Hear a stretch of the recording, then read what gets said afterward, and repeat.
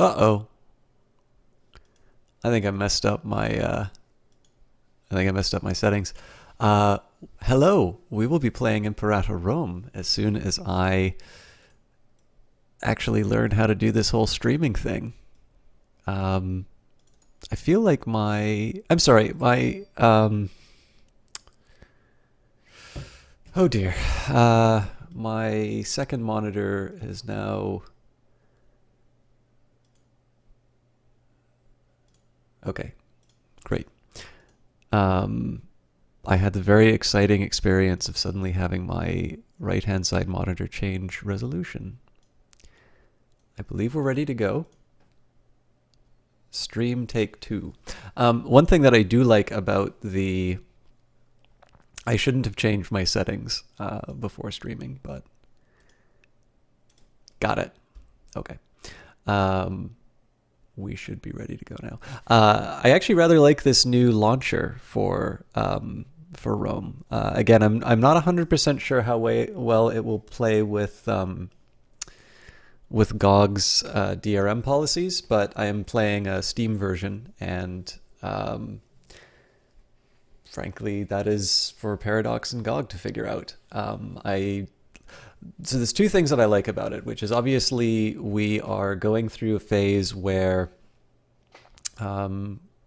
there's more credible competition appearing in we have regular games and sacrifices throughout the year. Our homes are beautiful and elegant, and the delight which we daily feel in all these things helps banish sorrow.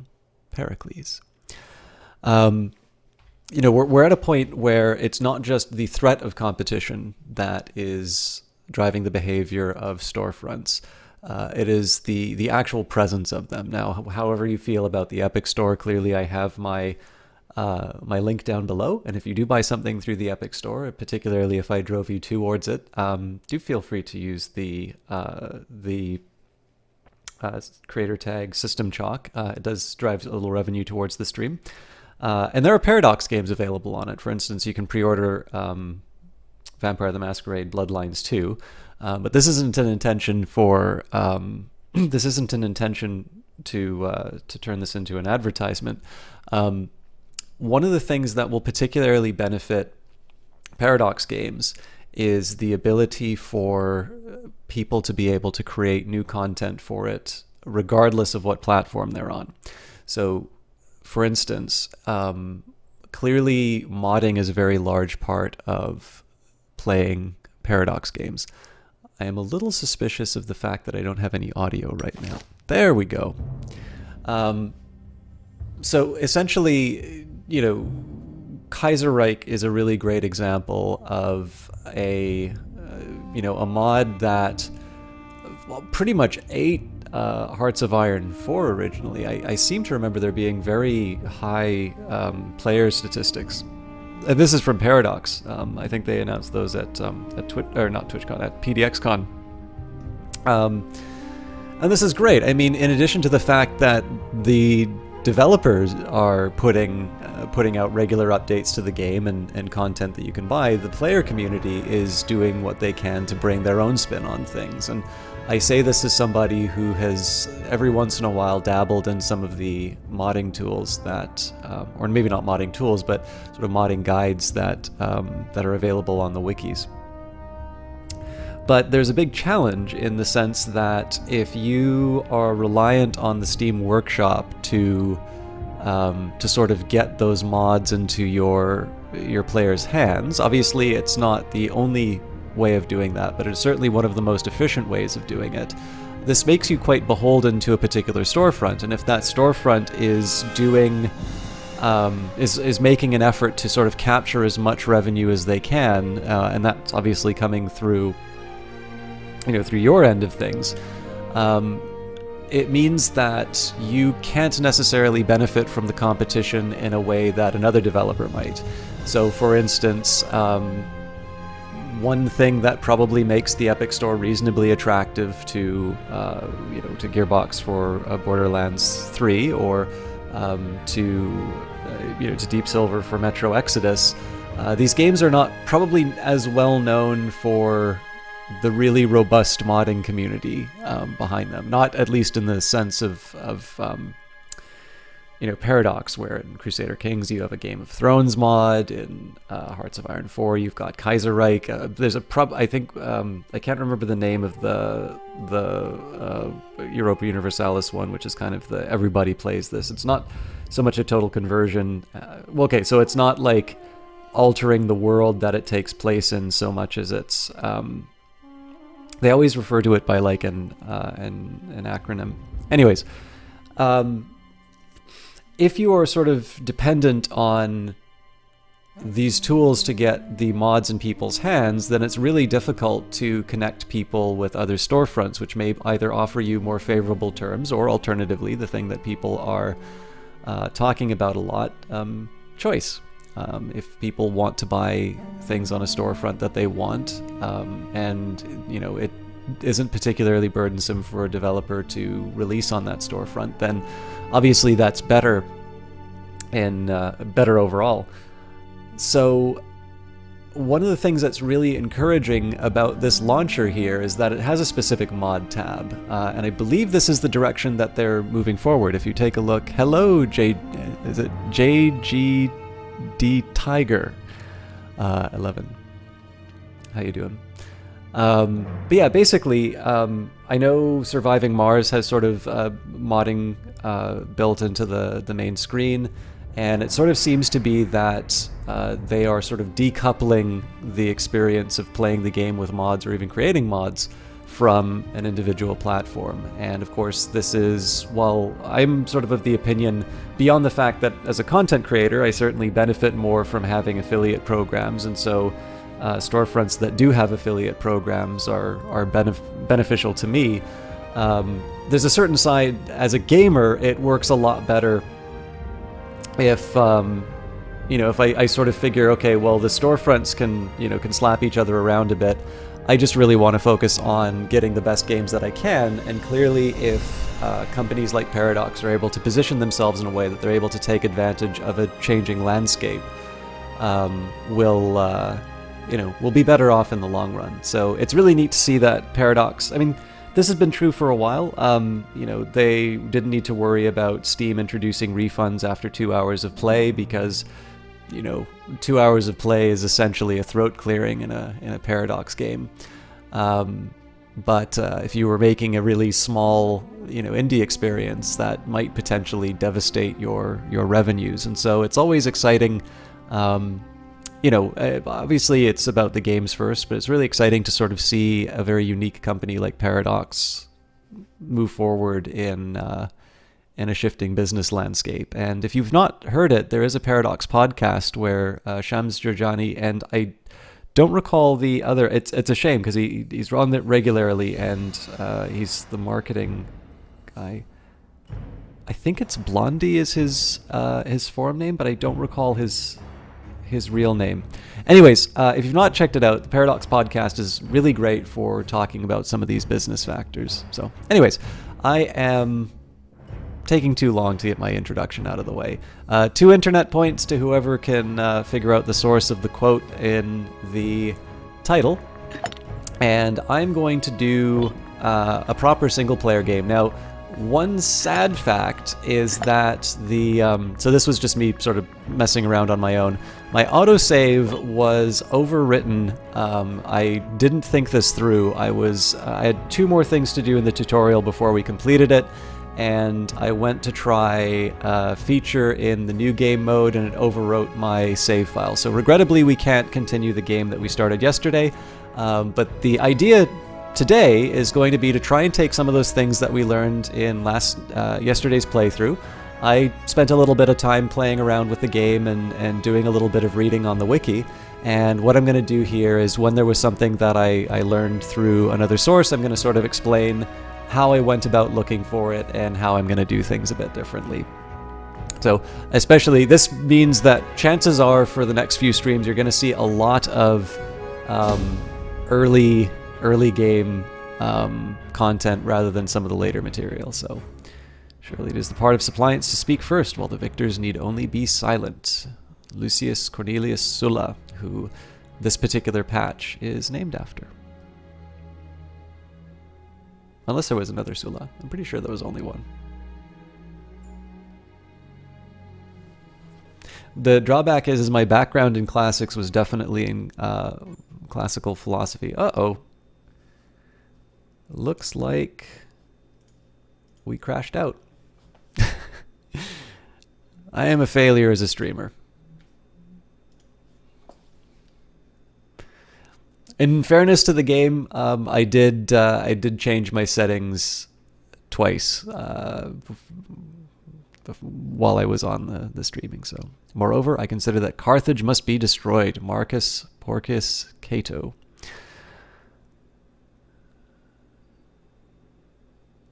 But yeah, that first reset I did was because my graphic settings were off. I don't know what caused that other crash, but... Of the military exploits by which our various possessions were acquired... Oh, the man who has suffered shipwreck shudders even at a calm sea. Publius Ovidius Naso, the Nose, also known as Ovid, author of some of my favorite ancient literature. Hello, Pax. How you doing? And I think I said, sorry, Jamie Sam, I'm pretty sure I said hi to you. I'm drawing a blank on it, though, so apologies. Okay, so I want to share one really cool thing about this before going on. By the way, so there's two things I love about this map. Number one, the always facing north option. That is a really neat one. But I also like the fact that if you hold the right mouse button, you can actually get the full 360-degree view. I kind of wish you could do this in... I wish you could kind of do this in Crusader Kings. And the main reason for it is just... Even if I'm talking with somebody who just does not like complicated games, the one thing they always talk about whenever I'm playing, and like this is, I could be playing this in like a gamer bar in my home city. The one thing I will always notice is that people always comment on the map. It's always an attention-getting thing. It's like probably one of the best sales features of Paradox games, and to be able to just look at this, you know, doesn't even matter if I'm going to be, you know, if I never play any of these, just being able to look at the world and see this. It's nice. I mean, I just love the fact that there's very clearly some love and attention that's gone into that. Sean Beam, is there combat in this game? The art of for the ship being boarded was cool.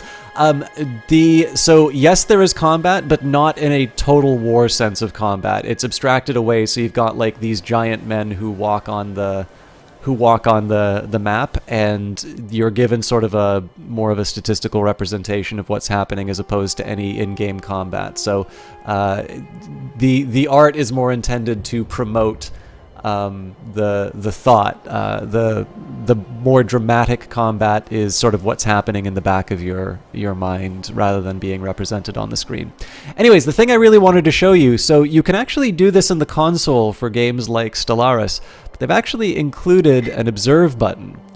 So this is the game. It's here right now. Everything's loaded up, and if I want, I can crank this to speed 5, unpause, and the game is playing itself. I believe it's because there is no, this is territory that can be colonized, but it does not have sort of a united nation leading it. That's correct, Tall Man Alive. We are doing Imperator Rome again. So my frame rate's definitely suffering because, of course, it's, you know, representing the entire game, and I definitely I'm definitely making this work a bit. But yeah, I mean, if I want, like, this is incidentally not a terrible way to learn the game. I mean, we can say, oh, okay, so, you know, how does Etruria behave on its own? Okay, well, it seems to be building some heavy infantry. That's interesting to know. Oh, Rome's doing something. What's Rome up to? You know. Oh, I should be able to see... Oh, that's a shame. I guess it doesn't show me whether or not...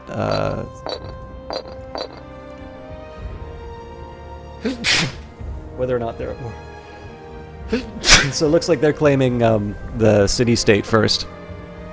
Sorry for the sneezes. I tried to dodge the microphone. But yeah, I mean, this is one thing that you can sort of see if you want to watch how the computer plays the game.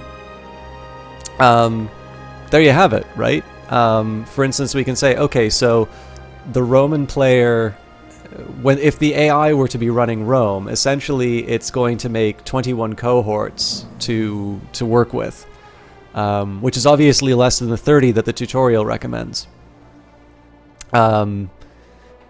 Now, I mean, obviously, the other thing that you can do is you can sort of say, oh, okay, well, what are the land forces for places I'm going to conquer next? Mind you, you already see what the Samnites have at the beginning. Anyways, this is what wound up overwriting my save file. So apologies for that, but this is I don't know. This is definitely a neat little feature. Observer modes are, admittedly, nobody really gets these games to be able to to watch the computer play it. But I think one of the things that is kind of rewarding is you can imagine taking this, running it overnight and just sort of seeing what the world looks like. And at least if this is like Stellaris, you should be able to do a what is it, like there's an option inside of Stellaris which essentially allows you to I'm trying to come up with the best way to explain it. Like, you can make it autoplay itself, and not just at like a speed 5. It will actually simulate the run. Now, this is kind of interesting. I'm curious if Etruria was the one to start this fight, or if Rome decided to declare war because it knew that its troops would be available. Anyways, you are here presumably to watch me play this, so just a neat little thing that I found going on. Do you not know that the Romans okay, every ruler must remember 3 things. Firstly, that he rules man. Secondly, that he rules according to law. And thirdly, that he does not rule eternal. Agathon. All right, we've crashed again. We didn't have these problems yesterday. I'm curious if this is because of my changing my display settings. So I'm actually going to set that back to what I had originally. I wanted to unlock the frame rate because for the VSync, like I already have G-Sync set up. I already have, like, I've got a reasonably good monitor now. So to have it at 60 frames a second is kind of, it's underperforming. I actually really like seeing the Paradox games at those higher frame rates because it just looks so beautiful. But if it means I'm only streaming at 60 frames, so it's not going to be, it's not going to affect the stream. Pac says, you had a minor procedure at the hospital Wednesday, left you pretty knackered all week, just realized that was an incredibly delayed response. No problem. Like I said, I don't take attendance, and I care more about how you're doing rather than whether or not you answer right on the second. So we'll be playing Rome. This is essentially, it's a really slow way for me to get there, but essentially I'm just going to try and put into practice the things that we learned from the tutorial and a little bit of kicking around that I've been doing online. I don't think I'm going to do Iron Man mode yet. It might be an idea because I don't really see myself reloading the game during the stream, but let's, we won't leap into it right to begin with. I will say, just in terms of recommended nations, there are some really interesting choices here. So it's kind of neat that Egypt is a recommended one right away, and I can actually sort of see why this would be an interesting choice, especially in contrast to Rome, because it looks like the starting conditions for Egypt are very different from what you have inside of Rome, but no less interesting. Carthage, I think, like, I'm a little surprised that more people aren't playing Carthage, just because it sort of seems to lend itself more towards the alternative history. What if Carthage wound up being, the Rome, or basically, did the things that Rome did. Macedon, I mean, recreating Alexander's empire is likely the appeal there.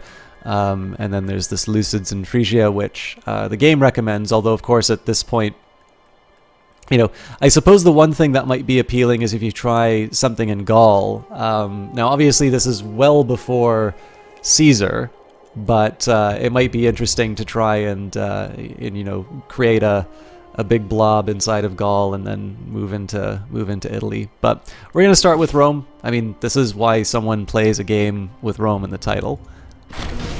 You'd love Carthage. You'd start as them. Do you always start off? No. Yeah, you definitely can. You can play any of these nations that you see here. You can absolutely play as. So if you want to do the alternative history, what if Carthage sort of overtook Rome? You are absolutely able to do that. And I mean that strikes me as the sort of thing that probably has an achievement. Let's take a quick peek before we go in. So Cincinnatus, do not disturb my circ. Oh, nice, Archimedes. Tribal Concord, render unto Caesar, new home.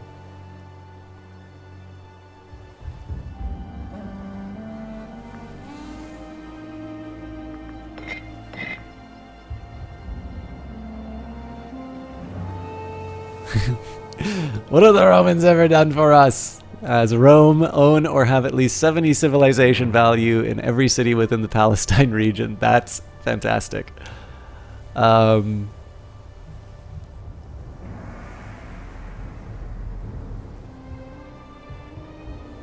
Yep, just starting the stream, Bearded Psychic. I had a little difficulty getting started, and here I want to see. So this is sacking Carthage. Nice Pyrrhic victory as Epirus own Rome. I'm just trying to see. Surely there has to be. There has to be some kind of...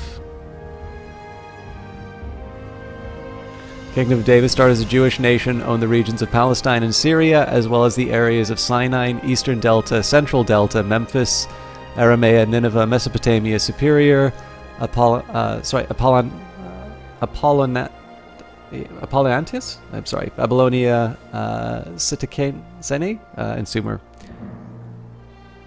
Interesting. Okay, so there doesn't seem to be any Carthage-specific achievements unless they're hidden. It doesn't look like the numbers change, though. But, anyway, we are going to be playing as Rome for this one, because we're going to be, just go directly to Rome after you win a major victory. But yeah, so essentially what we're doing here, we got some of the basics from the tutorial. If I'm completely honest, I think this tutorial is a step back. I think the Stellaris tutorial was wonderful, and I think the Rome one is good for people who already understand Paradox games, but probably will not... I have a feeling you're going to need some kind of external intervention to really get a grip on the game. That's a personal assessment. But I'm very happy that they include them, because I know it's something that they've traditionally struggled with. So, for over 20 years, the nascent Roman Republic has fought a harsh campaign against the Samnite people to the south. Although victory often seemed far from the grasp, the war ended in Rome's favor, resulting in the liberation of the important Greek city of Neapolis. The Samnites, however, having retreated to lick their wounds, are far from defeated. In the north, the Etruscan people eye the expansion of the Republic with apprehension. To the south, myriad Greek city-states plot behind one another's backs, all the while appealing to their benefactors in Greece for aid. On the far-flung island of Sicily, the foreign invasion of the mysterious Carthaginian Empire threatens to upset the precarious balance of power within the region. Will Rome rise victorious, or fall to internal strife and barbaric hordes? The fate of the Republic rests in your hands. For the Republic. I don't think we start with a claim. Yeah, can't start a war before November. So let's start off with just filling out any of our remaining tasks. So we've got a lack of commander right now. Let's take. Now, one thing I want to be careful about is I don't want to have any commanders who are populists. I'm going to do my best to try and keep them from gaining any power. So I can either take the religious faction or the civic faction. In this particular case, I'm actually going to appoint the general from the civic faction, and there's a couple of reasons for that. Oh yes, we also want a commander for the Navy.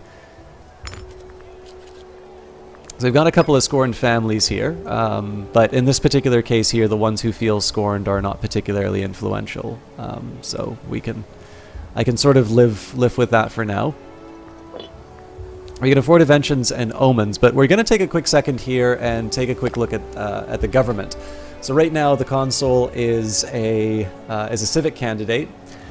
When the ruler belongs to this faction, you will be affected by the following modifier. Build cost minus 10%, build time minus 10%, national tax plus 25%.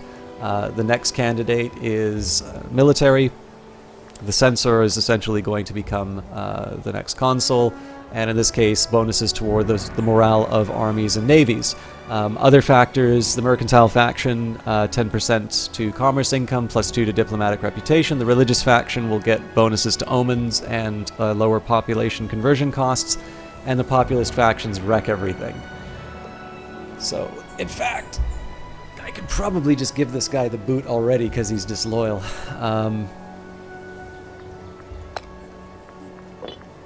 So, one thing that I didn't really pay attention to was what these different roles do, and so let's take a quick minute and do an overview in terms of what these are up to. One thing that's actually worth mentioning, by the way, this is a very simplified version of the Roman government, and the developer diaries actually went into the specific reason why there aren't 2 consuls in that. And I think they made the right call, because I personally would love a Roman politics simulator, but it's going to be a very different game from, moving giant guys on a map to conquer territory. But there's a little bit more subtlety to these roles than I first appreciated. So the censor, this office, consul, we'll start with that. The ruler in Rome is referred to as a consul, as it is an aristocratic republic. Censor, this is the office of the Republic's chief magistrate with responsibility over the state census, public morality, and clearing blockages in the Senate and the courts.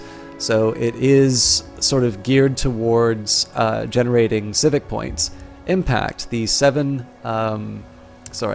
oratory of Quintus Fabius Rullianus has the following impact, plus 0.7 Senate influence. So I believe what this translates into is it makes his faction more powerful. And so what I think winds up, this is a guess, but I think what tends to happen is that the censor is sort of the government in waiting. And so one of the things I'm going to try and do to guide my development a little bit will be to make sure I'm a bit more careful in terms of who I pick as my censor. Praetor, this office manages the Republic's economy and conduct of foreign and domestic trade, ensuring the smooth flow of currency and goods. In this case, there is an adjustment to aggressive expansion for having a particularly good praetor. Tribunus Militum, this office oversees the quality of the Republic's military by managing their training, logistics, and discipline. This translates into discipline for the troops. Prefectus Militaris, this office is in charge of administering the Republic's treasury and ensuring the collection of taxes and the payment of military pensions. So this will give me a bonus towards national tax. It's actually very counterintuitive, but it's a neat idea.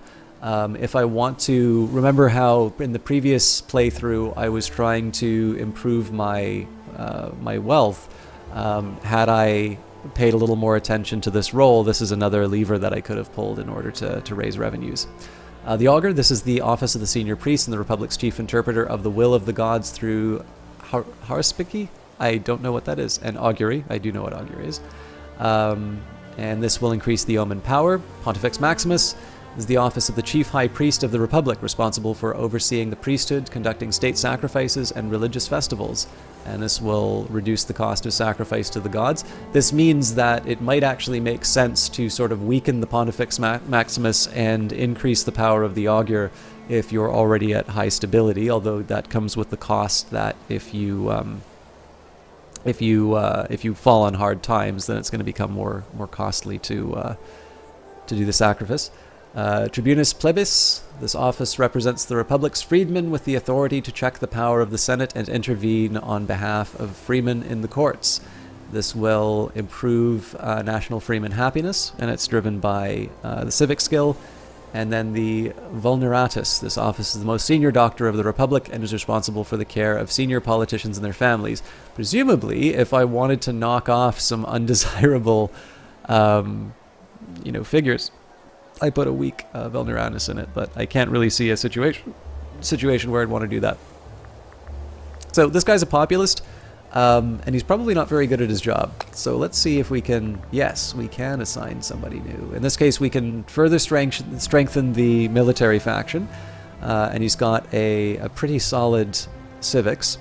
The next best two are populists. Or we could put a religious in. But in this case, I actually want to try and boost my my civics power.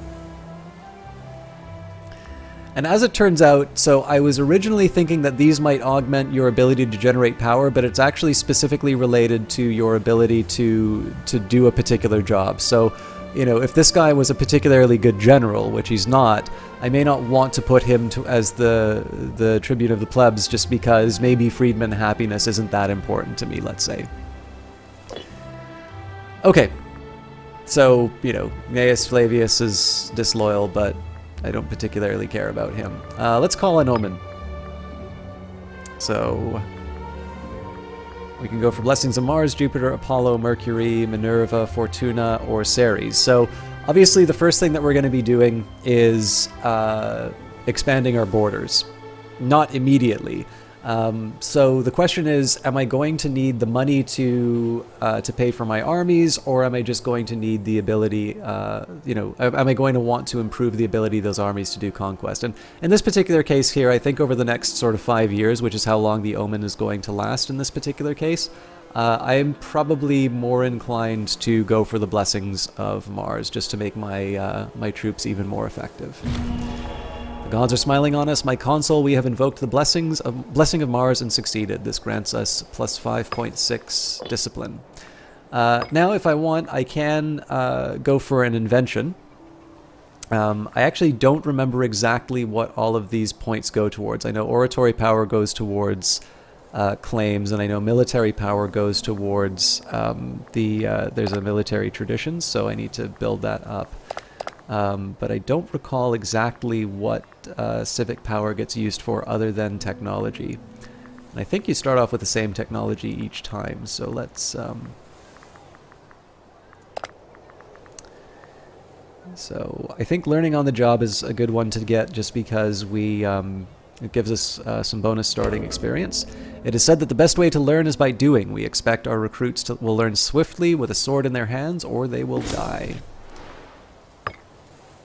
This is a new non-tutorial run, absolutely, Penology. I wanted to try and complete the tutorial, but I tried an observer mode, and it didn't, it overwrote the save file, so I figured we might as well jump in. I'll still be playing Rome, and I'm still going to be learning a few mechanics, but I thought I would try and take what I learned and put it into a live fire exercise here, so... now the real question is, do I want to improve my, do I want to save the civic power, or do I want to improve it? Normally I'd like to try and do something that improves my, sort of my technological capabilities. But in this particular case here, I think money would not be terrible for me to pick up. So I think we are going to introduce property taxes. Landowners are every state's main source of revenue, and by establishing a code of practice, we can avoid difficult situations when it comes to collection. Do you mind, chat, clarifying any of the mechanics, or would you rather go in totally blind? I would prefer to go in totally blind, but I will ask for help if I need it. The big thing for me is that I already know that a lot of people will want to talk about particular... So I sort of know that on the internet, everybody's going to know more than me, at least collectively. And so I sort of take it for granted that if there's something that I'm confused about and I need help, if I ask chat Chat is very good-natured and will, will let me know if there is something to be known. But I do still kind of consider this part of the learning process. Like in this case here, I've decoupled myself from the tutorial. But at this point here, this is me saying, it's like, okay, I'm not going to be guided by the tutorial because obviously there's a definite lack in terms of resources and such. And at this point here, I'm going to try and take some of the lessons that I learned from the misses that I had in the previous game, and see if I can turn those into some more effective decisions now. But thank you for asking. So in this case here, similar idea. If we're going to do a percent-based bonus, and I'm going to be using my last 100 civic power, I'm going to go for the thing that's generating more revenue right now, which is taxes. So, all right.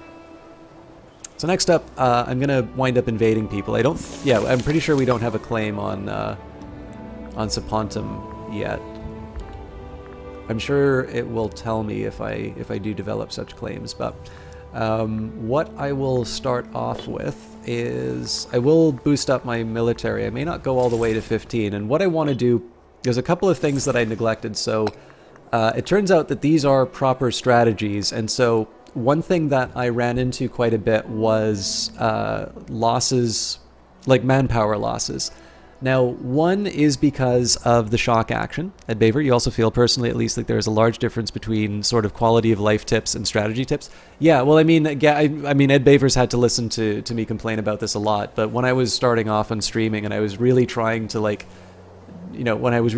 aim to please, I really did run into, like, people would make recommendations that I didn't agree with, but in order to try and keep people happy, I did them. And they just got mad at me when they didn't turn out. So it's just one of these cases where I would much rather own the decisions that I make in the game and turn them into learning processes than not. Because the big thing is, like, Paradox did give me this game to try and get people to it's part of a marketing effort. So, if you really want to prove me wrong, please buy the game.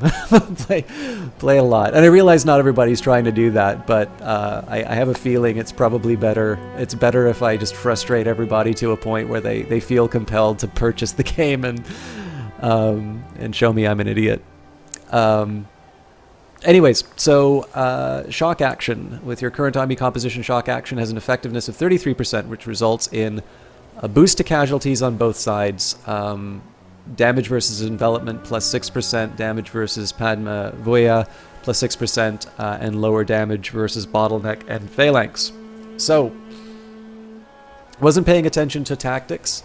The fact that I chose shock action was increasing casualties, and I was doing this even when my manpower was low. So I might want to consider some alternatives. Now, of course, it will improve the efficiency of some of my troops. I tend to like heavy infantry quite a bit. So some other things that I might want to consider: bottleneck. I've definitely had a lot of archers and heavy infantry in the past, and that seems to be reasonably effective. And if I say, okay, well, maybe my opponent is going to be using shock action, well, is there something that's more effective against shock action? Well, yeah, as a matter of fact, it's bottleneck. So, and I don't believe I have phalanx. So, I might want to consider bottleneck. It is definitely a more effective strategy for the group that I have right now. But that's one of the things that I'm going to be focusing. That's going to be the thing that I'm focusing on. Oh yeah, Bearded Psychic. I mean, it's like I try not to be. So, like, I do get reasonably sharp tongue when it comes to backseating, but it's more so because when I tried to laugh it off, what tended to happen, like, as soon as the camel's nose gets in, it's like the chat is just full of it. So, essentially I just need to, like, cut a guy in half and leave their body in the town square and leave everybody, amazed and stupefied, and then everybody will. That's another quote, by the way.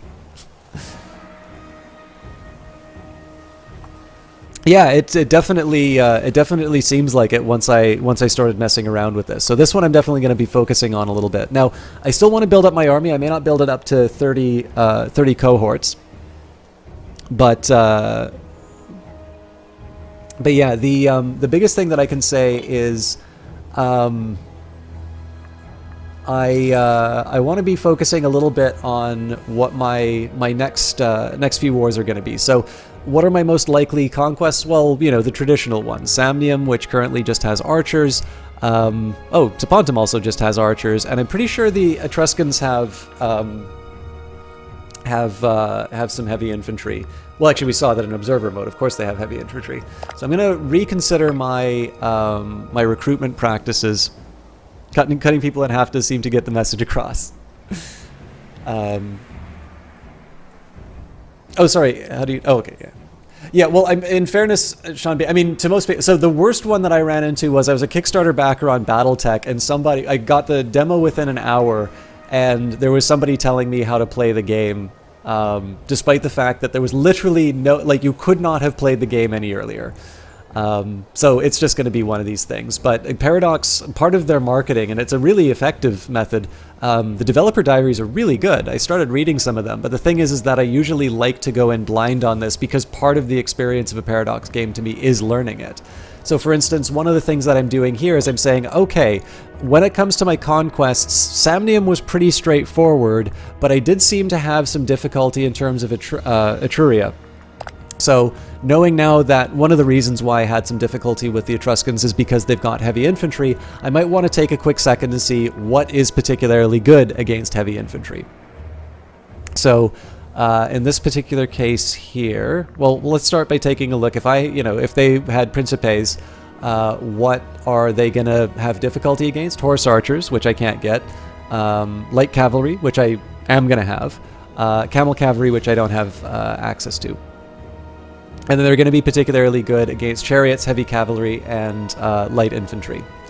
So, and I usually don't bring in light infantry, so that's not a particular worry there.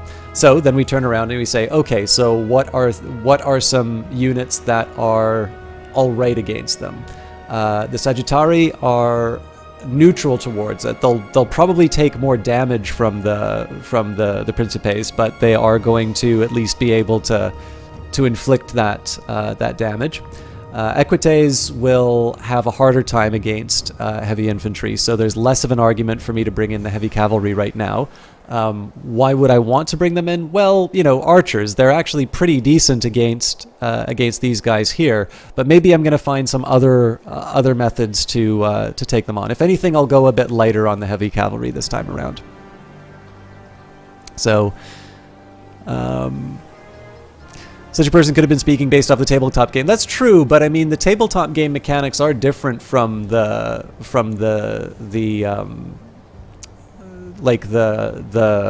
digital game. Like, for instance, it was an early beta that I was playing, so it's things like, oh, you wouldn't get any scrap if you did that. I'm like, yeah, but there isn't scrap inside the game. The only thing that I can do right now is destroy the opponent. Like, that's why I'm alpha striking everyone. Oh, well, you generate a lot of heat. I know you generate a lot of heat. We're on an ice planet. But anyways, we're playing Imperator, so people are always going to think that they're right. I always think that I'm right. Part of the reason why I like to give voice to my thought process is it keeps me honest. If I say, okay, I'm going to load up on Equites because my enemies have archers, and then I get my ass kicked in, by the Etruscans. There's no backing down from that. There's a video of me saying that, just all heavy cavalry. This is going to be the best option ever. I have to own it. So, it's just one of those things. And obviously, I'm a little more comfortable with myself as a streamer now, so it's less of a problem. Okay, so the Auxilia are not a good option here. They'll be decent enough at the archers, actually really the only thing, so they're manageable against archers and light infantry. So maybe I'm if I'm feeling particularly spicy, I might even just go for a heck of a lot of archers and heavy infantry, and maybe I'll just chuck a few equites in to prepare for the conquest in the south. So if I were to do that, Principes will help me out against... So they're not really countering anything, though.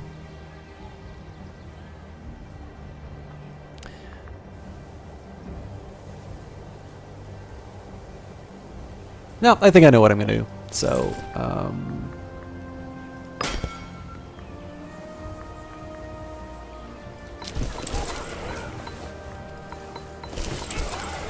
okay, so I got 136 to kick around with. So in this case, we're just going to leave. We'll keep the light cavalry in the background now. We'll go up to 25 cohorts. That won't leave me a whole lot for buildings, but let's do... I'm thinking probably a marketplace is still where I want to go because it does improve the civilization level. Obviously, population growth is nice and slave happiness is nice because that is going to form the basis of my economy. But in this case here, I'm maybe going to take a look for reasonably good places with reasonably good income and try and augment them with a marketplace. So, for instance, Fundi has got 58 tax income. Oh, sorry, well, 41 tax income. Actually, it doesn't matter. The total amount of income is what I should be paying attention to. So, in this case here, I'll look for the region with the smallest, with the highest income that doesn't have a marketplace, and that will be, that'll be where I build a marketplace. One, to improve the civilization level, but also just to improve my my revenues. It's also worth noting here that looks like the citizens are unhappy. Now, one thing that's a little unclear to me right now, so it says there are citizen pops who are below 50% happiness and therefore are contributing to unrest with plus 0.34. When I highlight those, for Jewish Hebrew, I'm going to assume that it's the cultural difference that's accounting for this. Output efficiency, average happiness, console, capital region. So yeah, the one thing that's, at least from this window, that I feel like probably could use a bit more, a little bit more clarity, it will tell me that there is unhappiness. It specifically tells me that the citizens are unhappy, but it's not really giving me a whole lot about why. And then obviously I don't have any buildings that I can build in terms of happiness. I can import goods, and that's about it. So... Did you restart your playthrough? It's yes, Ed Baver. So we did the tutorial, and because the tutorial was I had only had an autosave. When I wanted to try the observer feature, I accidentally overwrote the save. So that was my mistake. So the one thing I'm a little bit worried about is I might have over recruited, but we'll see how it turns out. And that's fine, because while honestly I did debate about doing an Iron Man playthrough, but in this particular case here, I think we're just it's gonna be sort of 3 stages, which is number 1, I did the tutorial, number 2, now I'm gonna start a normal game, and we're gonna try and put some of those ideas into practice. We'll see if some of my assumptions in terms of how the politics works, for instance, are justified. And then the last step is going to be we'll do an Iron Man playthrough, and that'll be where I'm like, okay, I feel reasonably comfortable with my ability to play the game, and we're going to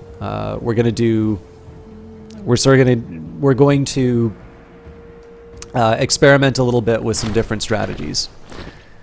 You can cancel recruitment, yes. So. Alright, the end of the recent conflict with our enemies in Etruria and Samnium has left our republic as the strongest power on the Italian peninsula. Our victory has firmly convinced our feudatories in the value of supporting our cause, and has shown other small states the value of being on our side. Roman settlers are now moving of their own accord into regions to our north and east, establishing new colonies and expecting our protection. Everyone now looks to us, from Samnium to Etruria to Sicily and Carthage, awaiting our next move. I sing of warfare and a man at war. We have gained claims on the following provinces: Tuscia, Etruria, Campania, Apulia, Lucania, and Picenum. And apologies if I am pronouncing these incorrectly. So I can, of course, see if you know, oop, is there any way that I can convince you to come along and, you know, voluntarily be incorporated into my little world?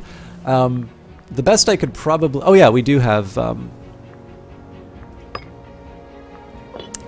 that. So I think probably the most tempting thing right now is this is some fairly low-hanging fruit. So let's hive off 10. And I believe the light cavalry is effective. Actually, you know what? It'll probably tell me in the army. So they're particularly good at archers.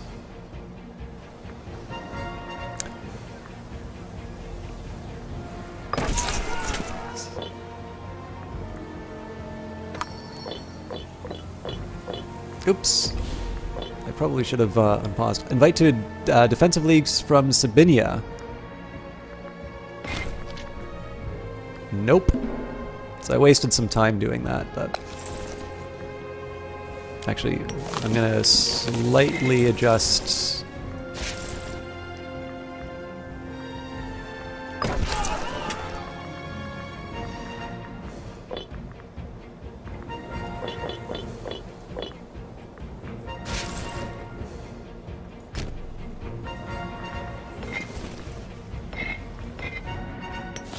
Okay, who are these guys' friends? So they are aligned with Umbria. Etruria is guaranteeing... Where are they guaranteeing? Alright, this little slice up to the north here. Hey Sister Duck, falling asleep at 4 a.m. Popped in on Twitch, drawn in by your title about playing revealing our true self, and the first thing you hear roughly is the primary base of society will be slavery. Yep, that's basically how this game turns out. That was a deliberately chosen quote. By the way, I'm revoking the 2 internet points. That quote is from Ovid. If memory serves, it's from Ars Amatoria, but I might be wrong on that. I am fond of my Romans. But yeah, I'm doing my best to try and get somebody to come on and talk about slavery, Kratil. But yeah, that's I already got one of my friends to be utterly horrified by my statements in this game, specifically around interesting. All right, so Samnium's going to be a little bit of a challenge. But yeah, basically we're going to be I'm going to try and bring somebody to talk about slavery on the channel if they're interested. So. No new type. It's coming out next Thursday. So, but Paradox was kind enough to give me a key. So, do you write that before or after he was exiled? Ars Amatoria would have been written before the exile, and some suggest is the reason why he was exiled, but I'm not entirely. I think his only words on it were a poem and a mistake. So most people point to the Ars Amatoria as a potential poem, although it may have been... Actually, I guess Metamorphoses was still being edited while he was in exile. But definitely the kind of guy who can cause a little bit of tricky. So, like game mechanic slavery or moral dilemma slavery, specifically slavery in the ancient world and as it compares to modern slavery. Yeah, I did classics as well, although I didn't do literature. I did philosophy.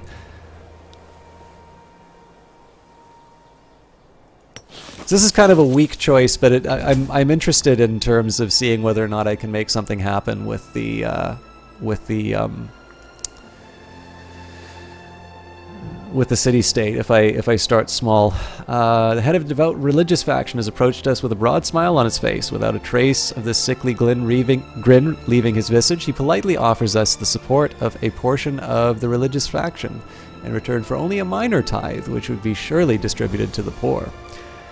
So his loyalty is definitely wavering. I think in this particular case, I'm gonna take the hit on the call omen, so the poor won't see a penny of this.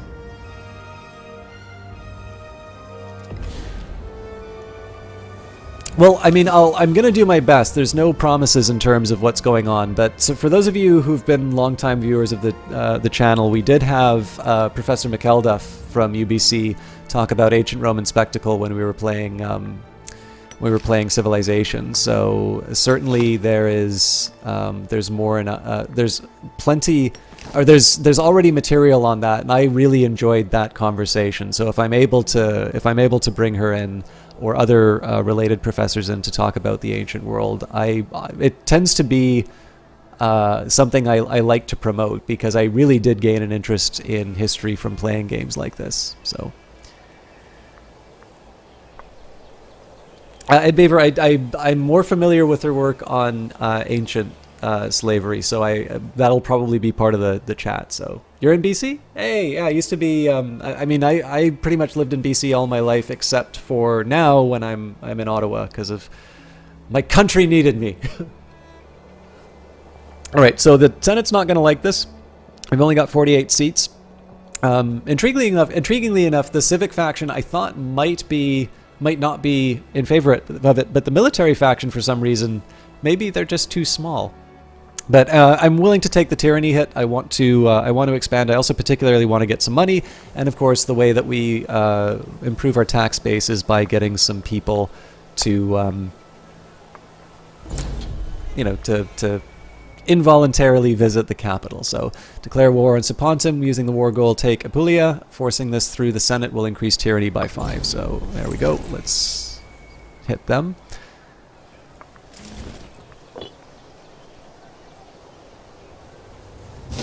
I'm just going to take a quick minute here. Okay, they're running away. I don't think there's a way for me to... I suppose the best that I can go for is the deception, which will really hammer... Actually, you know what? Let's do that, because I think the cavalry will be particularly useful against the archers. We're going to play to our strengths in this case. Oh, I didn't even get to see what tactic they were using. So my consul, the Battle of Sapias. During the struggle, 108 of our 10,000 troops were killed. Sapontum has lost the battle, and all 4,000 were lost. So,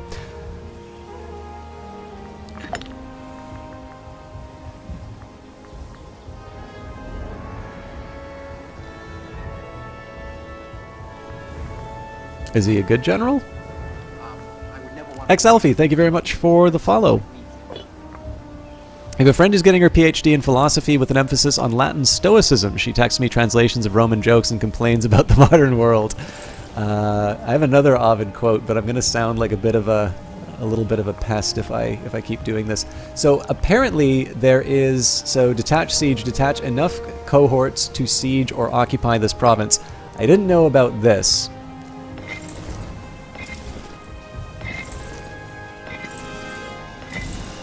So apparently I can just walk off. Oh.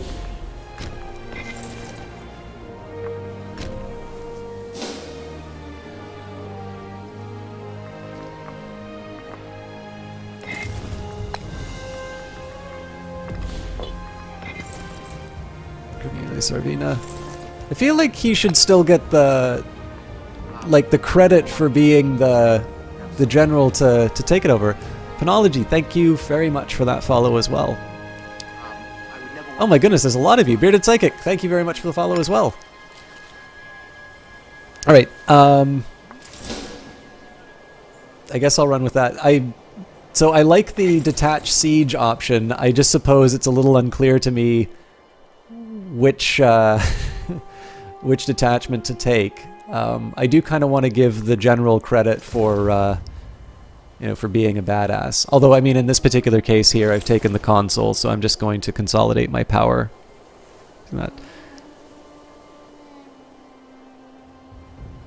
Well, I mean, we say that, but...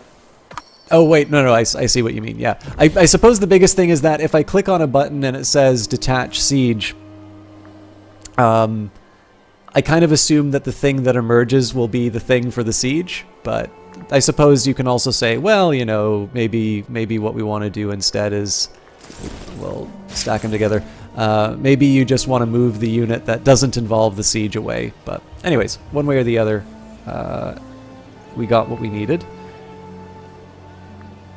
So I'm not going to do the assault. Giving an order to assault will be costly in manpower, but it may force a quick outcome of the siege. Now I can think of a couple situations where I would want to do this. But for now, I just want to see if there's any other information that this gives me. Nope. You come for the Imperator and stay for the Ovid quotes. I'm glad somebody likes them.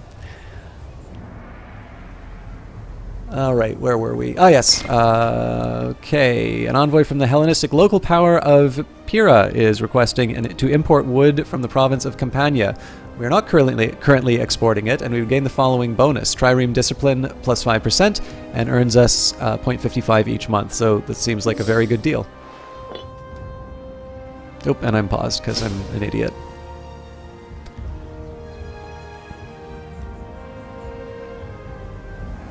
Actually, so here's an interesting question, because not everyone is... not necessarily everybody is going to have an opinion on this, but are there any favorite classic authors in chat?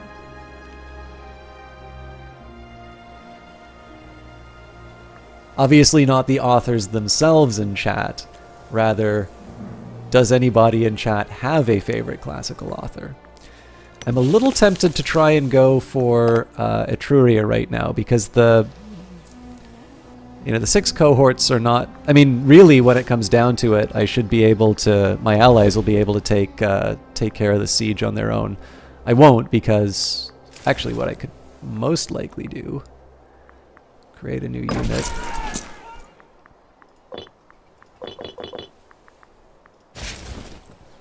Because all of my allies have just piled in on this city.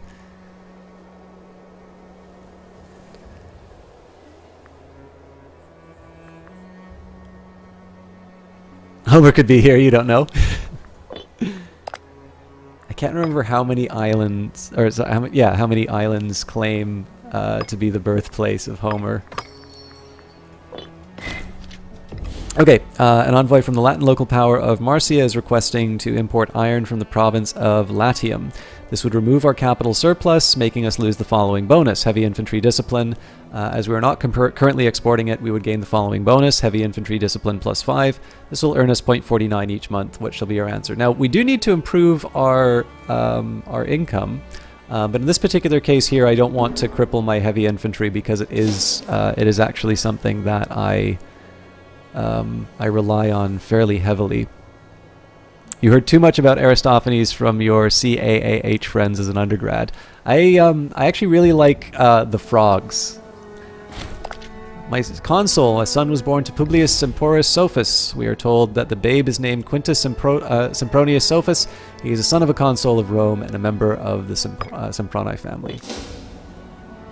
You haven't read any classics in years because you're uncultured. You were trying to recall if it was Ovid who wrote of the Palladium trying to connect the fall of Troy to the founding of Rome. So the Aeneid is Virgil's work, and that is essentially the story of sort of Aeneas from Troy to Rome. Ovid does cover that, though. I mean, essentially, Metamorphoses covers the beginning of creation up to the sort of the ascendance of Caesar into heaven, essentially. Not exactly heaven, but you get the idea. He becomes a star. And then, of course, the wonderful thing about Metamorphoses is that Ovid actually saves the greatest and final transformation for himself. And I notice a lot of commentators don't actually mention that, but that's my take on it for sure.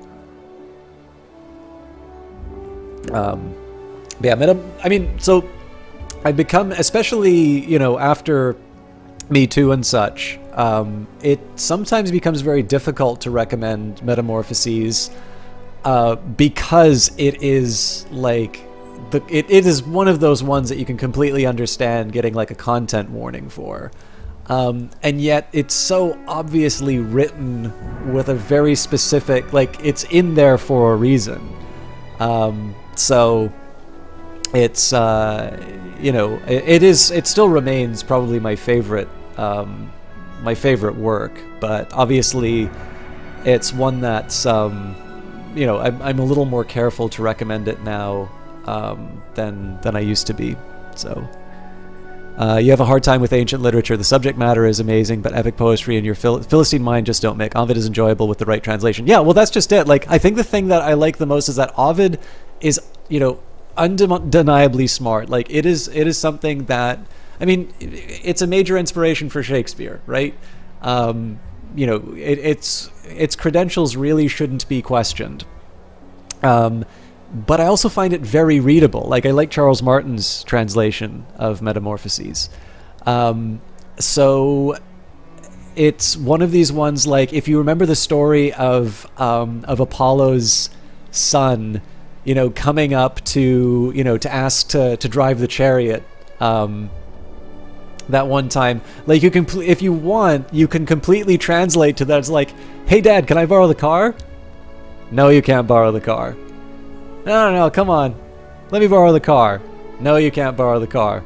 If you love me, you'd let me borrow the car. Okay, son, you can borrow the car, but don't drive too fast.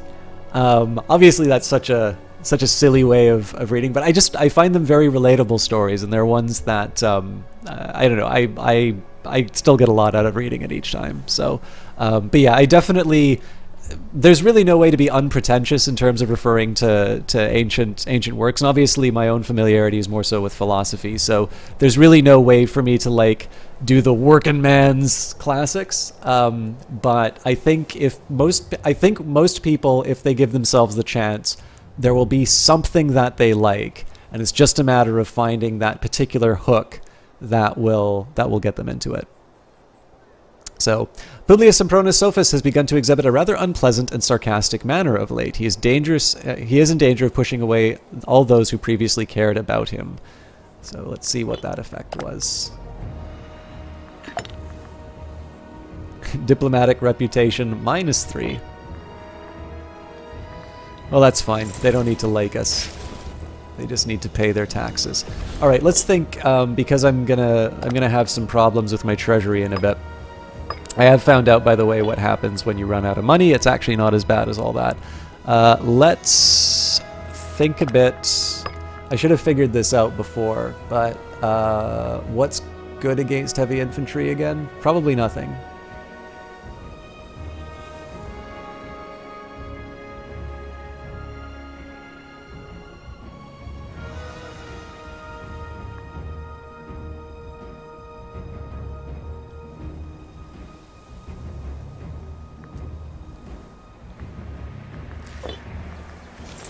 All right.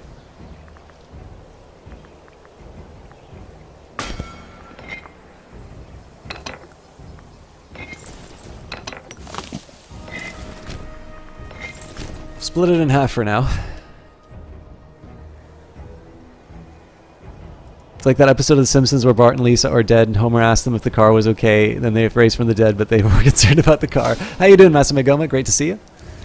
So yeah, I mean, we're probably going to run out of money before we get to empty the treasury of the city-state. The one big dilemma that I have right now is that all my allies are piling in on this one region, and there's no reason to do so.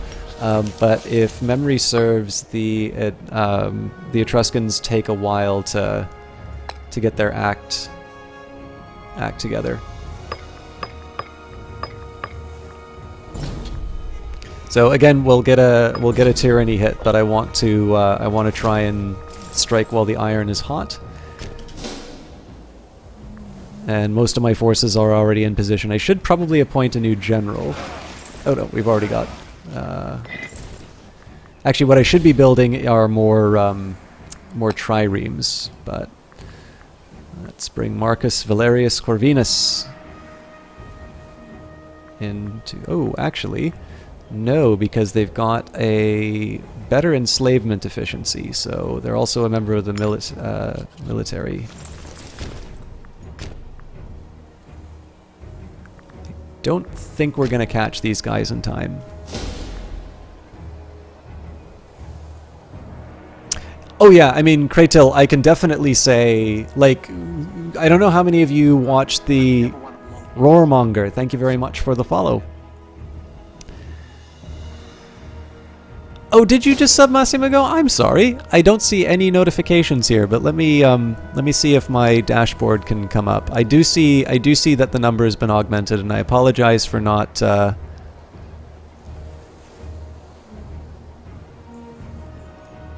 why isn't that working?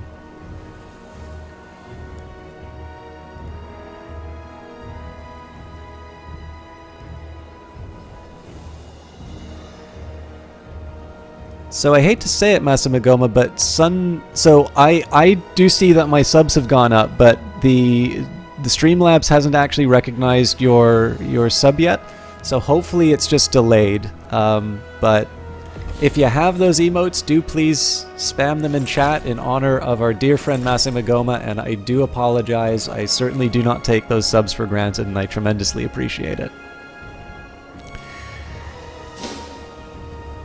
Alright, so fortunately these guys are being a bit smart. One thing that I didn't talk about before, but you can actually get I think there's a set unit objective. So in this case you can actually, if you want, you don't have to micromanage everything. In this case I have control, I'm a bit of a control freak, so I'm gonna keep these things running around. Oh, this is interesting. These guys were in a... They're not in a defensive pact. I might actually want to open yet another front.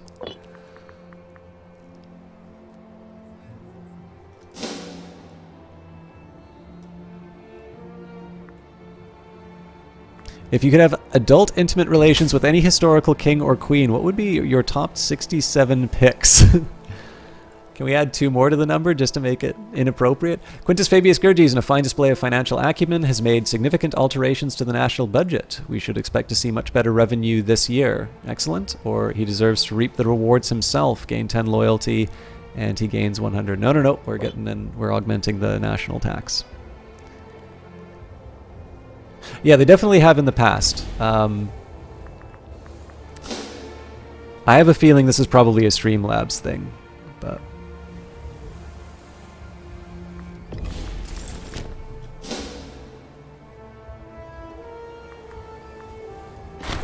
Desperate measures. Rome is in a state of perilous financial mismanagement. The only viable solution is to collect an emergency tax on all landlowners. Needless to say, this will affect our nation severely. So we've lost stability. My console stability drops. Some superstitious fools even suggest that our country is losing divine favor. Well, bring out that pig. Stability has increased. Our realm is more stable.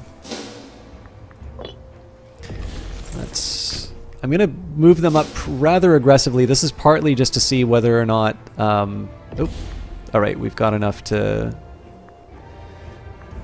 see the day through. I still need to figure out exactly how this works. So primary cohorts, this is the type of cohort that will be first to engage the enemy, secondary cohorts, and then flanking. So I'm assuming the idea here is that...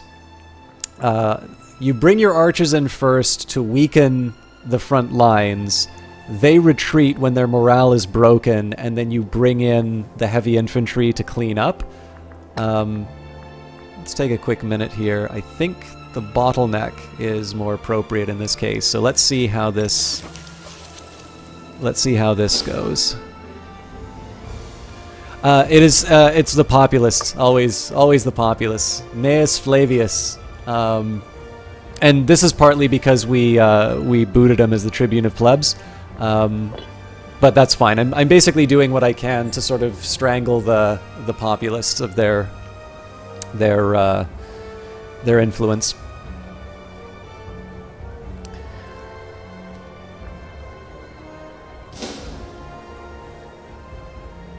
All right, we are probably gonna get clobbered here, so let's bring the good guys in. Now I am particularly, because this is going to be a drawn-out experience, we've got Bottleneck, they've got Deception. Gotta remember how these things work. So now that we know they're doing deception, what is that effective against?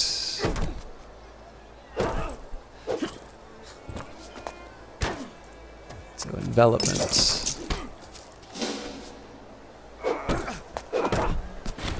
We are victorious, my consul. The battle in Rusla. During the struggle, 1,063 of our 12,000 troops were killed.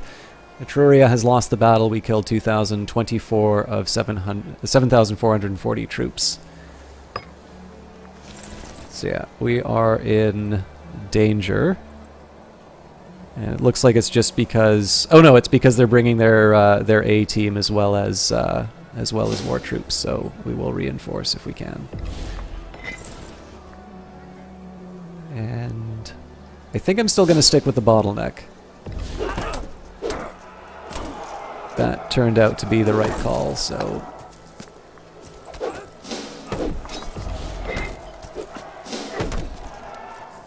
You guys got to show up right now. Siege of Scipius 1. My consul, the siege of Scipius. The siege lasted 504 days before the garrison finally succumbed to hunger and disease. Rome now controls the province. The garrison were allowed to march out.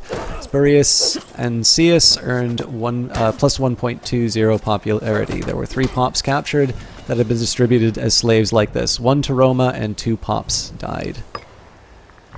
Okay, so, I mean, it's heavy infantry. It's, you know... It's not exactly going to turn the tide of the war, but at the very least we do get to sue for peace. And we get to refill the treasury, so... After protracted conquest, we have finally routed the Sipontine armies and laid waste to their lands. During the sacking of their capital, many important prisoners were taken, many of them previously having held important positions in the Sipontine Senate. They now languish in our dungeons, awaiting whatever fate we decide to impose upon them. Now, apparently I'm less popular, so no quarter might work, but in this case I think I'm still going to try and drown out the aggressive expansion.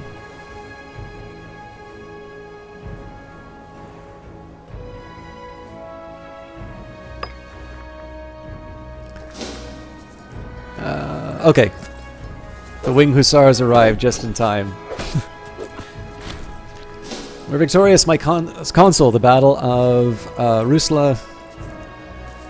We lost about 7,000 and we killed half their troops. We also got very lucky, so... we will split this in half. Actually, before we do that... We'll get a force sufficient for the siege. And then I'm going to split this up for... Okay, so... Detach siege.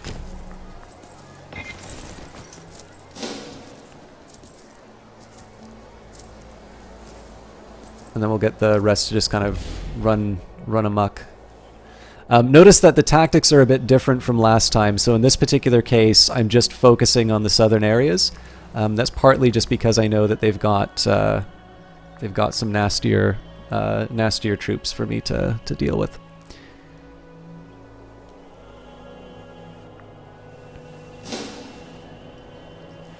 Again, I am a little tempted to open up a front just to deal with the fact that these guys are divided at the moment.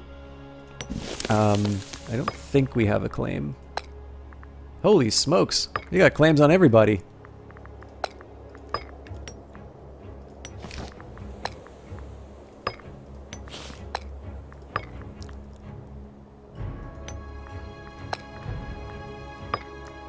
Alright. That's actually reasonably good news. I kind of get to take my pick in terms of taking people on. Let's say I probably won't recruit any more people, but I do need to be taking advantage of the fact that that I've got the civic. So one of the things that I want to keep in mind right now, I obviously wanted to get my recruitment done, but because the civic faction is in power, I do want to try and take advantage of that to improve my infrastructure. So we're I'm at the point where I can build either a marketplace or a training camp. I think what I'm still going to do is try and build the foundation for a more secure sort of financial foundation. So again, what we're just going to do here is we're going to add marketplaces to the cities that have high income and will benefit the most from it. Let's split in half. We'll get another batch down to the...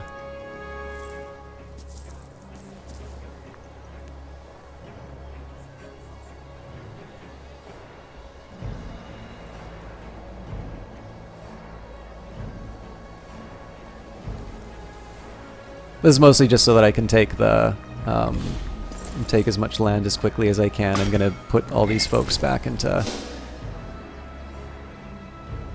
groups.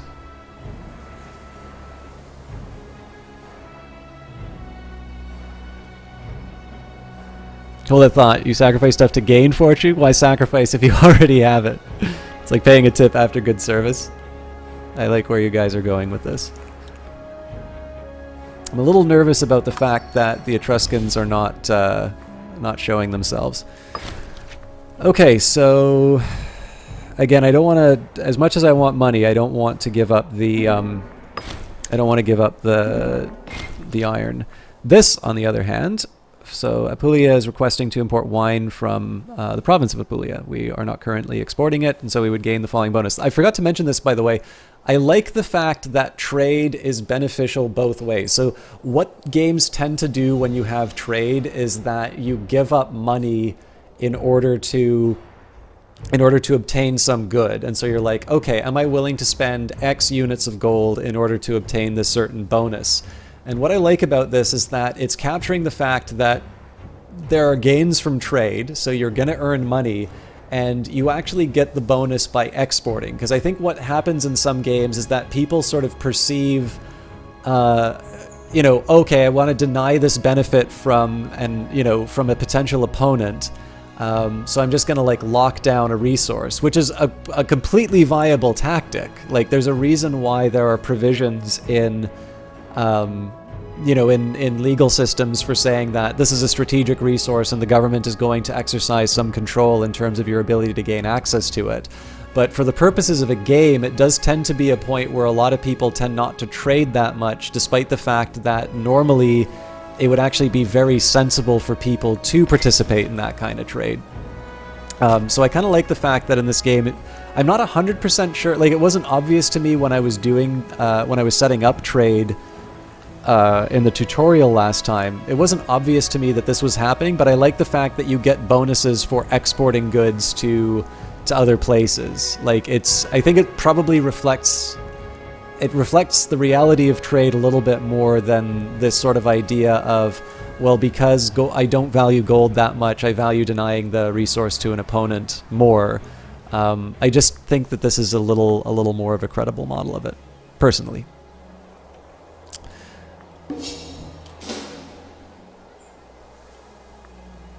Now that's surprising that it's because my vassal has a weaker army has a weaker general and also units that are not equipped for heavy infantry. Let's see how that turns out.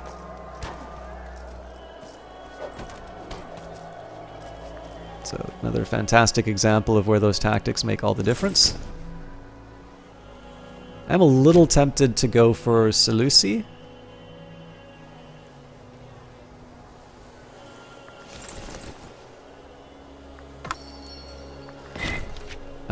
Envoy from the Latin local power of Nuceria is requesting to import wine from the local province of Latium. This would remove our capital surplus, making us lose the following bonus. In this case, we will decline. Do you find this game immersive in terms of the events and mechanics giving the feel of the era and setting compared to Stellaris, perhaps, which you've always felt is a great science fiction experience?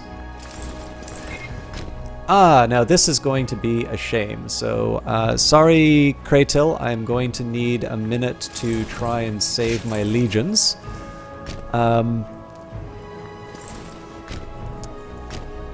I...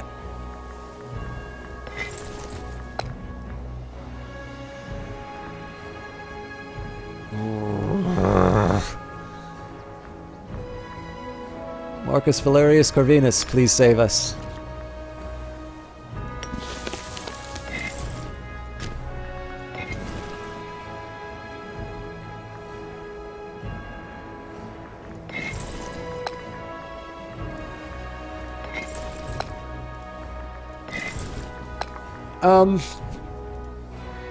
I'm very early in this.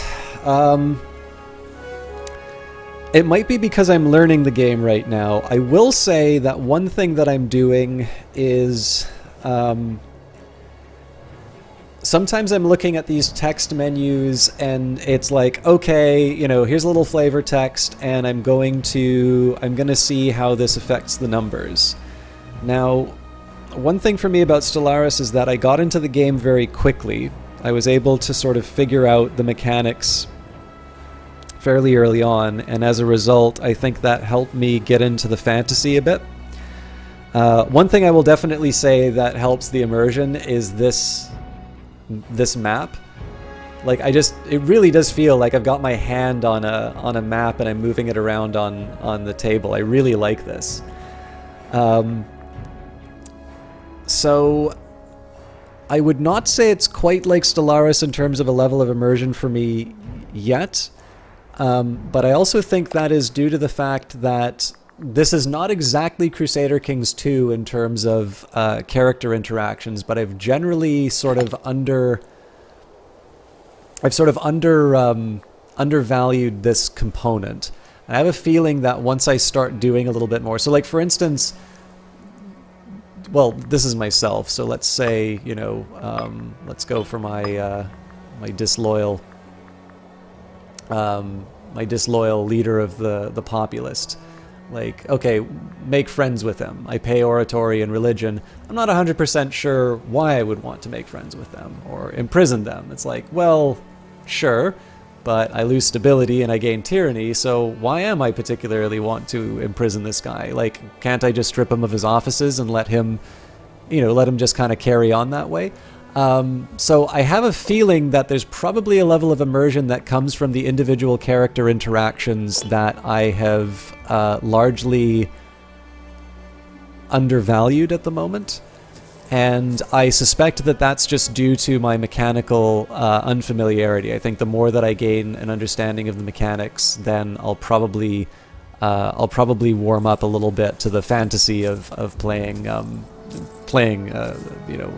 Roman leader. If I had a guess, because again, I've only played a very early look at this game, I have a feeling that this game has two layers of control. One, you want to paint the map red, but number two, there's very likely a lot that goes on in terms of managing all these individual bits. Like the Senate, as simplified as it is in terms of a setup, I have a feeling that there's probably quite a bit of depth once you start to sort of know what you're doing. So these guys are going to get caught, but hopefully we can get to them as long as they can sort of hold the line. Polo back in formation. Okay, so both of them are bottlenecking. How bad is tyranny? You haven't heard much about it. Well, Blackshirt SS. So it's generally, I would say it is bad, but it actually has some benefits. So you can sort of see the effects here. As with all Paradox games, if you mouse over it, it will generally tell you what the effects of a particular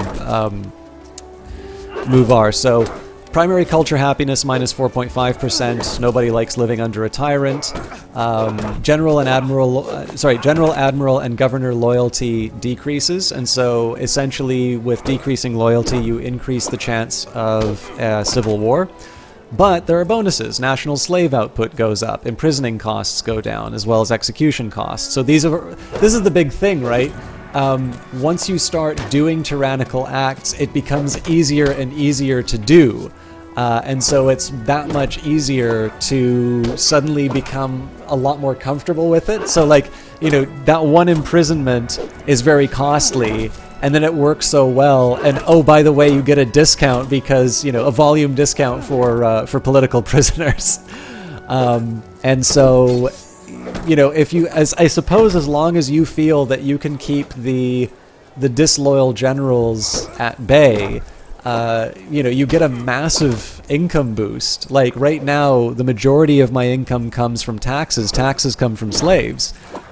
So my slave output is actually, you know, that's a big benefit for me. So, but I would say that the big risk that you're running with tyranny is that you're, by the way, I really like this animation. I'd say the big risk that you're running on this would be you are I think it's very unlikely that you're going to be able to keep the world at bay, and what you're probably going to wind up with is a civil war.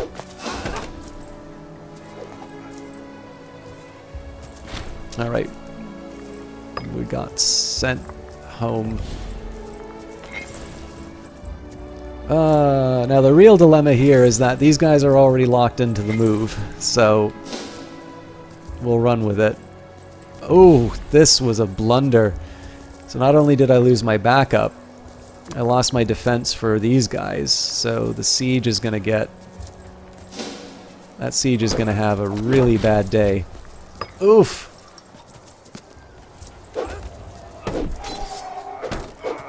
And my 1,000 got pummeled. This was just a very ill-considered plan of action. I suspect that that 1,000 that I sent in just got wiped out. Fortunately, the general didn't get captured. Well, I suppose the good news is that these guys are getting locked into. They're getting locked into this fight rather than the siege, so... The fortunes of political factions rise and fall about as frequently as the tide. Today, the leader of the mercantile faction approached Publius Semporus Sophus with an offer of a simple gift in return for acknowledgement of a number of new Senate candidates. So Rome gains 3281. Rome owes the mercantile faction 0 favors. This option will increase this value by 1, and Rome gains 5 support for the mercantile faction. Or a dreadful suggestion, this guy will become disloyal and he'll lose prominence. I'm okay with the mercantile faction gaining power. Hello, the Eyes of Sin. It is. There's actually, I think the name of the game is called Heretic Operative, but Heretic Operative does a very similar mechanic, which I really like. And the idea is that, so you're supposed to be like a character in an H.P. Lovecraft story or something like that, where you're keeping an eye on occult doings. And you can start, so apparently there's no mana in the game. You can start doing, you can start doing supernatural acts. And, we probably should be running in and slapping these guys around a bit. I'm also gonna recruit another unit of Principes. Actually, while I'm at it, let's add some. Let's add some triremes as well. I was hoping for 3, but I'll live with 2. But yeah, so basically the idea is like you can do some magic act, and you get the benefit of it, and then you also get like a point, and suddenly you're, I don't know, occult curious or whatever, and then there's like some mechanic which like reduces that quantity as well. And once you get past a certain threshold, the value that like restores your goodness, or like your suspicion of occult matters, starts reducing. And so basically it's a similar idea to this in Tyranny, which is that the more you do it, you eventually sort of cross this threshold into not being able to to defend against it as well. kind of wish my allies weren't screwing me like this. We'll go to Pisna.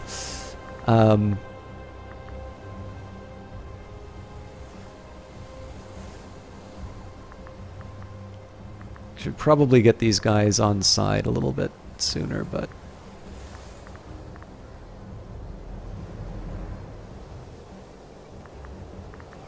why? Who?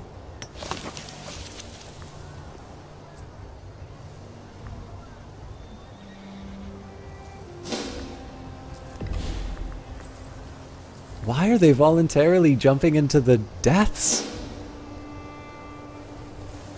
AI is gonna AI, I guess.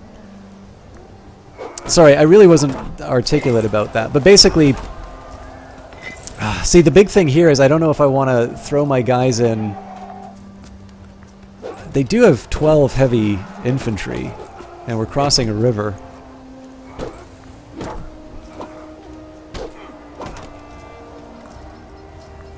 Yeah, honestly, that's their problem to deal with.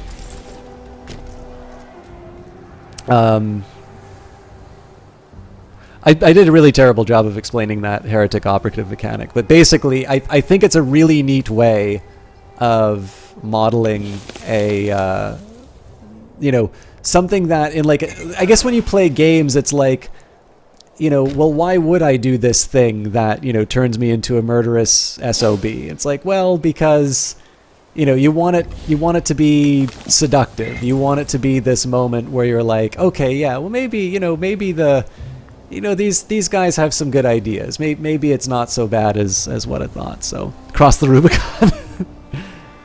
Heretic operative, yeah. And by the way, Sin, I'm sorry if I didn't say hi earlier. I did notice you there, and I'm always very happy to see you.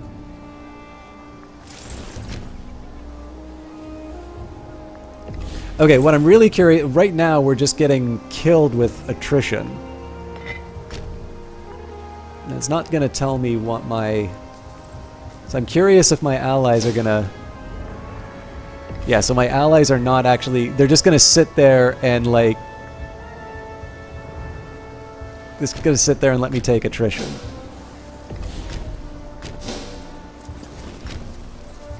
Okay, this I can live with. I'm still not crazy about losing the number of troops that I did. In the meantime, we will cross over into Corsica. There will be troops here traditionally, but we should be able to manage.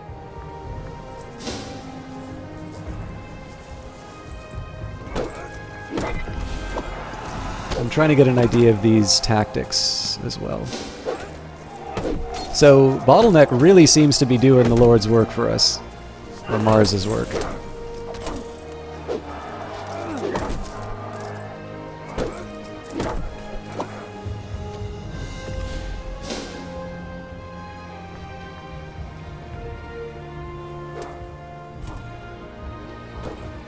Yes, Papers, Please was a really good one, and I particularly like that because obviously in the context that that game presents, you know, it's reasonably credible to see somebody as making those kinds of decisions because they know that they're not going to be able, essentially, to survive without doing actions they wouldn't normally take. I thought that was a really effective game in terms of giving you sort of interesting and meaningful dilemmas.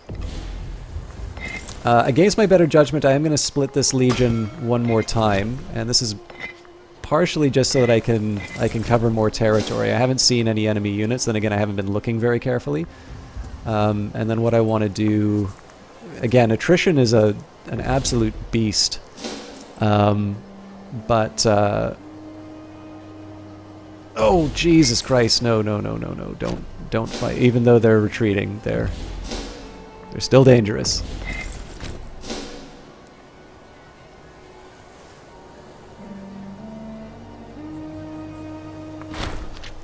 Sizable quantity of tribal people resident in the city of Nepete have requested permission of the local administrative offices to cross the border into land owned by our neighbor Etruria. Their request comes backed up by a generous promise of gold, but our local officials are reluctant to lose such lucrative workers. So we have no need for their type, let them go, and we get 65-55, redirect them to somewhere more appropriate, and they will move to they, or under no circumstances. So yes, and then they will just, you know, fall into our loving Roman embrace in a couple of turns.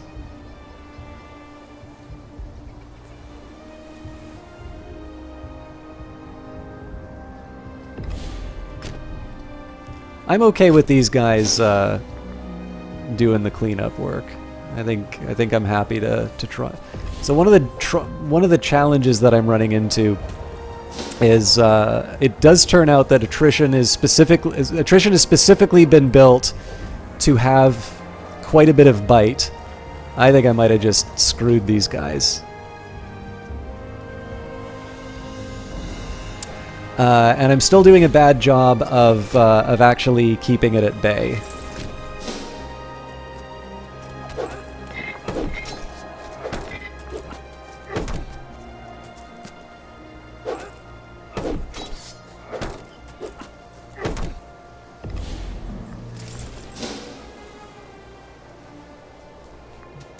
Okay, I'm gonna lose all my allies if I keep this up, so...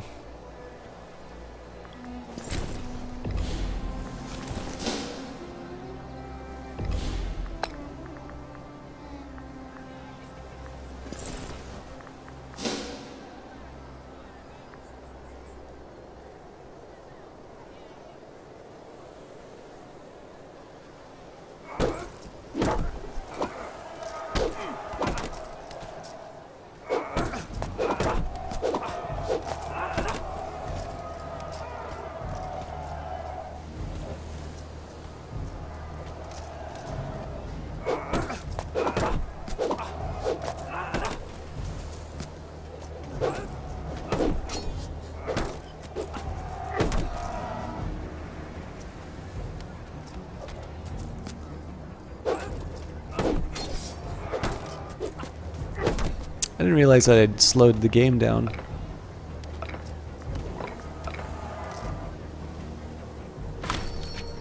Oh, apparently if I'm watching the combat, it does slow the game down. What's the end date in this? So it's 30 BC, Kratil. So this is one of the things my friend was asking me. It's like, okay, so you're, you know, are you going to make Rome a republic again? I'm like, it's already a republic. It's, you know, it's more a question of keeping it a republic. This may not be the smartest choice for me to make right now. I think I do need to put them together. To answer the question about the stat on, in terms of attrition, I think there's a, when you mouse over, are you talking about the attrition weight? Because if so, yes. Are you going to make Rome a kingdom again? I just might at this rate.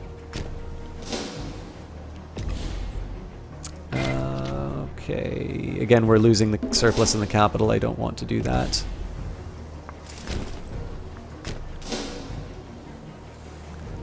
I'm gonna hold off. I mean, okay, good. The allies were able to handle that one. It seems that they abandoned this siege, though, which is a little irritating. The good news here is that, I mean, so obviously there's the... Oh, actually, I kind of made a mistake here. So by leaving this to my allies, I might actually wind up with a white peace being enforced. I think there's a certain number of days that need to pass, though, so... again, similar idea here. I don't want to give up my iron because that's going to remove the discipline for my good units. I am a little tempted to pick a fight with these guys because they are not in a defensive league right now, and they've only got about 8,000 troops to their name, and they are archers and light infantry. Oh, Jesus Christ, alright. You want something done, you gotta do it yourself. I believe I'm actually able to take control of this siege as well.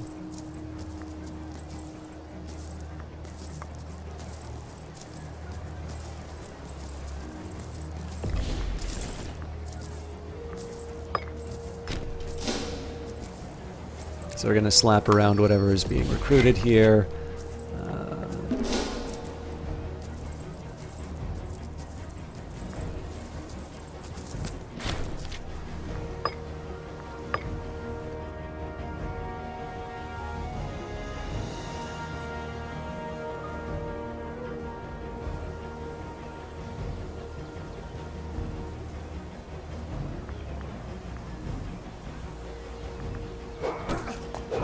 If I'm feeling particularly bold, I'd actually do the invasion now, but this would be archers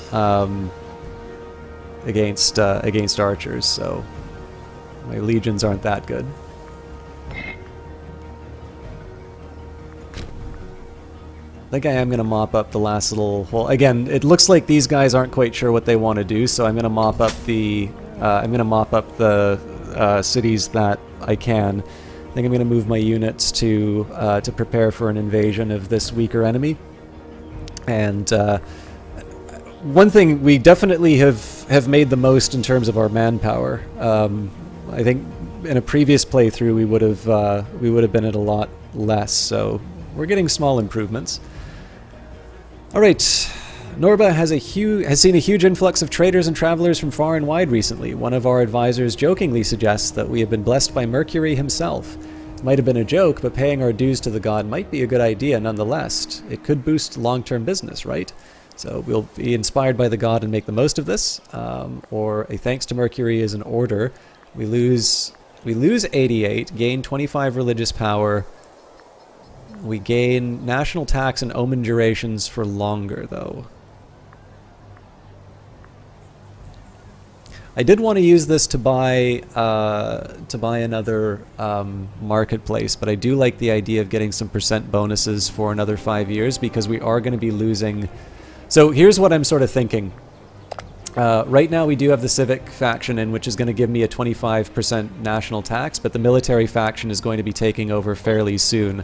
So to get an extended, I mean, again, this is just a local tax, right? So it's not going to be huge, but to be able to get at least, so now getting this national tax, I'm spending the money, but I'm making that loss now 20% fewer resources than, 20% less rather than 25. And then, of course, if I feel that I'm in particular distress, I can also do the Pluto blessing. Or Pluto Omen, and that'll also help me with my income. So in this case, I think we'll make an investment in Mercury.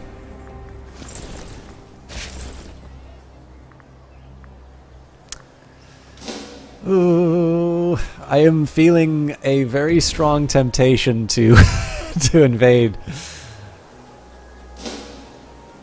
What would I be bringing along?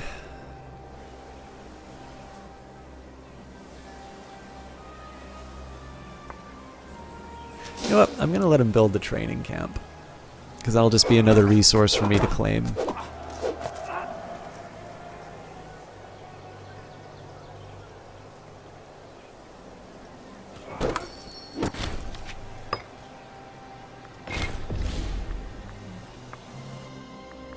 I think I'll let them run around. I mean, the nice thing about letting people run around in your territory is they're usually doing it to weaken an enemy.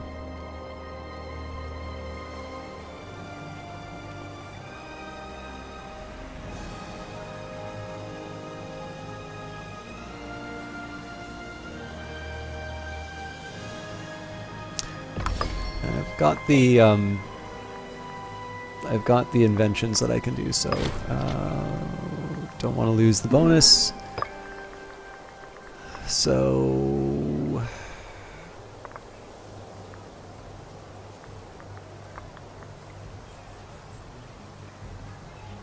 say bonuses to omens because we'll be getting a new one soon. And let's get an... Sorry, I should have read the flavor text for that. Let's also do standardized measures so that we can get a bonus for the commerce as well. The Amphora Capitalonia was an amphora kept in the Temple of Jupiter, by which all other amphora were intended to be measured. I do have one other one. Okay, if I were to spend it, I would spend it on tribal reserves almost certainly. Yeah, you know what? Let's do it. Officially recognizing certain areas as belonging to the control of specific tribal people is bound to increase their willingness to contribute. No problem, Kratil. Yeah, it's definitely changing time zones did not help my branding, but I really appreciate you hanging out because I definitely recognize that it's not easy to stay up for this sort of stuff.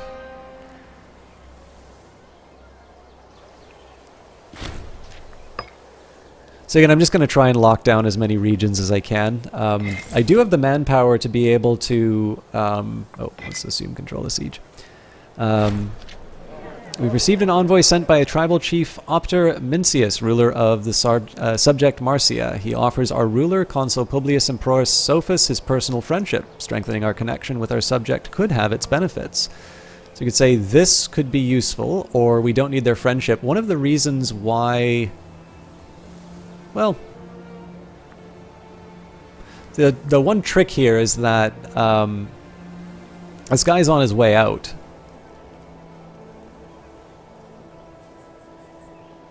So making him a friend with a subject, I think I'm going to say we don't need their friendship in this case. And this is just on the odd chance that this guy suddenly gets some ideas about how he's gonna be able to run things better. Alright, Quintus Fabius Rulianus was elected into office and will now rule our glorious nation. With 10 military, 8 civic, 8 oratory, and 6 religion, the military faction is now in control, giving us the following benefits. Plus 10% morale of armies, plus 10% morale of navies. I'm going to try and avoid building things if I can, and obviously we're just going to be rolling over people if we can. So, important decision now, we need a new censor. Publius Emperorus Sophus, I mean, this isn't a bad choice. One, because he's got a decent amount of charisma. Number two, he will be improving the influence of the civic faction. The civic faction is going to allow me to invest in infrastructure. Religious faction will be coming up next if that doesn't happen. And, I mean, it's not terrible.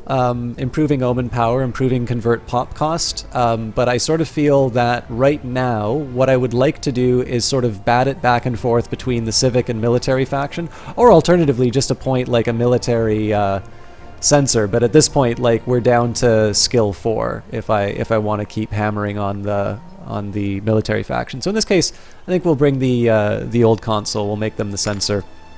And what will likely happen is probably the civics will emerge in popularity for the... What are we looking at? Publius Cornelius Barbatus, 40, Quintus Marcia Philippus, 33. Oh, so military actually isn't that far off. It might have been a better idea for me to appoint a military man as censor. I can live with this, though.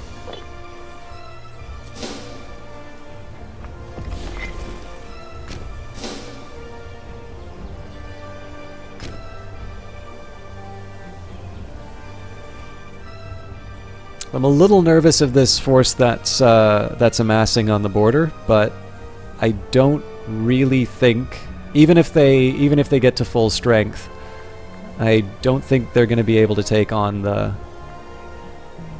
unit I have here.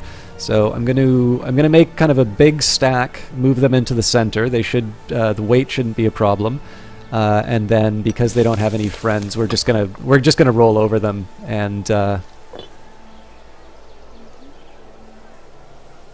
Sort of siege at leisure. Okay, so looks like we do suffer attrition actually. So let's I think I'll just split in half.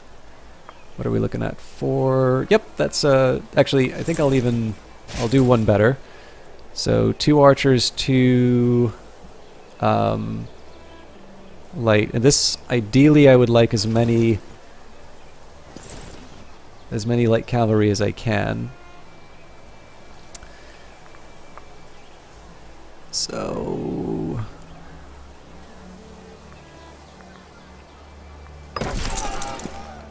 get rid of one of the they're loyal. So one thing I found out about loyal cohorts is that they cost you less because the general is actually paying for some of their upkeep.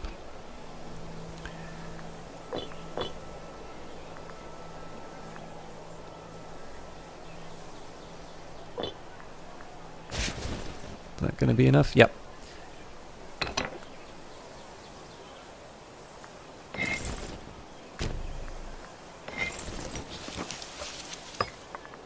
So Senate's not too crazy about this. I'm definitely pushing the tyranny pretty hard. But the argument here is that I'm trying to go pretty aggressive on some of this so that when the time comes, I'm not going to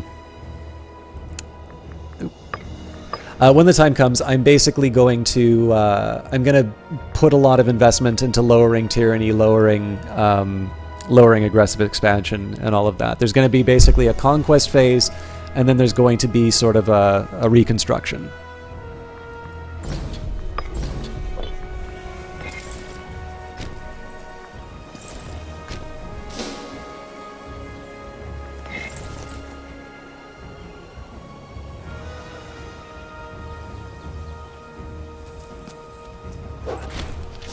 Okay, well, that was easy. Looks like they're actually gonna successfully cross over. No, we'll commit.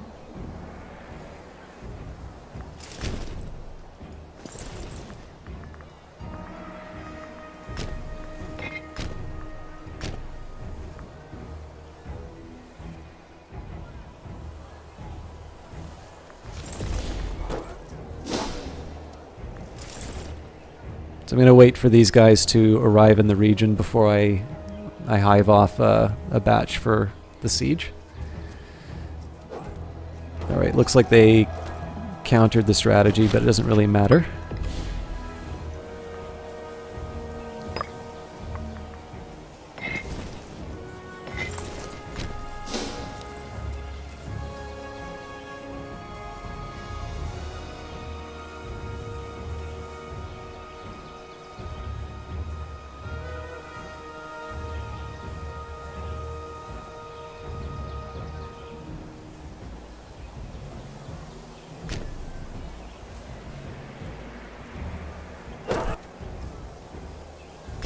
We'll take this region before, otherwise they're just going to wind up recruiting units again.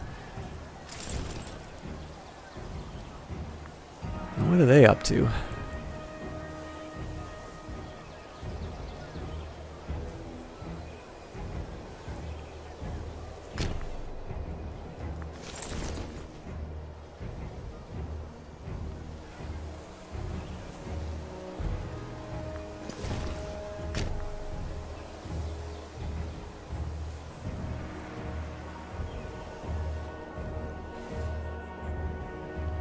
So one of the things I'm going to try and do here is put my generals on this at the sieges, just so that they can get a little,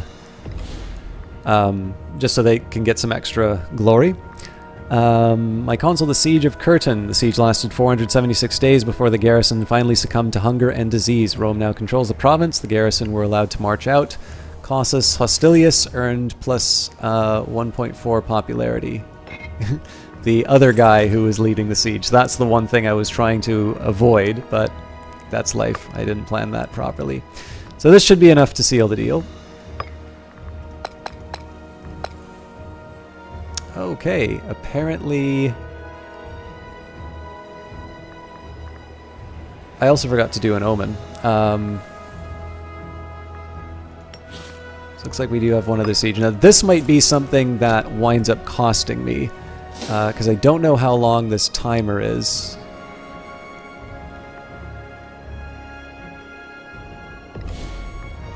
I'm actually slightly tempted to take out this unit. Yeah, they're pretty weak, so let's get the consul on the job. We're definitely going to lose this territory, but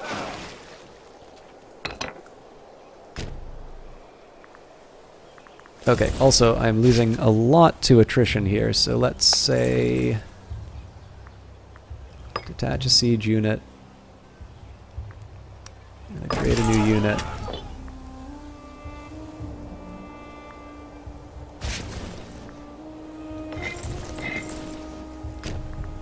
Seems like kind of an inefficient way to do this, but...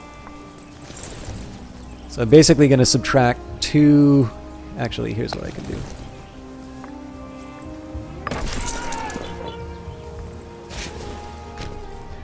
Get them out. So this this general is going to get credit for the siege, but we'll also minimize the damage. What I'll probably wind up doing here is I'll appoint one other general.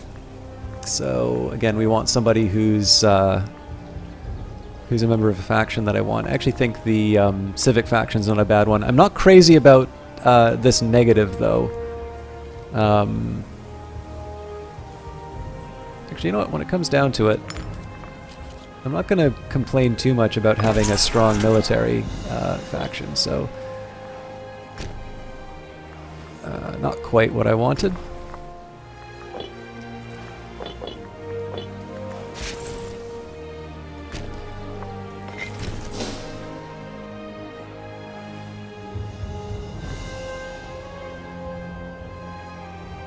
Okay, well, that siege is over, so it doesn't matter as much. And we probably don't have to chase down this unit because, yeah, we take everything. We'll get 16 aggressive expansion. We've sort of already accepted that we're going to get all of the bad boy points, but it does help to have a full treasury. So, Vecchilonia, the capital of Tuscia, the largest city in the province of Tuscia, Vecchilona plays an essential role in controlling the area by introducing their population to Roman culture and assimilating some of them with our own ways. We would turn them to our cause and make sure the province will stay loyal and continue our expansion in the future. So good, more Romans, lose 100 civic power, up to 20% of the population will become Roman, and local unrest will go down, or this Etruscan city will never be properly Roman. Well, Romans are already kind of Etruscans, so I think this is a decent... so what the question is like, do I want to pay for an invention? Well, you know, trireme discipline, military artisans, herbalism, army morale recovery, all of these are kind of decent to have, but I'm not sure that this is... I absolutely must have one of these things over converting some of the population and reducing some of the unrest issues that I'll have. So in this case, good, more Romans. I think that's a fair price to pay to let people... to bring about Pax Romana. After protracted conquest, we have finally routed the Etruscan armies and laid waste to their lands. During the sacking of their capital, many important prisoners were taken, many of them having previously held important positions in the Etruscan clan council. They now languish in our dungeons, awaiting whatever fate we decide to impose upon them. So I don't really feel like I need the more popularity. I also kind of feel like I haven't run into enough situations where my popularity is on the margin to really make this worth it. Also, for some reason, I just don't like calling down omens on time. This is actually going to be a bit of a liability. Oh, you know what? I'm going to make a different decision here. I'm actually going to make another sacrifice to the gods. And we'll just skip an omen this consulship. So... at the moment, I haven't really found the 5 popularity to be worth it. Imprison their leaders, let the rest disappear. So the thing for me here is I don't see a menu which says, here are the people who are currently in your dungeons. Oh,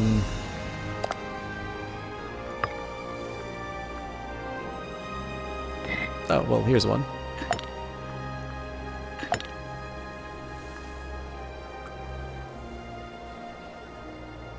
Why is he imprisoned? Oh, not possible on event. Okay, we'll take a quick look at that, but...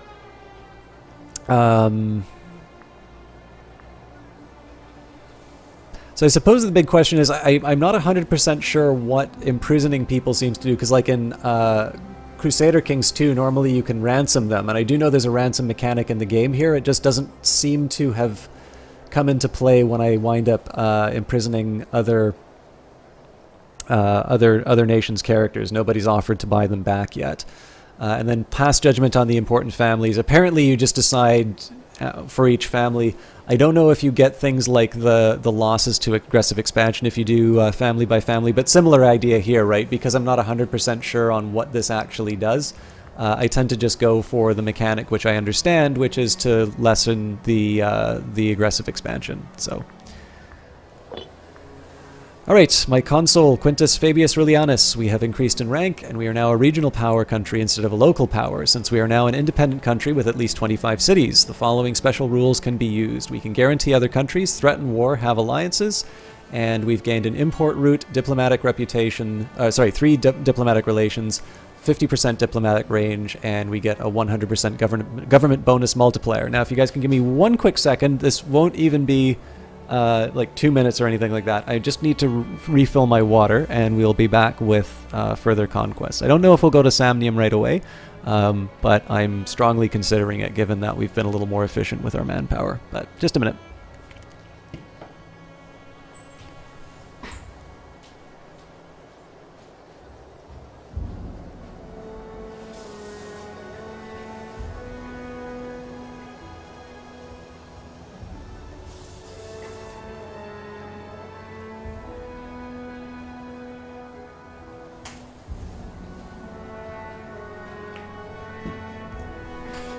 Alright, thanks for bearing with me. I don't know if you're still kicking around Eyes of Sin, but I was meaning to ask you, I know we've been watching a lot of TV recently, but I was meaning to ask you about your interest in a particular show, but we can catch up at another time. Oh yeah, you're still here. Okay, great. I'll bring it up a little bit later, but I don't think you've seen HBO's Rome, and I was curious if you wanted to start watching that at some point, because there's a couple of characters I think you will enjoy. Does anybody here watch HBO's Rome, by the way? Oh. Right, Herald from the Latin regional power of Etruria, my consul, accepted a generous peace offer. We take everything. What do you think of it, Obamacare for you? And welcome, by the way. I don't think I said hi to you yet. Okay, so one thing I wanted to do just before we go any further, I mean, we're kind of back to where we were before. Obviously, I had taken Samnium, Lucania, and we're sort of on our way to taking Syracusa. But what I wanted to do was just do a bit of a contrast in terms of how we played yesterday versus today. Do you have any favorite characters, Obama? Actually, so here's a question for you. Did you like the TV show Rome, or are you also a fan of the history or that? Because I learned a neat little thing. I was reading Caesar's The Gallic War. I did not realize this, but there are 2 characters in it who I thought were made up. I mean, the characters are made up. They're actually a reference to something inside of Caesar's writings. And I'm curious if anybody knows about sort of the appearance of Lucius Vorenus and Titus Pullo in historical documents.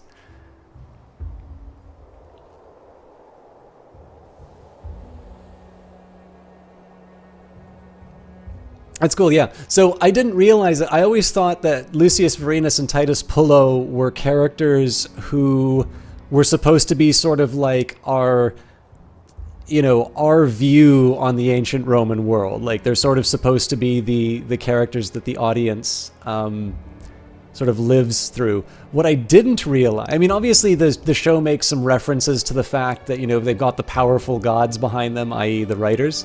But what I didn't realize was that they actually appear in the Gallic War.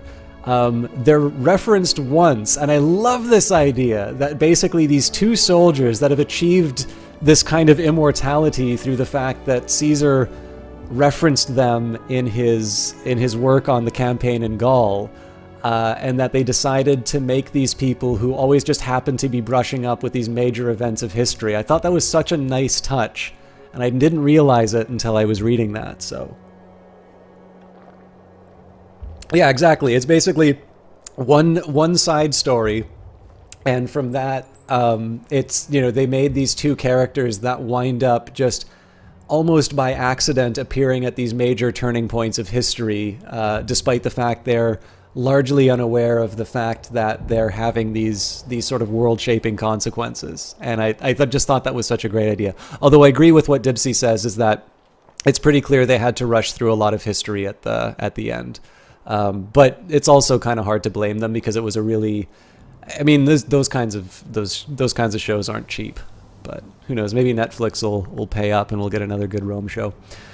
Okay, anyways, what I wanted to do was contrast what we did before. So it's my conviction that really the best way to learn games like this is to play them. And I think one of the reasons why Paradox games have a reputation for being hard to learn. I mean, one, they are. Like, I'd like to pretend that they're a piece of cake, but they're not. Like, it's, these games are reasonably complicated, and complicated games are hard to learn. I'm really letting forth with the hot takes tonight. But what I think the reason why these things have a little bit of a reputation for difficulty is that where you can learn a game through practice, or where you can... Thank you very much for the follow, Obamacare. And sorry again, Masamagoma, it looks like you're not going to get credit for your sub other than me voluntarily saying this in voice, but I was happy that you got to see those emotes. So, by the way, for those of you who do like classics, the lovely Eyes of Sin was the person who did my emotes, so that's what she's done. Penology is watch 40 hours of EU4 before you... Yeah, well, this is the funny thing. Like, I've never learned a game by watching somebody play it, and I know a lot of people do learn these games doing that. It's a really interesting difference between the two. But like, my conviction definitely is just to go in and play. And one of the reasons why these things are so hard is that, like, especially Crusader Kings 2 is where I got my start. The fact that for some reason I always think the port is in Lavinium. Thank you for the follow as well, Dibsy. I was thinking, I know the port is in Austrian, yet I always keep clicking on Lavinium. I'm apparently simple. But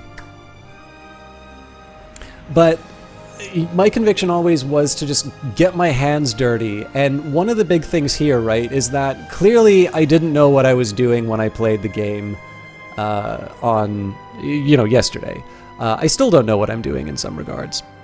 But what I'm finding here is that by playing the game and running into certain problems, let's think about the things that I was running into last time.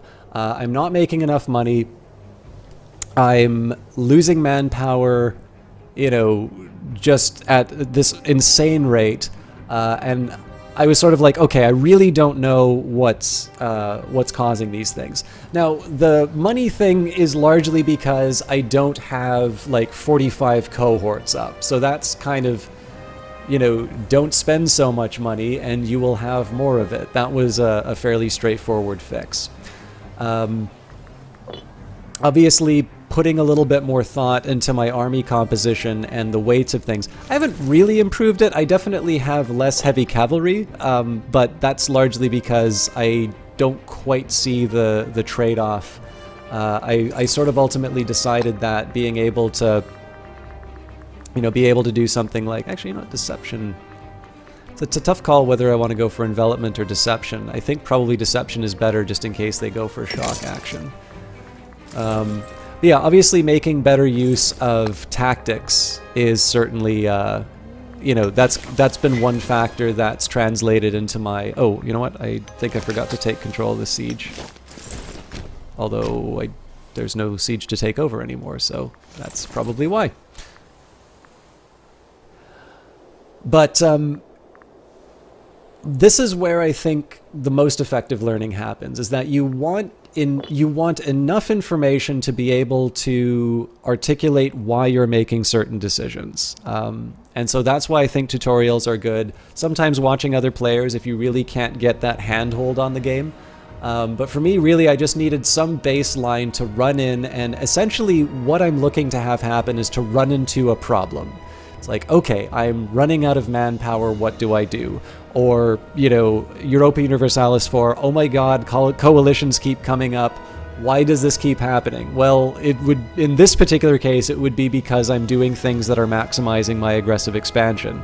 And the nice thing, the reason why I'm not doing Iron Man right now is if I make a truly boneheaded decision that winds up just costing me the whole game, I can go back to a previous save and say, okay, now that I know that this has a disastrous outcome, you know, I can try a different approach. And this, to me, every Paradox game that I've learned has essentially been that process. I play a game long enough to understand, okay, here are where the problems are, or the problems for me are. And then sort of moving forward, I'm like, now that I know, you know, problem X, I'm able to make a decision in terms of saying, okay, so I'm going to try and overcome that through this. And sometimes that's a matter, it just allows me to go and read the wiki, because I think one of the problems that we can sometimes run into is that you're like, okay, I'm going to look at the tutorial, that didn't really explain what I wanted, so I'm going to go look at the menu. Oh my god, there's so many buttons. This one isn't too bad, but you get I think you get where I'm going with this. And what, so then you say, okay, well, I'm going to make sense of this, and I'm going to go to the wiki. Oh, Jesus Christ, there's 101 articles in the wiki. I can't find anything that I want. And so, in my own opinion, I've learned the most in these games from essentially banging my head against problems and coming up with a very specific question to ask. It's like, you know, why am I losing so much manpower? Well, it's because attrition is a much bigger factor in this game than other games. Okay. So how do I manage my supply? Well, your supply is being affected by the fact that you have so many heavy units as opposed to the light ones. And I'm like, okay, well, I want the heavy ones because, you know, this is what I'm up against in the future. This is actually going to be really helpful against them. But now that I know that this is a factor, maybe I can consider one or two other approaches. For instance, one thing I'm going to do against the Samnites is I'm going to recruit some heavy cavalry. But knowing that the heavy cavalry is going to have more of a weight, I'm going to try and compose my army slightly differently. So,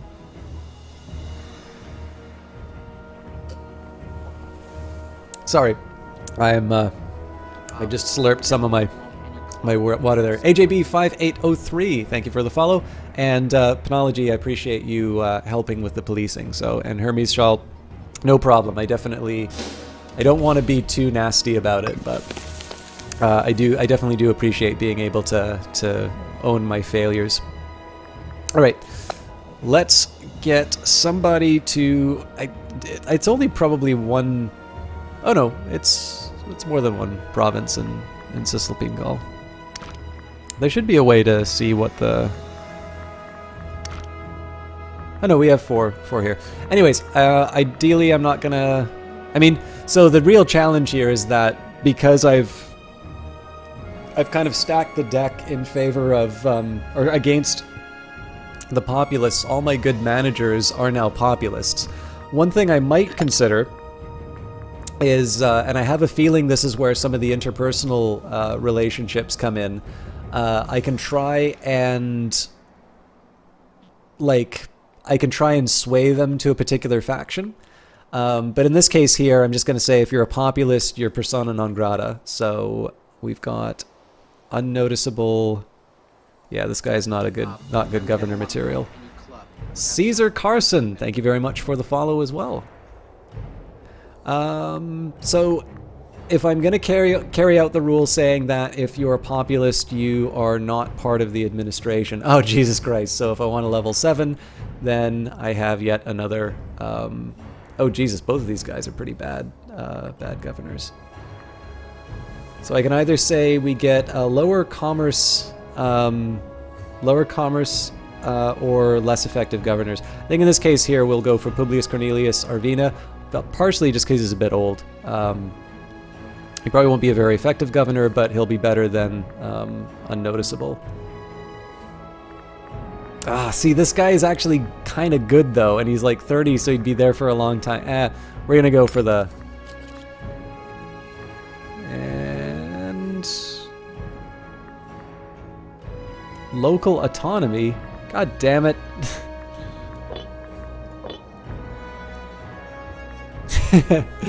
There's actually already a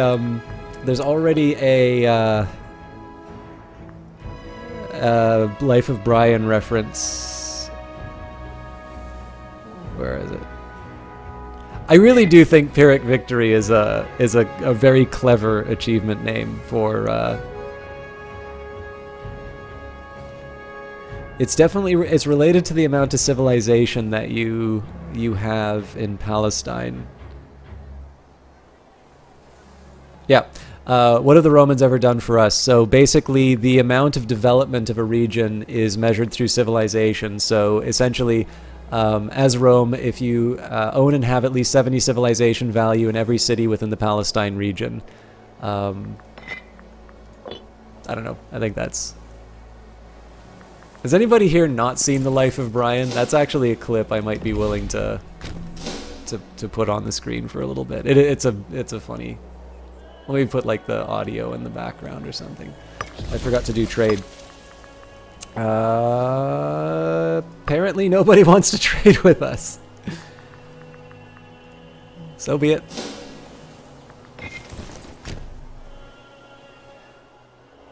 Actually, while I'm at it, let's gotta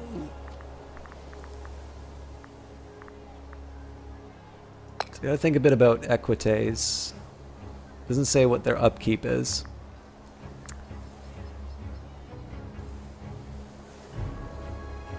So they trample archers and light cavalry. I'm tempted for 5, but that might be a bit much.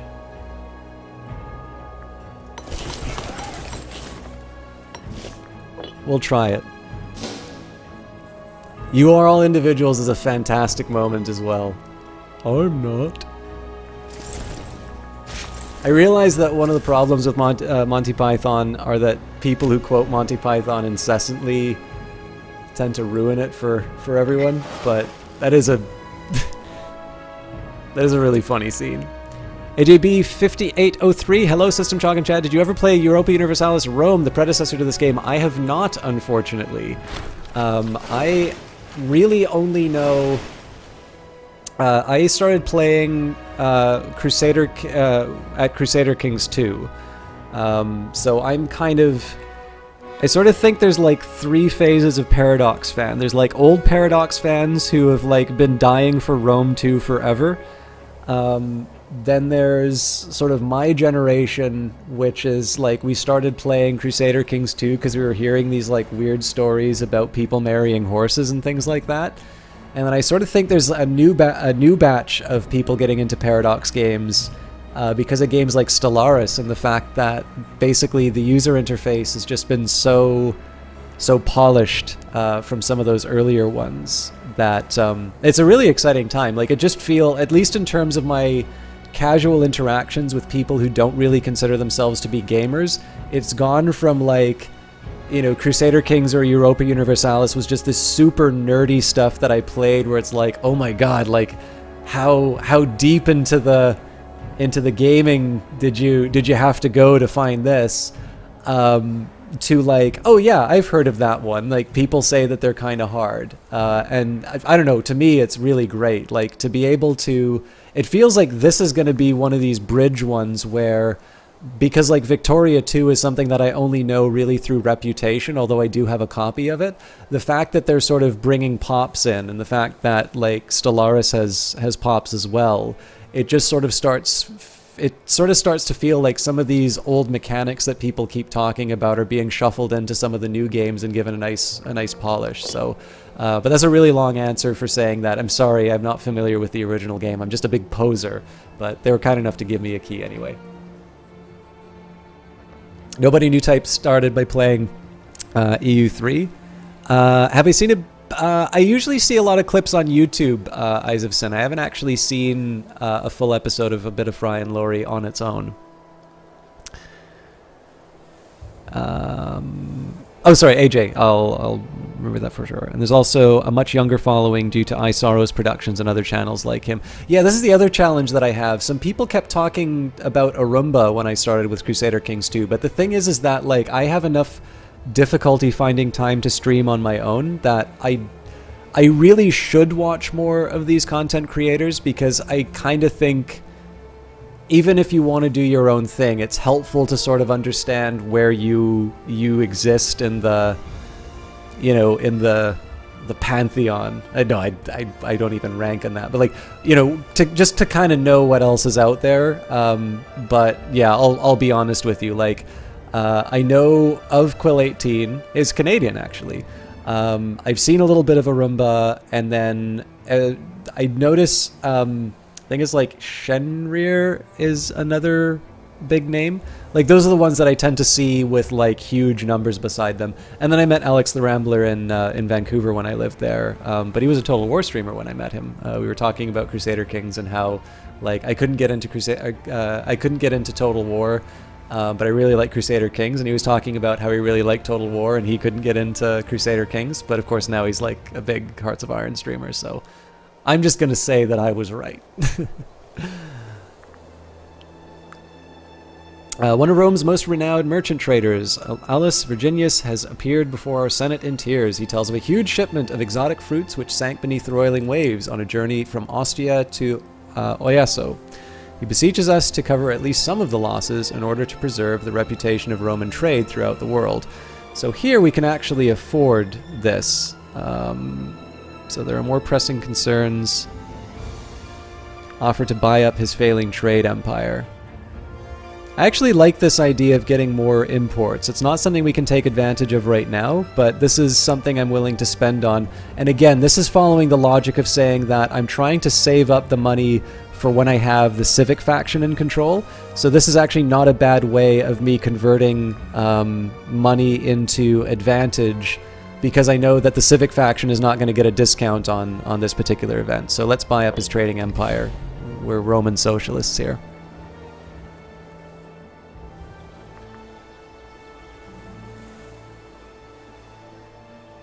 He's a very different who's a very different person, though? Shenrir was really popular during the EU3 days. He's OG Paradox game, Paradox game Let's Player. Arumba is really into the math of Paradox games, and it's always interesting to listen to him break things down.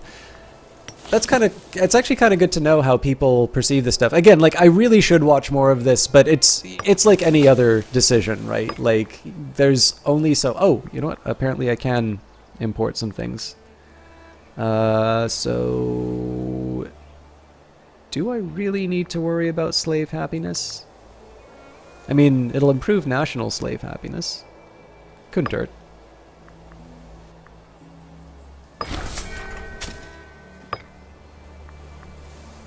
And apparently I don't have access to anything else, so...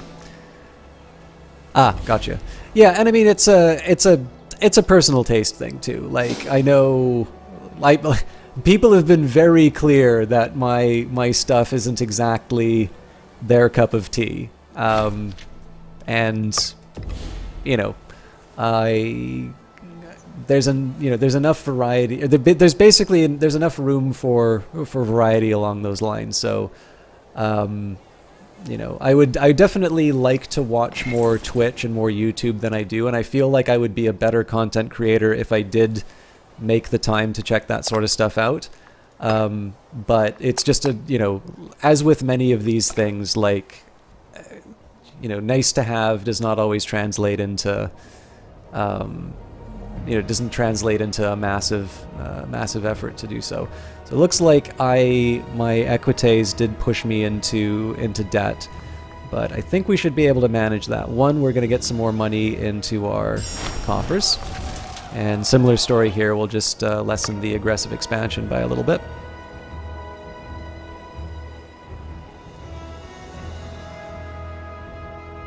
You checked out the channel because the thumbnail was me watching the game credits, so you thought, damn, this guy is committed. Yeah, I mean, the one thing I will definitely say that I could stand to be a bit better at is I monologue a lot. And what I've ultimately learned... Like, so the nice thing is that... Oh, I did not realize that this guy scooped up the cavalry. Alright, well, I'll just let him do that thing. I probably could stand to to adjust the composition of the army a little bit, but I don't think it'll hurt to have a breather. The Hellenistic city-state of Metapontum has given us a gift of 3605.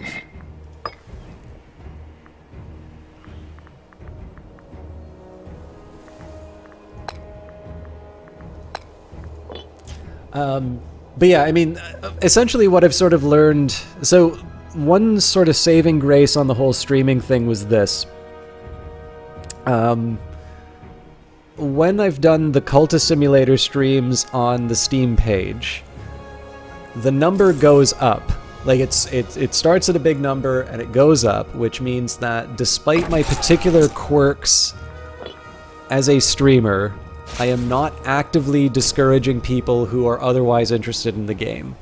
At least, like, in aggregate. Obviously, there's always going to be people who are individually like, I don't like this, I'm going to go somewhere else. And that's going to be true no matter what. Like, I'm not going to lose too much sleep at night if that's, if that's my fate. So I feel reasonably okay about that. But on the other hand, though, like... If I can get to a situation where I'm still somewhat informative about a game, but also, I'm able to kind of maybe move the action forward a little bit more consistently. Obviously, it would be nice if I can do that. I have a bit of a decision to make here because I think I'm going to prefer having my cavalry to move up from Saticula into Bovianum, just because they're going to be able to have more weight. But the composition's a little bit off for me.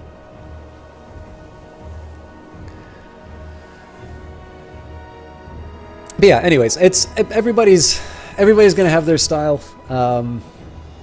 I don't think there's ever going to be somebody who works for everyone. And I've run into a lot of streamers who get really discouraged by, like, not becoming big. And I think that's the wrong way to look at it. It's much better to sort of be happy with the people who come in and, and like your stuff, rather than worry about the people who may or may not be into your content. There's always room for growth, but I just think that there are so many factors that have very little to do with the quality of what you put out that will determine success on these platforms. Like, the fact of the matter is, if you don't stream every single day, you're already putting yourself behind people who are already more established. And so I think it's a little bit more... I think it's better to just focus on doing what you can do as best as you can, rather than trying to, to break out and be the biggest ever. No, sorry. I'm just kind of taking a mental rest as I go through. You can make the argument that not watching others' content makes you a better host as you're free from any other influence. Kind of, but I mean, like, when I was working in movies, obviously I shot my own stuff, and I mean, being a camera assistant, you can't watch a film and say, like, oh, I'm clapping the slate better because I watched Christopher Nolan's movie. But, like, I don't know, I became a better cinematographer by watching, like, Conrad Hall.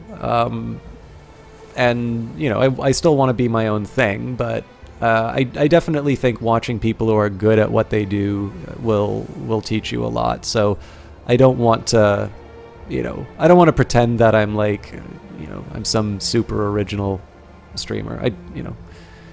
I have my interests and I move on, but if you try to please everyone, you'll please. Yeah, exactly. So anyway, sorry, AJ. No, I'm just babbling. All right. Yes, I'm happy with some light infantry offense. I'm doing it more so for the money rather than the offense, but do I have access to goods yet? Nope. For some reason that all closed off. Oh, it's because I don't have the civic power. So now I've got my answer in terms of what else that does. I haven't seen the Spartacus TV series. Obviously, I've seen the Kubrick movie because we were talking about that earlier. My favorite director is Stanley Kubrick. But, everybody's giving us tribute. And we'll let them have military access. We'll probably still conquer them at some point, but we'll be nice for now. Let's hold back for a bit. Okay, we've got a supply limit 4. Their current weight is 10. Actually, we can probably work this out right now. So 5 might be a bit heavy for my my cavalry.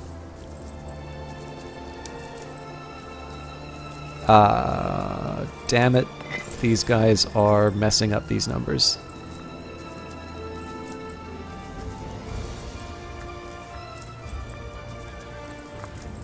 Okay. So we're 11 right now.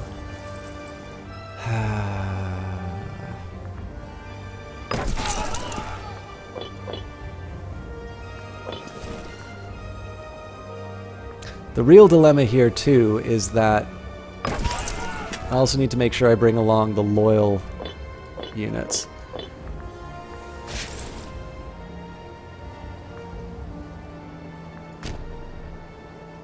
Okay, so this is 4 and 10. See, the problem here, though, is that the cavalry is wider than everything else.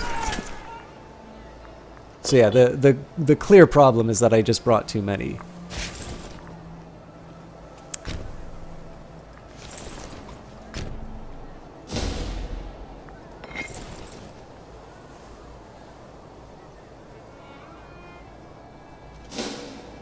So one of the things is, it feels like there's, I don't know if they just named the different seasons something different, or if there's like different spin-offs for Spartacus. But yeah, it's one I'm actually not familiar with. Alright, so what are we looking at here? We've got 2 sets of archers, 3 equita... Yeah, so this is the big thing, is I think the flanks are a little... Flanks are a little heavy, but I guess there isn't the same, wait. Okay, so I can afford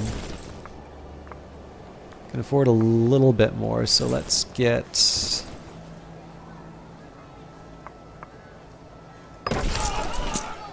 he doesn't have any loyal legions, that's nice.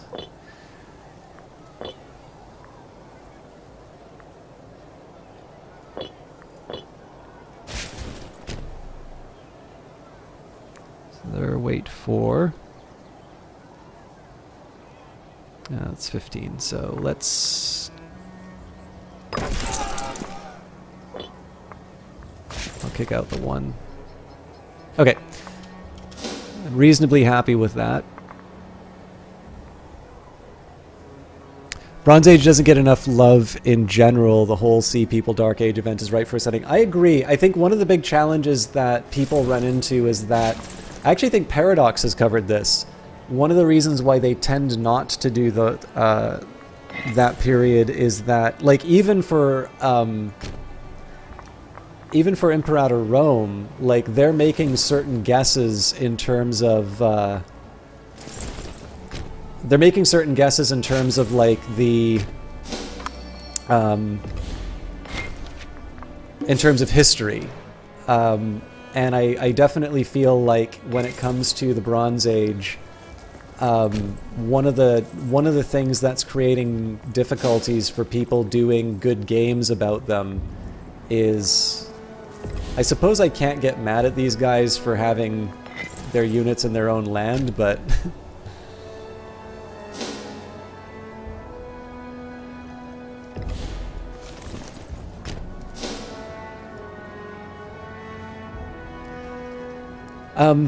but yeah, I think one of the challenges that people are encountering is that if you want to make a game about a particular time period,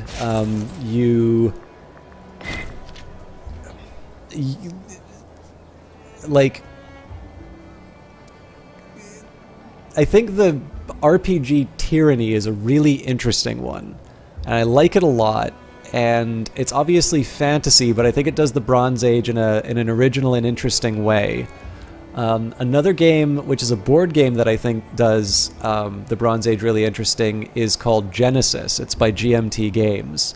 And that's almost like, that's grognard,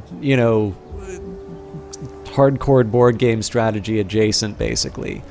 And that one has like a lot of research notes in terms of saying, this is why we decided to do this way and what have you. And I suppose that for some people the question becomes, can we do this period in an interesting way that'll satisfy an audience that wants the historical aspect? And if they feel that the people who are interested in the history aren't necessarily going to be satisfied, then that sort of lends itself to some more fantasy environments, which is why I thought Tyranny was so effective. I mean, if I had the time, I would very seriously consider personally, I would consider doing a Peloponnesian War mod for Imperator. The challenge with that is that it makes the rest of the world kind of irrelevant. But personally, I would be very interested in seeing Peloponnesian War. Oh, that's sad to hear, Dibsby. But anyways, I'm going to decline this one because I do want the bonus to the tech investment. And I'm going to have to reorganize my armies in a bit. But unless these guys suddenly get an ally in the next minute.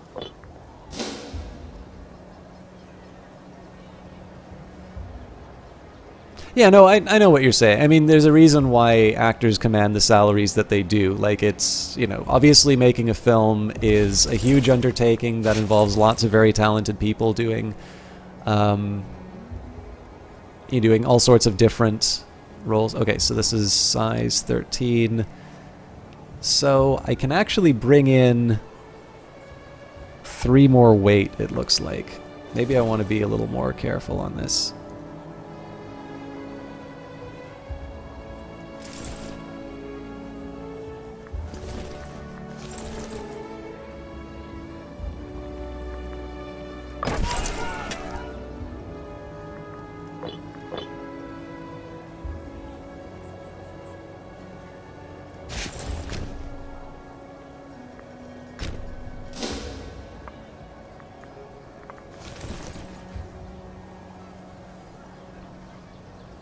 But yeah, I mean, like, obviously, actors are the face of the operation. I am an idiot.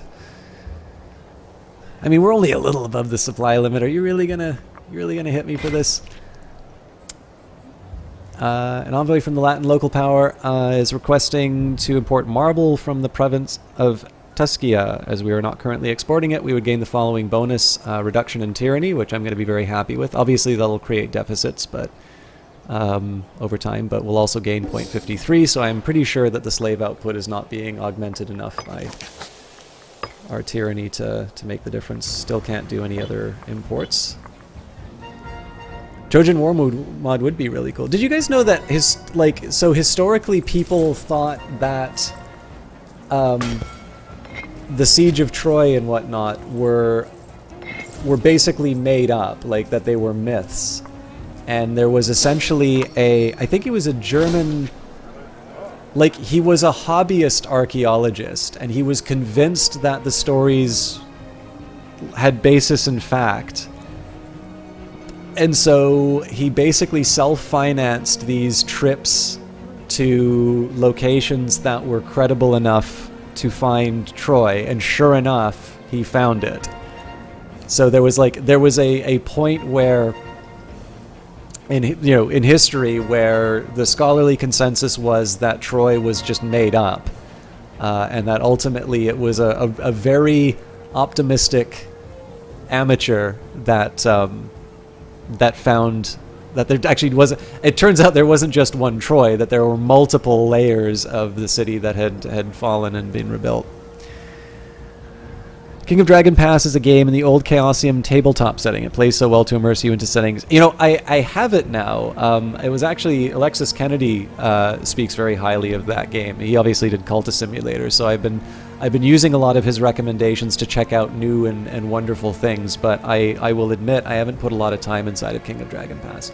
The fortunes of political factions rise and fall as frequently as the tide. Today, the leader of the mercantile faction approached Quintus Fabius Rullianus with an offer of a simple gift in return for our acknowledgement of a number of new Senate candidates. Big money. Rome owes another favor to the mercantile faction, and we gain 5 support. So they're a fairly weak faction, to be honest. I don't know what these favors wind up costing, but yeah, I'm happy to make money. You're really glad the Troy legend happened to be true. It gives merit to several other legendary stories. And in our conceited view of ourselves, we thought that it was a myth. Ancient peoples thought that it was real. There's Douglas Kagan has got a really good series. It's on Open Yale, and he covers some of the old stories. And there's some things I disagree with Kagan and his son on, but I do tend to appreciate the perspective that he has, which is that, so like Livy actually said, Livy probably goes a bridge too far in my opinion, where he says, I'm not really going to concern myself with mythic things. Rome is so awesome, we can get away with, the world would rightly consider us the son of a god. I'm like, okay, that's maybe overselling it a little bit. But generally, if the ancients said it happened, in the absence of, evidence to the contrary. So, so far as I can tell, the Greek gods are not real. So when there is an account that says, a Greek god came in and settled things, I'm maybe not going to believe that. But, something like the Oracle of Delphi, do I think that it had the ability to predict the future? No. Do I think that having a temple set up where all of the individuals of the nations of the world are coming in, well, I mean, the world such as it was, are coming in and asking questions and talking with the priests? Sure, it's probably one of the best sources of information collection that you could get. Of course they're going to be telling people, things that turn out to be true. So, right, we lose the bonus, so I will decline the offer. Hopefully this attrition isn't too brutal.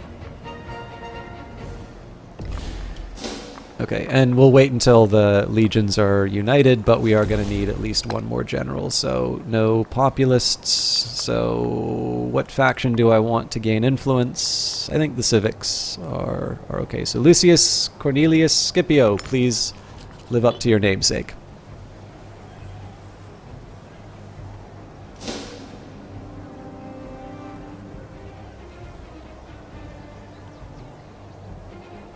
The music for this is quite different. I don't think Andreas Weldetoft worked on this one, but the music really works in this one, in my opinion.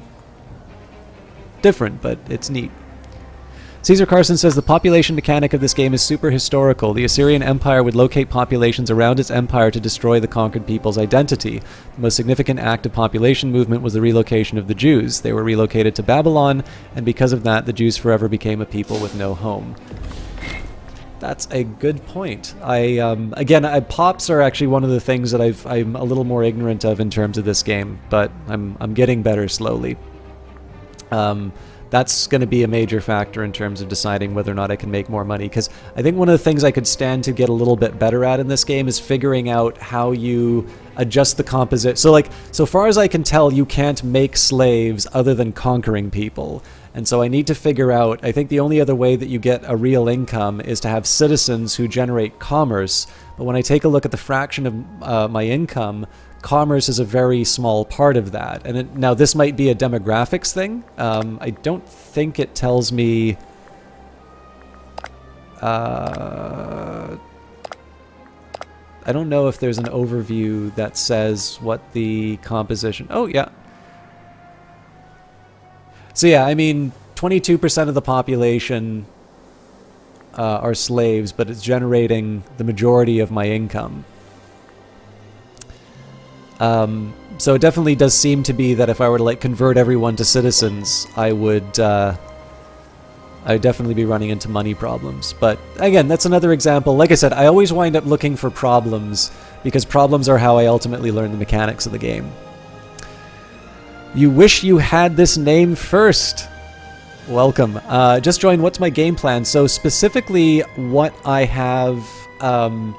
what I've been doing here, I'm going to call you Wish, if you don't mind.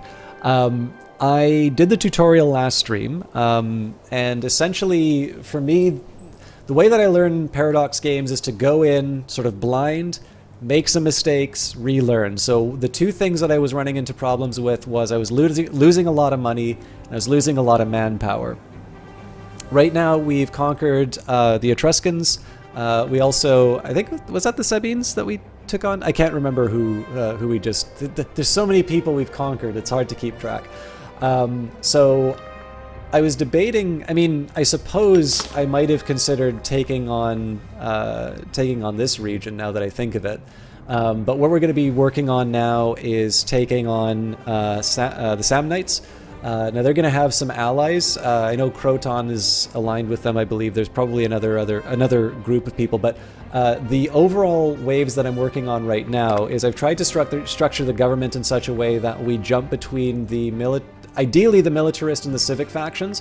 Looks like we are going to have a religious candidate who gets in next anyway. I mean, if I want, I can maybe try and smear the reputation, but I'm not too worried if the religious faction gets in.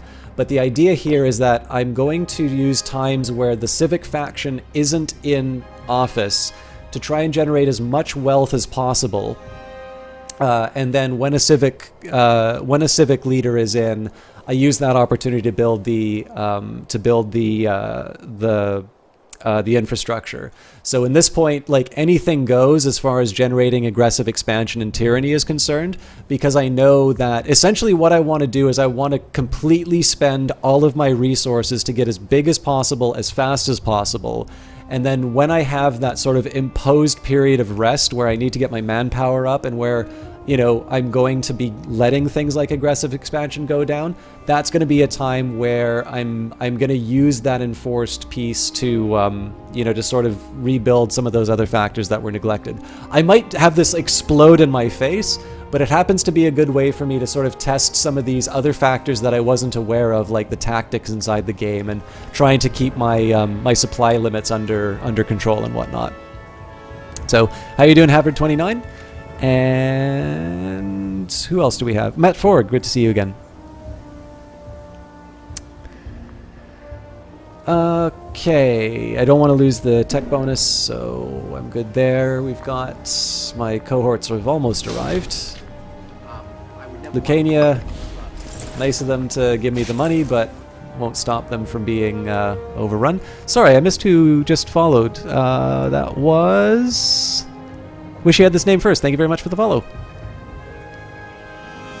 Normally I'd be finishing in about 10 minutes, but I don't have a problem going a bit later. It's a holiday weekend, so let's just make sure that my weights are okay. Both of these legions should be able to sort of run around wherever they want. Let's pick a strategy that works best for these guys. Okay, actually, it looks like shock action or bottleneck are best. So here's what I'm considering next. So the question is, you know, option number one, my heavy cavalry is definitely going to do a number on the archers that they have. They'll also be okay on the light infantry, but that's also true about my that's true about all of my units. So really, where this thing sings is the cavalry. The next thing that I might want to focus on is, like, okay, if these guys have similar tactics to me, what are they more likely to be working on? And in this case, a skirmish or a bottleneck is probably going to be what sees them through the day. So let's assume for a minute that they went for a skirmish. Which of these two are going to help me the most? Neither.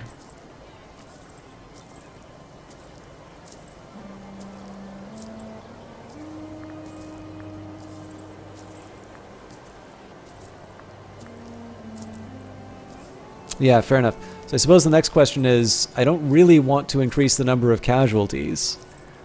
So in this case, we'll go for good old-fashioned bottleneck. It doesn't improve... Well, actually, no, it'll still improve my heavy cav. So yeah, that's pretty much my only option here. All right. Senate is 100% okay with war, so...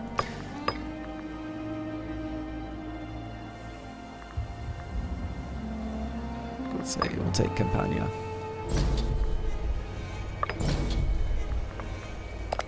Oh, actually, they've only got their guys on their side. That's unfortunate for them. They're only on their own side. So bad luck for them. I'm kind of curious to see how this battle turns out. Oof, it's a rout. I didn't even get to see what the tactic was.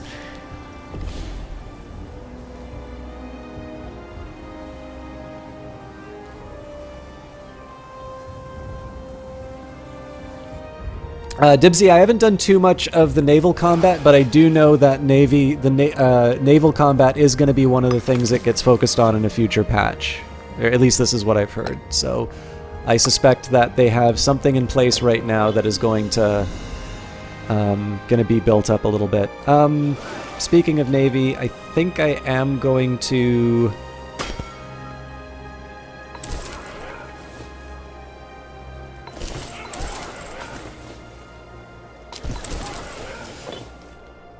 I hope that doesn't cost manpower. I probably should be reconsidering...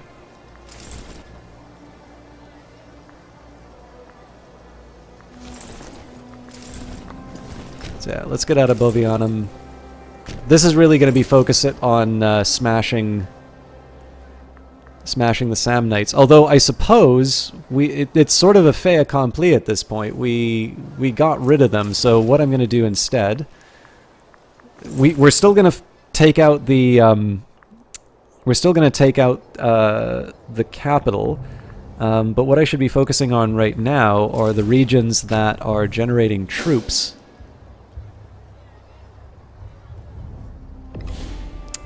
Well, all I did here was add to the existing navy. The game's gonna sort out where they get built. But yeah, I don't really have an opinion on the. Oh, there's still some of them. Yeah, I don't really have an opinion on the naval combat in this game, just because it's not. I haven't done that much with it, so.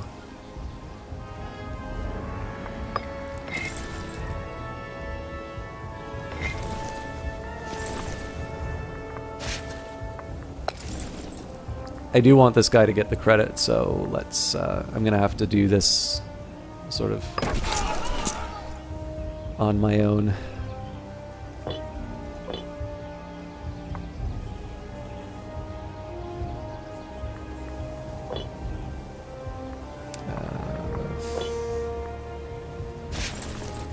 Something like that.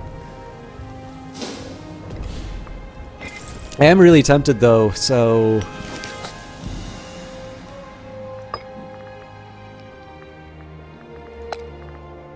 I always keep thinking these guys are one of my vassals. So they are in a defensive league.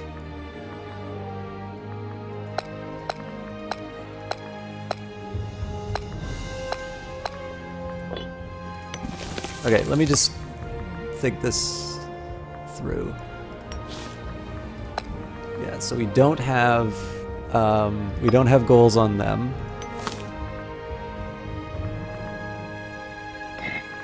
We do have goals on their allies, which is good news there. They also don't really have much of a military at the moment. So the next question is... I think the one drawback is that there's a fort here. So what I think I need to focus on next... What's the best way that I can get this...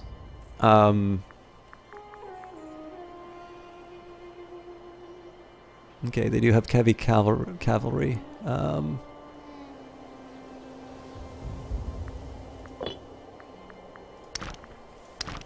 Probably my best option is to engage them here.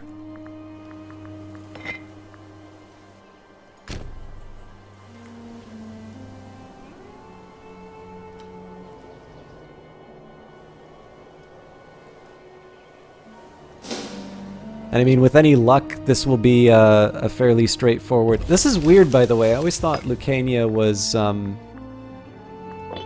guess it was the last game that I played where the Lucanians were allied.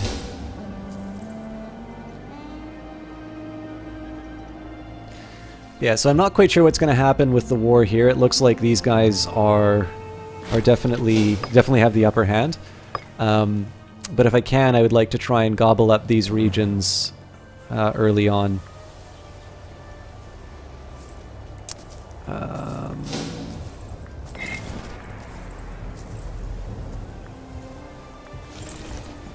think I'm gonna stop hunting down these. Oh, I'm neglecting this fort.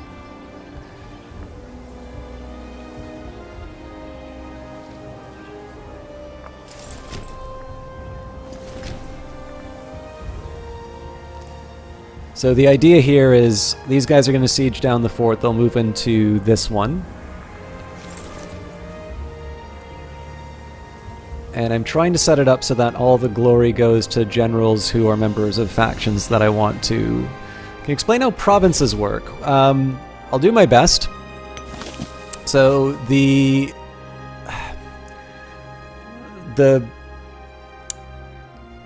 division of so the smallest unit of territory is the city. And essentially provinces are built of cities. Provinces are owned either in part or in whole by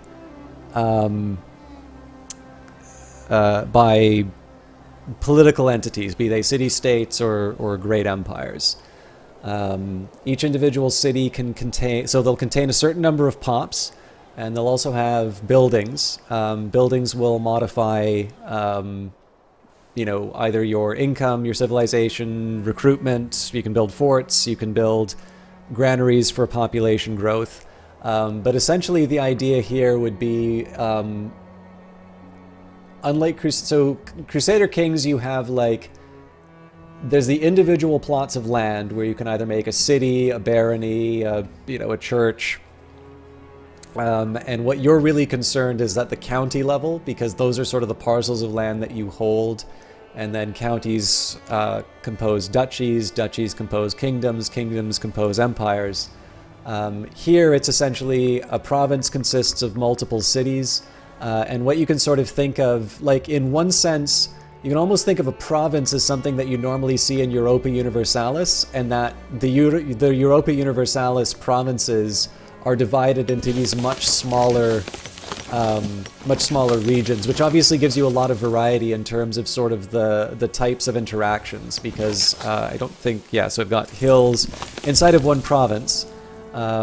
We've got hills, plains, impassable terrain, so that's maybe a little less interesting. But it sort of feels like it's quite a bit more fragmented, which, I don't know, I find kind of appealing. But the only thing that isn't quite working for me is that the only way that I'm really able to figure out how much wealth is being generated is I use the province menu to click on the individual cities and sort of see, oh, okay, they're generating 0.45, but they don't have a marketplace, so maybe I'll build one there. The other thing I neglected to mention is that provinces are governed. You have to assign a character to govern a province. Now, they will actually pick the policy, and if you want them to take a different policy, you can, but there's a penalty that you pay for forcing the governor to govern a certain way. So.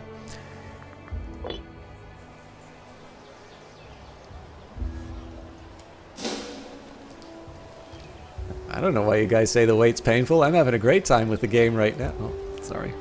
I shouldn't be too smug about that. I really do appreciate them letting me play this early. But I suppose the consolation that anybody can take from not playing a game early is obviously the longer you wait to play a Paradox game, the better a version of a game you get.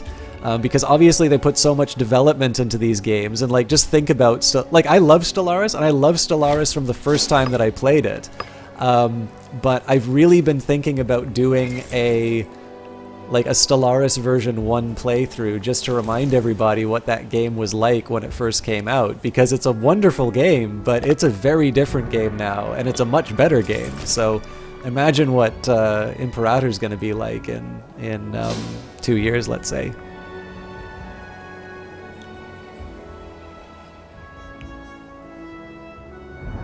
Yeah. See, the thing is, I never want to take this stuff for granted, because obviously I am a smaller streamer, so it's never it's obviously never assured that that I get that kind of attention. But I really do appreciate Paradox letting me play around with stuff like that, because especially Um, there's very clearly a... Holy smokes. It's a lot heavier than I thought it was. I also screwed up my composition because this was originally some of this guy's legions. But that's fine. I just want to make sure I don't lose people to attrition. I know there's a real taste for this on this channel, and I know people really like me giving voice. So, I mean, I know the monologues aren't for everyone, but I do know that people like the fact that I give voice to my sort of my thought process. And I personally like it when people play games this way, although again, I don't watch a lot of people and I don't see a lot of people who do it. For me as a player, I benefit from it because it forces me to stay honest. So if I say, you know, I'm going to move my troops in here and they're going to kick ass, and instead I wind up getting clobbered, I can't turn around and say, well, I knew that was going to happen. You know, I actually have to accept the fact that I wanted to do something and it didn't turn out, and I have to own that failure. I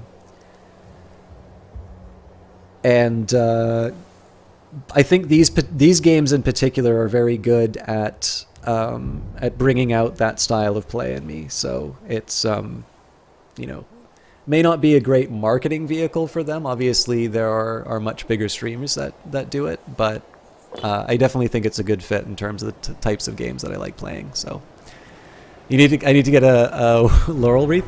Is there a ledger in the game? Are you talking about this outliner? If so, yes, and you can pick. It's just as it is. Like, I really like the map, especially because of the facing north feature. It's also the only map, or actually, I guess Stellaris does this as well. But you can do a 360-degree view as well. So I hid the outliner just because this is a uniquely beautiful Paradox game, and I also have a new monitor. It's only a couple of weeks old, and it's the first like good gaming monitor I've ever gotten. So I'm really just drinking in the the beauty. So, anyways, let me take a quick second here to catch up with.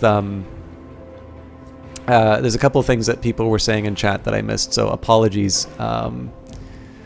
Stellaris is good at release, but a whole new game now. Agrees, Ron. Yeah, and this is true for everything, right? Like, I've played Crusader Kings for a couple of years. I really like Crusader Kings now. I mean, the one thing I'll say is it definitely has gone down a bit more of a fantasy route than I thought that it would, but even then, that's not a bad thing. It's just a different thing. Punkaluffin says, you enjoyed Stellaris, but to me it sort of felt shallow compared to Distant World Legends. I haven't played that much Distant Worlds, but I do hear that it's a very complex game. I don't know if you played it recently though, but the Megacorps expansion has definitely given a lot of fun things to work with. So, oh wait, I think the Ledger question, I hope I answered that for you, MWASAT Mwasat. Do let me know if that wasn't what you were looking for. Was thinking I just talk a bit too much. Yeah, I I am what I am. I know it's not for everybody, but it's definitely, the thing is that, when I first did Stellaris, it wasn't quite at the point where there were so many bigger streamers doing the game, and so that's where I had a couple of hundred people in the channel, and this is also true when I do Cultist Simulator on the stream. The big thing is that I can change my casting style when I have a big audience, but the thing is that audience is only ever going to be around while the game isn't out. And so I really don't like being the type of broadcaster that's going to, like, you know, for the people who kind of come back every week and who are subscribing for one thing that they like, it's kind of crappy for me to just suddenly pull the rug out from under them because, like, oh, I want to grow the channel, I want to become Ninja or something like that. So I get it. Like, you know, people usually don't let me know when they're leaving, they just leave. But it is a hobby too. Like, if I talk a lot, it's just as much a reflection of my personality as anything else. I got it's a Dell, DS, why the hell can I never remember this thing's name?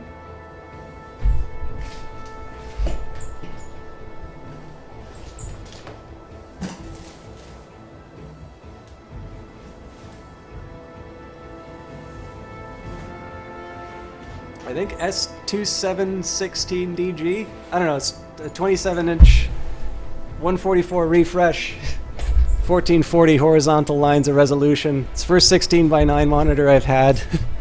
First gaming monitor I've had. I love this thing to death.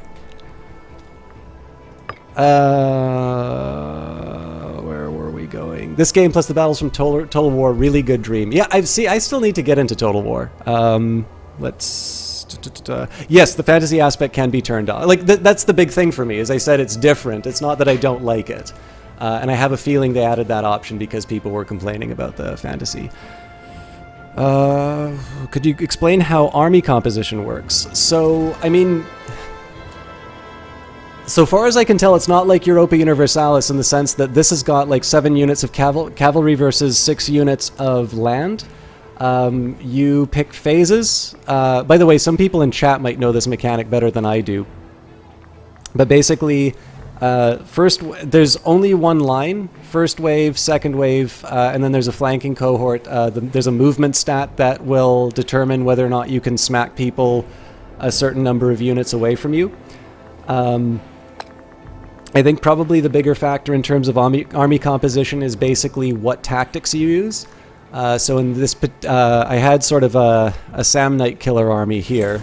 So in this case, I basically went for the heavy cavalry just because they'd be particularly good at killing archers. So I had to make the decision, well, do I want to go for the shock action, which will give even an even greater bonus to my heavy cavalry?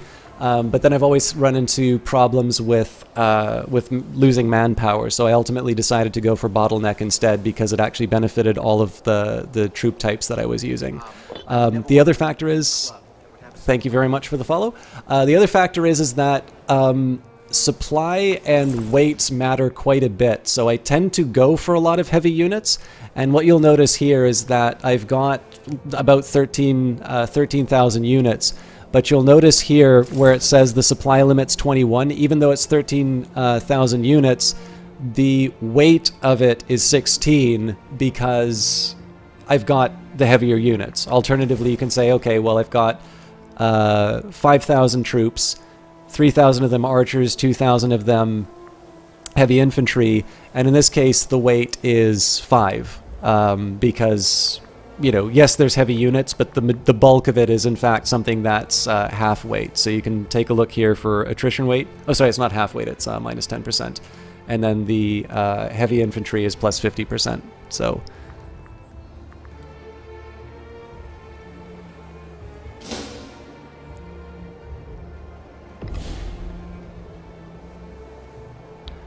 sorry, I need a minute to... I just need to think about what I want to do with these guys, because it's getting a little crowded here, and I don't want the fact that my allies are running in and out of Brundigium to end the lives of many decent Romans. I can't put them through here because it's too heavy.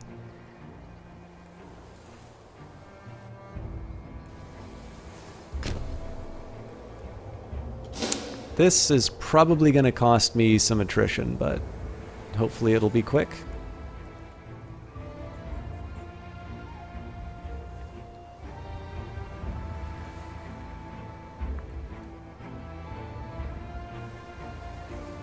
The real dilemma I have is whether I want to wait for this war to finish or whether I... whether I go for the fight right now, because it looks like these guys are going to kind of beat each other to death. Several nights ago, Publius Sempronius Sophus was discovered helping himself to a sizable quantity of gold from the National Treasury. Our former consul, no! This is clearly a crime, however, there is something to be said for sweeping affairs like this under the carpet, so...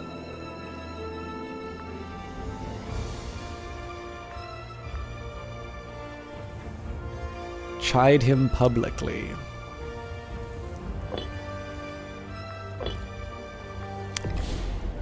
I mean, this isn't terrible, right? These are the two factions I want in line, and the military faction's getting the right kind of friends.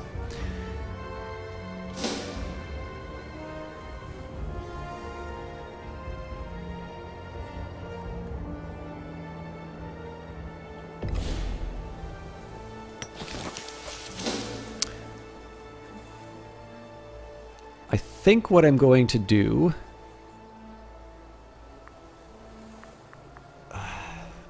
This makes me sad.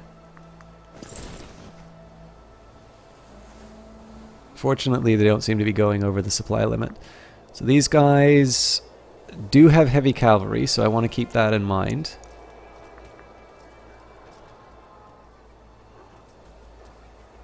What I might do is I might declare war on Picenum, and then what I do is I take these guys as like a second prize, because these guys are pretty weak on their own.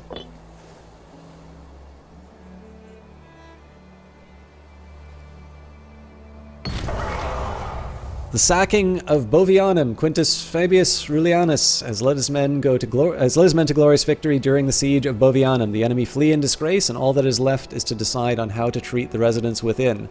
Needless to say, the spoils of war are likely to cause those back in Roma to admire Quintus greatly, but leaving such wealth in the hands of one man could cause problems in the future.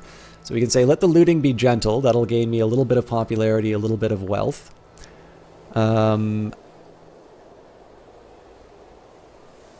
We can get even more, and in this case, another cohort becomes loyal to the consul. So this guy's definitely going to become like, if he ever winds up becoming disloyal to Rome, he's definitely going to be the one who causes us problems. And then we can say none shall hide. He gains the cruel trait.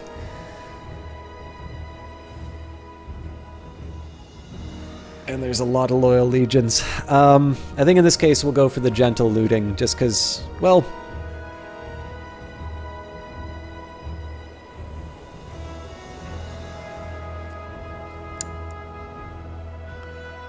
See, the thing is, loyal cohorts are cheap cohorts, so we'll let the men roam freely. Bovianum's fallen, siege lasted 400 days. I think what I'm going to do here is... This is going to be kind of corny. I'm going to take all the units that aren't loyal. We're going to move them up. We're going to get the commander to head to the next siege. Oratory advances... Advance! Consul gains... Civilization. Okay. So what I'm going to do here is I'm basically going to let him, after these guys have been doing the siege for so long, I'm going to let him run in and take all the credit. Assume control of the siege. It's good to be the king. Is the assassination mechanic useful in war? Good question. Let's pretend, shall we? So I need the province view.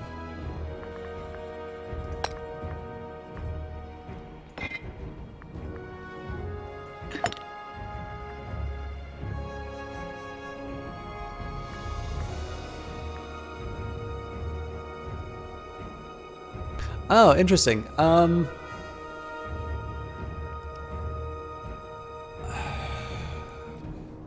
So I haven't tried it. I mean, let's keep in mind, I probably have less than 10 hours in this game. I suppose if there's something about the fact that the ruler is very effective at, so, you know, they're generating too many military points or something like that, or that ruler happens to be holding things together, it might make sense for you to try to assassinate. But as you can see here, I need to have a friend in Samnium. Now, the thing is that right now, Samnium is being run by the populace, which means it's hard for them to actually get things done. So, if anything, I probably want this guy to stay in control. However, I do know that you can try and, like, you can basically win over disloyal governors and other... you know, other people to your side. So I suspect that might be a little bit more effective. I should have paid closer attention. So let's say, for instance... Oh, is there a way? I know there's supposed to be some way that you should be able to get, like, win over generals. But now that I think of it... I was reading this on the development logs. Maybe they got rid of it.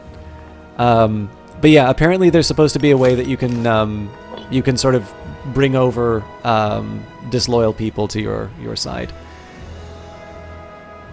Anyways, let's say... I don't know if I really need to wait for these units to come in, so let's... I think I am going to declare war. So Umbria and Ancona come along. Ancona has no cohorts. So these guys are fairly weak. They've got 8 cohorts. I'm taking a little bit of a risk here, and actually, now that I think of it, my allies are probably gonna really mess this up. But what my hope is that I'm gonna try and exhaust these weak guys first. They resolve the war here, and then I claim whatever's left over. I believe there are gladiator events, but that only comes from me taking a peek at the events folder. That's not actually from... That's not first-hand knowledge. Oh, also, I've got civics up, so... Trade not possible. I can bring in wine. Or salt.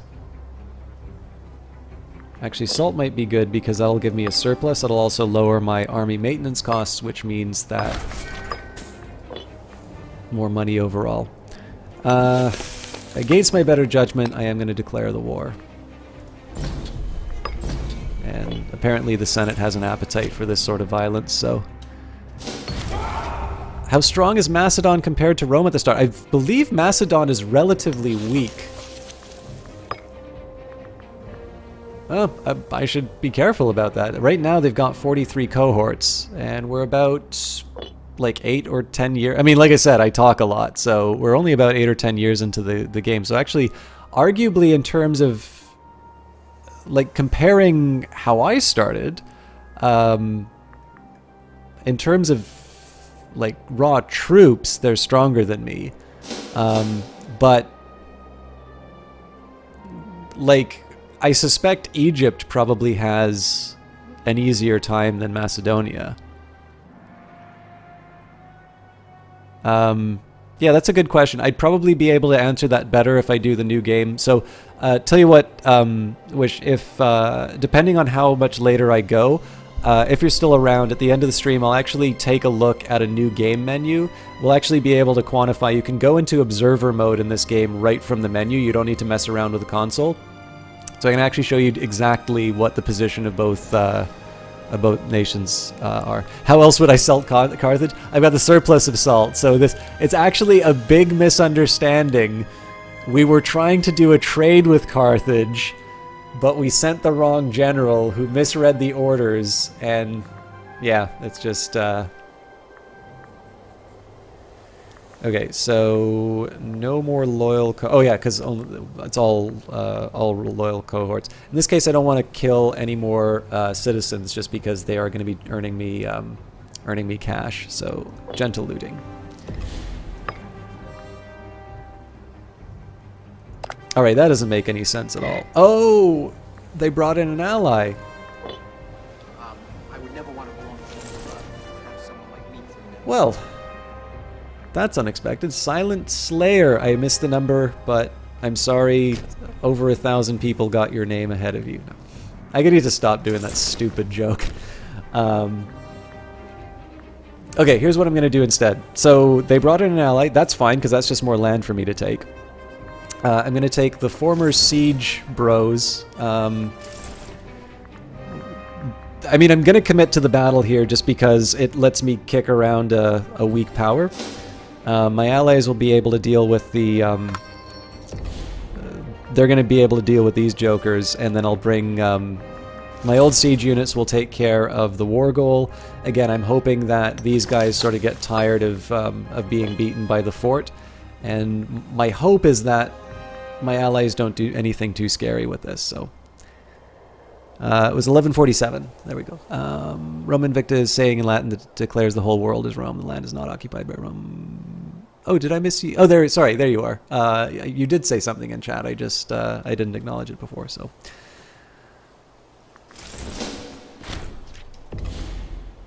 Okay, more martial advances. Yeah, I need to do a bunch of stuff now. Okay, Latin local power wants to import wine. We're not currently exporting it, and we'll get a reduction in maintenance costs, so I'm happy there. Nothing to worry about in these. I think I'm going to save the Omen for the next election, and we can afford a military tradition. So I tend to go for the rightmost one, just because I do focus a lot on heavy infantry. Trireme morale, again, I don't use my boats that much to be able to justify it. There's some interesting things a little bit lower, so like obviously siege ability helps because attrition is a killer, and obviously you generate a lot of attrition through sieges. And then again, artisanal bronze work, you know, which you can enjoy with your seasonal microbrew. Again, I just tend not to use a lot of light, but being able to do things like Omen Power or Slave Efficiency, they're cool to have. It's just that, you know, you start with heavy infantry discipline, then you move to morale of armies, then heavy infantry offense, and then you can get Roman roads. Like, this is a pretty strong start, in my opinion. So, I am not Obamacare for, at least so far as I can tell. I was told that possibly my grandmother might have some amount, but it's not, I don't know, like, it's nothing that I've heard definitively from anybody in my background. So, can you explain general stats? So are you talking about the stats like for a commander of an army? In this case here, I just believe that the only stat that matters is their martial ability. For this character, it's 6. So he's got 6 martial, 6 civic, 4 oratory, 3 religion. And I believe the only factors here in terms of combat are what types of units you're using, what type of tactics you're using. I'm actually kind of glad I clicked on this because I think, actually, we got a little bit of everything here, but I still think bottleneck's probably the way to go. I mean, we're going to clobber a group of people less than 1,000. So your tactics matter, and then you can pick the order. So I'm assuming, again, it didn't quite make sense to me why the unit that gets the maximum morale damage is the frontline unit, but I'm assuming the logic here is that you use your archers to, you know, turn your opponents into pincushions, and then the Principes come in and wipe out whatever's left over. So, and Mike Spaghetti, good to see you. I'm sorry if I missed your comment before. I'm a little distracted while doing this, so. All right. Shockingly, we wiped out the opponents. Didn't lose anybody. So here we're gonna just move out right away. We'll let the second and the fourth legions do their thing. And against my better judgment, I'm going to move them into Samnium again. I would never want to belong to Talking Head S. Is it Talking Heads Q? Hades Q? Thank you very much for the follow. Again, I'm probably going to suffer a bunch of attrition just because everybody's moving through these regions. Interesting. So it looks like they're actually going to make a move to try and take out my... Oh no, they're probably dealing with whatever invasion's coming in through here.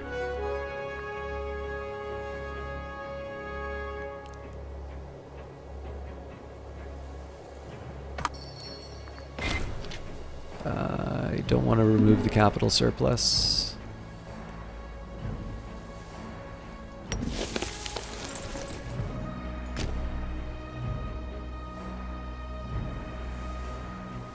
Looks like they are trying to make a move on my siege unit, so that was the potential cost.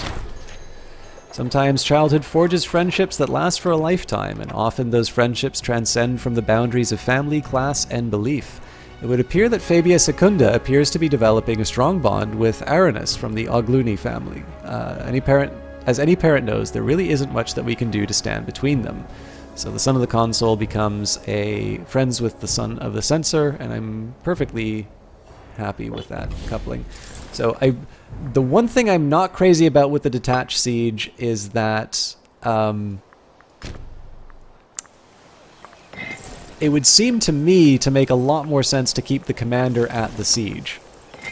And I kind of want to do that just so that he can get some of the glory out of it. So instead I'm just going to create a new unit. We'll get the heavy cavalry out of the way. Oh, there's a loyal heavy cavalry, damn it. Oh, Jesus Christ, there's a lot of... Okay, well, I guess we suffer more attrition then. I am a little curious if I can take this land from the other invading forces. Again, the ideal here is I create a situation where these guys are able to defend themselves against this other enemy. I don't want them to be able to sort of enforce their claims and take over the region. Oh, thank you. You wish I had this name first. I mean, the thing for me is that Paradox has been really good in terms of giving me keys for stuff. And again, it's something I never want to take for granted, but it's really cool that they do that and that I'm able to show this kind of content. I've never heard from them, you know, you need to move this many units, you know, for us to keep giving these keys. I'm assuming that my position is, like all the other streamers, to get this thing moving up through the charts. But, I mean, the reason why I do these games is I really like them. And I think these games work better if you have a nice, robust community in terms of making, you know, making the game more fun. Like, obviously, if more people play these things, communities are nice to have, and the more people who are active inside of games, either the developers are getting better feedback, or alternatively, you're getting people who are working with the modding tools, because from what I understand, there's a whole suite of modding tools that have been created for this game and will be made available to players. At the very least, the developer diaries are giving some really nice indications about how you can alter this game. So if you guys want to make units, even if you don't know scripting that much, I'm pretty sure you could take a look at the code of this game and get a rough idea about what does what. And I think that's the most exciting thing, because the more popular Paradox games get, we already know how relatively easy they are to mod. And so I think the idea is that people who maybe wouldn't normally consider adding new content, I mean, there's obviously a lot of chat going on here about doing things in the Bronze Age, or, you know, talking about other periods of history that they might be interested in. Like, one idea I had for myself in terms of mods is lean in a little bit more to some of the Crusader Kings sort of supernatural sides of things. And maybe you do have these moments where you get the favor of a god and it leads to a particular general, and you could do, so, you know, in this case, if you want to do a Trojan War type mod, one of the mechanics is you use religion to actually gain the favor of gods who will appear on the battlefield, and ultimately the Siege of Troy is the culmination of all of these things coming together. And it's essentially everybody putting every last religious point into this war, which has this all-star cast of super generals fighting over this one bit of territory. Now that's easier said than done. Obviously, somebody who's a little bit more, you know, sensitive to game mechanics and balance would probably be able to decide if that was something that was worth their time. But I always sort of see popularity of a particular game to be, that's always sort of that leading. I guess the biggest thing is that, like most things in the world, the more people you attract into a particular environment, you know, making mods for a game or what have you, I just think it's more likely to, you basically get more ideas. Like, the ideas for a particular game or a particular concept are not isolated to one particular group. And I don't know, personally, I've always been really excited by the fact that these games seem to be getting increasingly popular, and to me that means that that's going to result in some more content for me to play. And I say this as somebody who really does not play a lot of Paradox mods. This is such a tough call, because the thing is if these guys get caught by these folks, then I kneecap their army at a time when I want them to be clobbering Who are these? Sinonia. So like the thing is, I want Umbria to be weak enough that I can take over their territory. I want them to be strong enough that they can take on Sinonia. So loyal units can't be moved. Loyal units can be moved, but they can't be removed from their general. But the trade-off for that is that the general pays for some of the cost of the loyal units. This game looks so much fun, and that's so bad for your productivity. I will admit, Jake, so there was an embargo for this, so when I first opened it up, it was just going to be, I want to see if this thing works. I definitely spent a couple of hours, like, waiting to see if it's like, oh, you know, I'll see what this button does. And maybe what this button does. Oh, and I gotta see what this button does. Like, it's what we know and love about Paradox. You know, they don't make games that you just play for an hour. Yes, I don't have light infantry, but I'm always happy to get money, so. Yeah, not exactly fully paid for, but they do cover a portion of the cost. And of course, the drawback is that if they become disloyal, then you know, much like Sulla or Caesar, or I mean Pompey to a certain extent, but Pompey was at least, you know, sort of the man in charge. Definitely. It's setting the game up for those situations where you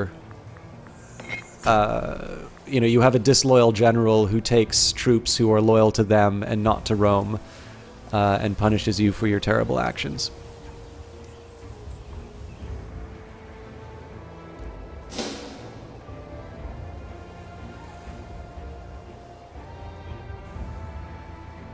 I'll admit, like, it's a little frustrating in terms of me trying to like make my sieges work, but I think it's a really interesting way of doing it, and I like the fact that it's not it's not an aggressive choice of constant misery. It seems to be something that, you know,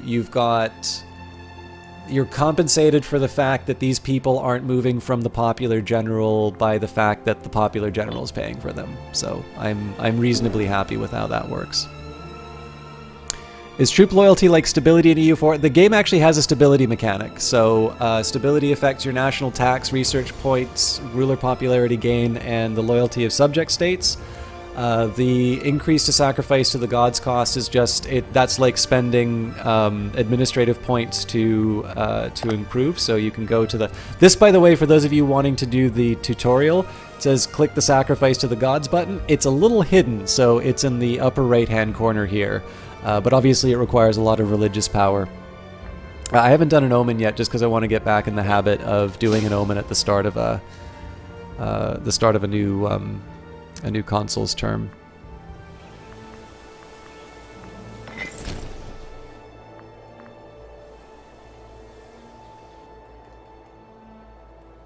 But yeah, so the stability is in my view, is a different mechanic, but your mileage may vary. I suppose the way that these things get related to stability is that there are things that affect generals' loyalty, and so the City Council of Tibur has taken it upon themselves to free a sizable quantity of privately owned slaves. We could intervene if we think it best. Letting slaves get too comfortable could have repercussions. So, the Roman slaves in Tibur become freemen, or how would our governor manage without slaves? I don't like the corruption, but yeah, we're going to keep them. Quintus Fabius Rullianus has led his men to glorious victory during the siege of Aeternum. The enemy flee in disgrace, and all that is left is to decide how to treat the residents within. Needless to say, the spoils of war are likely to cause those back in Roma to admire Quintus greatly, but leaving such wealth in the hands of one man could cause problems in the future. Similar story here. I think we're just going to do gentle looting because this guy's already getting pretty comfortable. And here is the drawback. My allies are now going to go crashing into these guys, and they won't be able to defend. Oh, no, they're not. Lovely. So again, if I can avoid smacking these guys around too much, that would be best. I'm going to wait till they clear out of the territory and then we'll move in.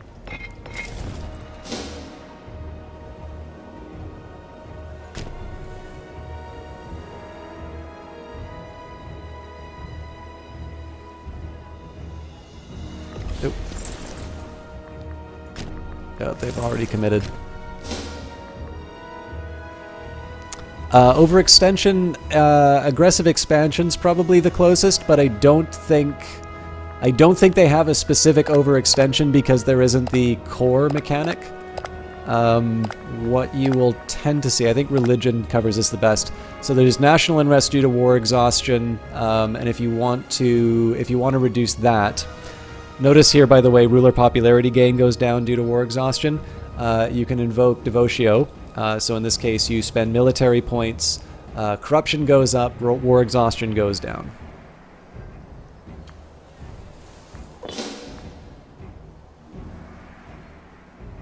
Rome appears to be overpowered and everybody else a bit underpowered. I mean, part of that is historical. Okay, that's good news that I got credit for that.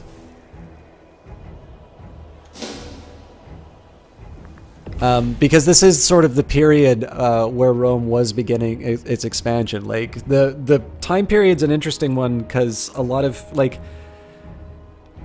First of all, a lot of our media for Rome covers this period. It's just... I think this takes place just after the Second Samnite War. I might be wrong on that, but I think the conquests kind of turned out roughly the way that I did them here, like Etruria first, then Samnium. But yeah, I mean, the way that it tends to work out here is that I think the fact that Rome seems particularly well positioned to be able to build a reasonably big army and take its neighbors, and I think the neighbors will be able to survive if they are able to get some meaningful defensive leagues in place. But it's probably a little bit less like Hearts of Iron in the sense that you can't boil the frog in the same way. Like, Hearts of Iron models the resistance of the democratic countries to participate in another world war by forcing world tension to get to a certain level, whereas in the case of the ancient world, it's a lot more... Like, the biggest thing is that clearly in Europa Universalis, aggressive expansion will just demolish you if you don't pay attention to that. Here, it definitely kneecaps me diplomatically, but my answer to the diplomatic cost has been, okay, we'll just take the land by force. Alright, anyways.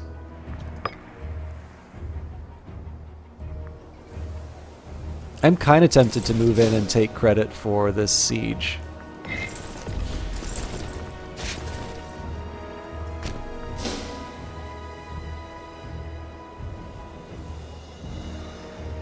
Oh. You know what? Let's leave them be.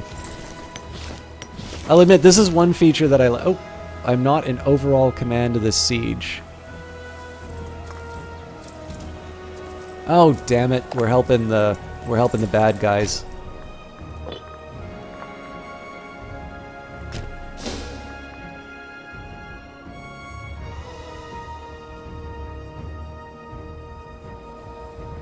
Okay, that's exactly what I want to have happen.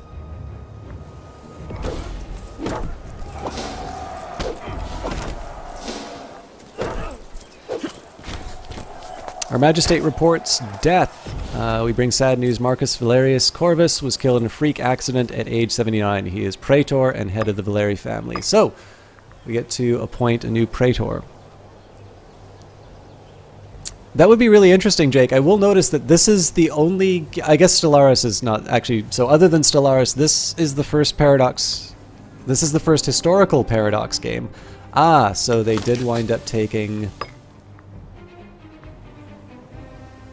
Oh no! Umbria kicked their ass! Well, this is great. I'll just get more territory than I thought. I did not expect that outcome. So this is the first historical game that I've played that actually has only one start date.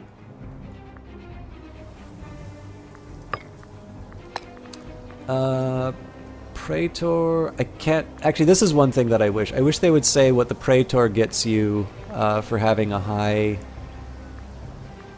oratory.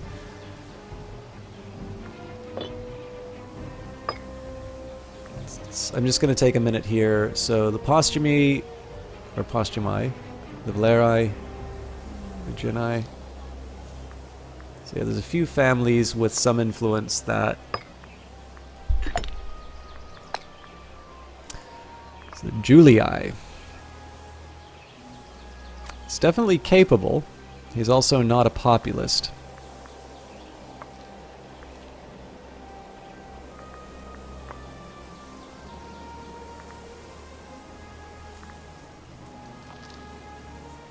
So yeah, the thing is, the Julii family I don't think is actually that influential right now. Oh yeah, they're negative. But he's really good at that job.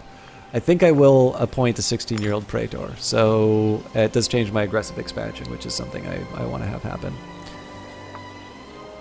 Of course, it also doesn't hurt to have a member of the civic faction in an influential low. Well, notice, by the way, that the religious faction is no longer sort of on the top of the list. Quintus Marcia Philippus took over. Actually, I've apparently really created a monster with the militant faction. Okay. So this is ostensibly the war goal, but clearly I'm doing this so that I can also smack around Umbria a bit. So 5,000 troops to lay siege to Asculum.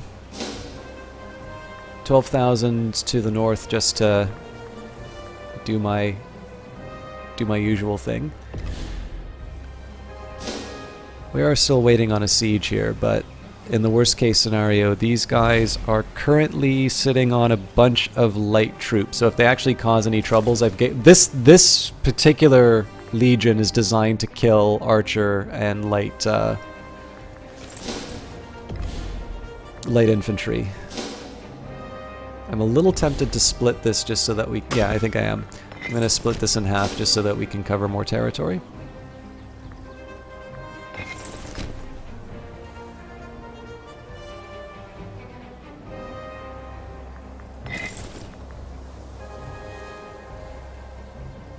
Looks like they are going to make a move to defend themselves, so I'm going to have to reunite the armies before too long. Nope, they're going to try and recover their territory. Do you think they'll do another alternate history DLC? For Imperator, probably not. I don't think that would be the plan. In the case of Hearts of Iron, I think what happened with that game, and again, I'm just going from what I heard on the PDXCon videos. I don't have any inside track in terms of how they think about the games. I think they were surprised by the fact that people were not playing Hearts of Iron as a historical game, that the majority were sort of didn't enforce the historical decisions, and that Kaiserreich, like, they have all the telemetry for how you play the game, right? So that a very large proportion of games that were being started were Kaiserreich games. And so I think that caused them to rethink sort of the core of what they were doing, and ultimately led them to do a lot more decision trees that had alternate history options. And so I suppose the question now is, the developer diaries have been pretty clear on what Johan Anderson had in mind when they started making I have no idea why this counts as a weaker army. What he had in mind when it came to when it sort of came into like the pillars of a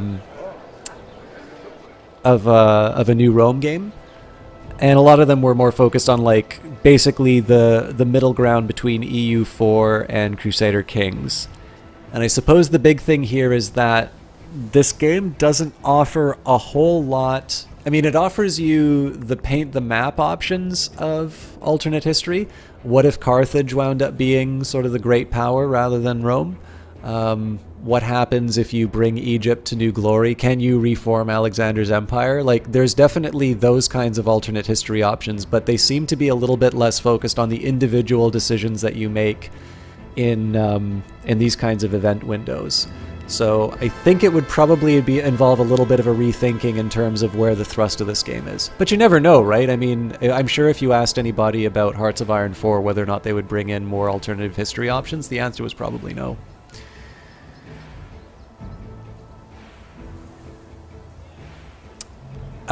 Probably true, Lord Real Commander. One of the main reasons why I'm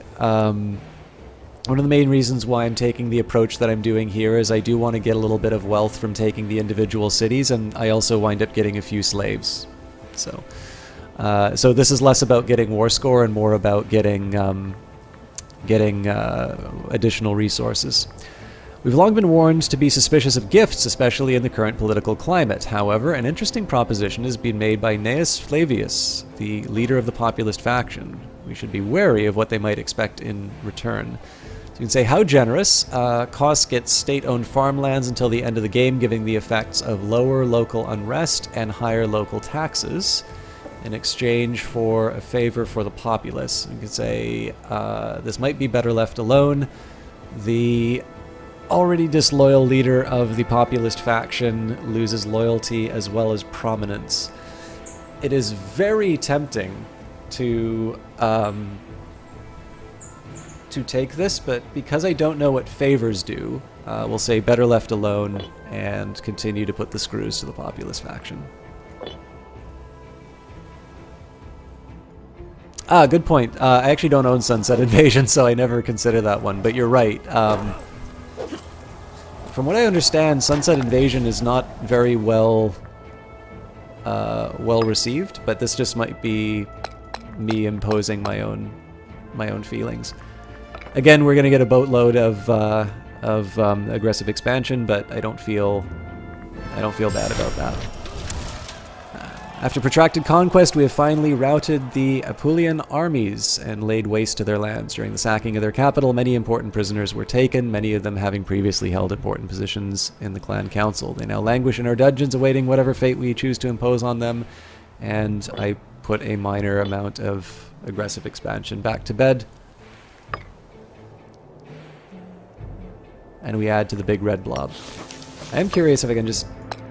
Okay, we are able to go after Lucania right away. Don't have a claim on them.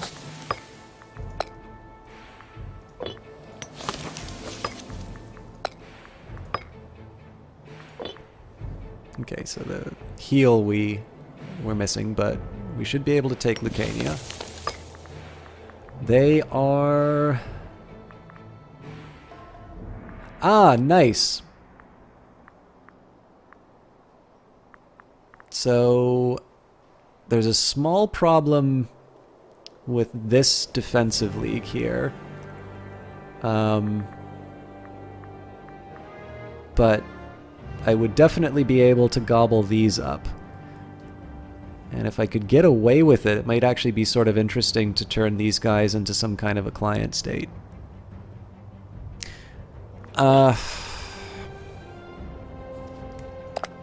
So, Wish, the challenge that I have is I haven't actually seen the drawback for taking lots of land. Looks like I'm actually about to discover it. So citizens produce 54.25 research points each month. With an output of 651 each year and a population of 1,007, we get an efficiency of 64.6% for our research. Maximum efficiency cannot be higher than 300%.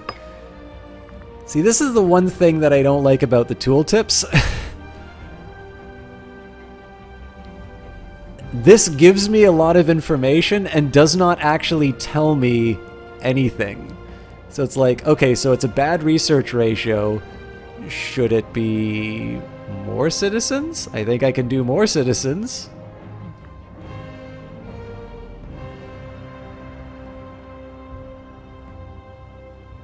Research comes primarily from citizens. The happier they are, the more research they will provide.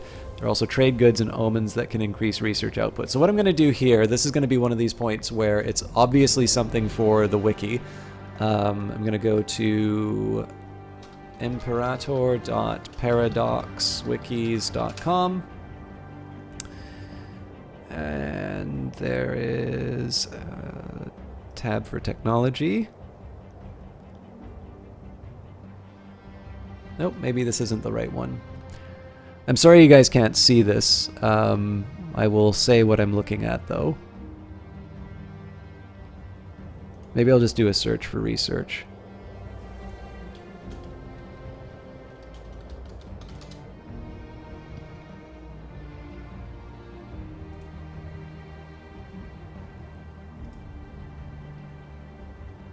Okay, then let's do a search for citizen. I think basically what I need to do is I need to make a bunch of citizens, but it would be nice if I could get some ideas in terms of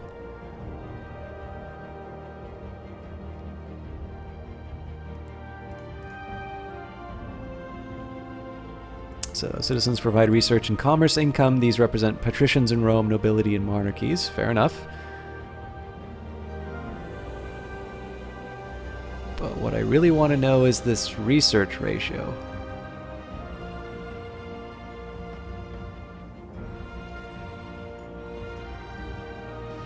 Technology, there are 4 different technology fields you advance through where each level gives you a higher bonus in that category. The research of technology is automatic and depends primarily on your citizens.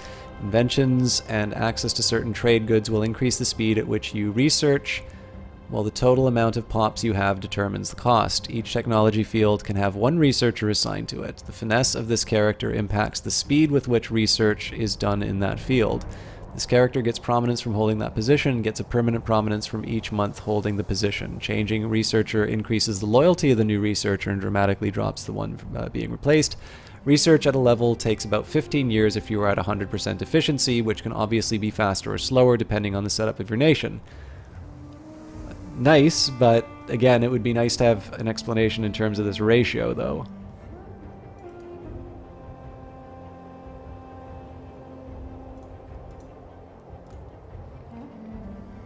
Oh, thank you, Wish. I know this is a little... Again, you guys get to see me like move my mouse around looking at the windows, but I know I can't display the windows. Well, I guess I could like try and turn on the monitor, but mechanics. Okay, let's see if there's something we can find inside the game that'll give us another indication on this. Let's do the macro builder. Assimilate. Nope. Promote.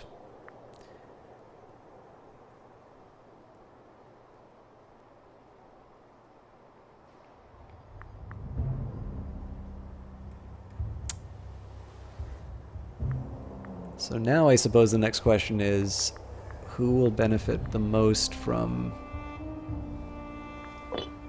Let's try and find a city which has got a really high ratio of slaves. I don't suppose there's like a population marker inside here. Could you give us base rundown on actual techs after? Sure. This just gives me numbers. It doesn't actually... Well, actually, this has a lot of freemen. So actually, I think this will be a decent... This will be a decent experiment, especially because the freemen seem to be unhappy, but so do the citizens. Maybe I don't want to do that. Screw it. That's because they're all Etruscans.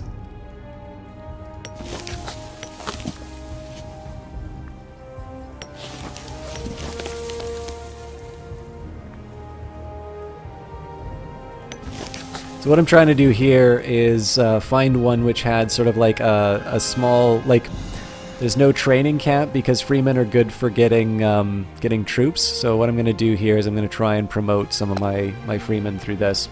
So what I'm doing right now is I'm playing around with this ratio. So citizens produce 54.25 research points each month.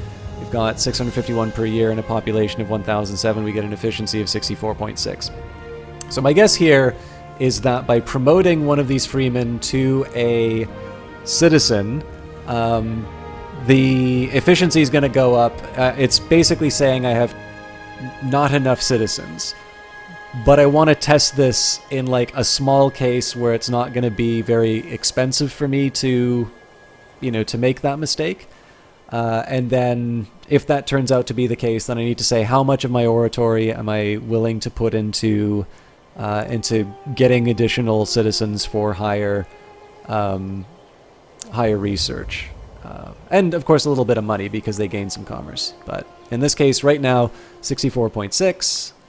We'll promote this pop. Apparently, corruption goes up as well.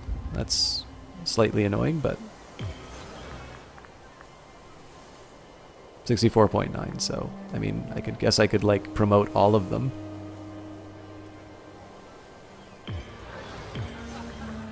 All right. Well, that got rid of the menu. Let's just take a quick look at the technology screen and see how it's going.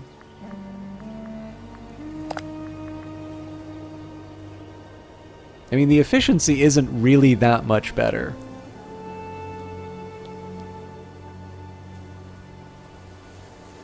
But at least it's not warning me, so I'll live with that. How you doing, Wund4? Okay, so technology. It will. So the way it works is like this. You basically get a list of inventions. This gets refilled as you. So you pick some of these, it gets refilled, and what I'll do is I'll actually pick something. So let's take a look at what our options are right now. I know that whatever I get, I'm gonna have to pay normally 100, but because I've got a whole bunch of corruption on this ruler now, I should actually take a quick look. So we're at 5.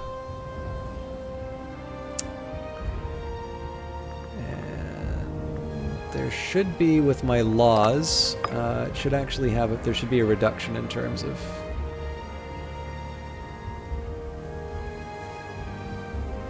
I might be tempted to enact some of these laws. We'll think about that a little bit later, though, because right now you were asking about technology, represented by Vulcan. So, you'll spend 100 civic points. I know there's other uses for civics, but this seems to be a real headline feature. Combat reminds you a lot more of Victoria than EU4 or CK2, which is a good thing. Yeah, Victoria is the game I'm the least familiar with, but I don't think that's an unfair comparison because unfamiliarity does not mean total ignorance of the game, and I think that's a very reasonable insight, Jake. So, you spend civic points to get technology. And you kind of get an indication in terms of what these things are going to give you, right? If you see the Centurion's helmet, you're going to see, you're probably going to get something that's a little bit more oriented towards the military. If you see the religious symbol, it's probably going to be something that's more related to religion. But that is just that's a hand wave, because Oath of Brotherhood, army morale recovery goes up. What that specifically is telling you is what type of advance it is. So the most important thing that you want to focus on is what are you going to get for your civic points. I've got 100, so what do I want? Well, I can improve my supply limit so I can have more troops in a given region. This is particularly helpful for me because I always wind up losing manpower to to supply problems. Siege ability plus 5%, so my sieges will go longer. That'll also help me with manpower. Heavy infantry discipline, also another really good one because I've got a lot of heavy infantry. Logistics Bureau will give me yet another capital import route. I normally would want to go for that, but I have had a little bit of difficulty importing things. Pythagorean mathematics, so in this case we'll get additional 10% for research points. This is kind of a nice, I mean, generally when these sorts of things pop up in games, I tend to get them right away because it lets you get the advantage of that for as long as possible. Advanced wall construction, in this case a plus 5% bonus to civic tech investment. Vitalis, reduction to aggressive expansion. Official orators, people are very persuasive, and so your tyranny effects go down a little bit faster. Equal integration, again, further reduction to aggressive expansion, although clearly the 5% will probably be a little bit more than my negative 0.2, just because right now it's so high. Oath of Brotherhood, we already covered, has army morale, and then another technology speed increase. So, okay, you just said a bunch of mechanics, but what is this? Realistically, what is this going to get me? Well, you spend the civics, you get the technology that'll give you whatever bonus you think is worthwhile. And then you have characters that are doing research. So based on the skill of the researcher, there's going to be certain modifiers for speed. And then obviously you have, you also can actually invest in inventions that will improve that speed as well. And basically, as you go over, you cross into a new level, and essentially you get new draws from the deck.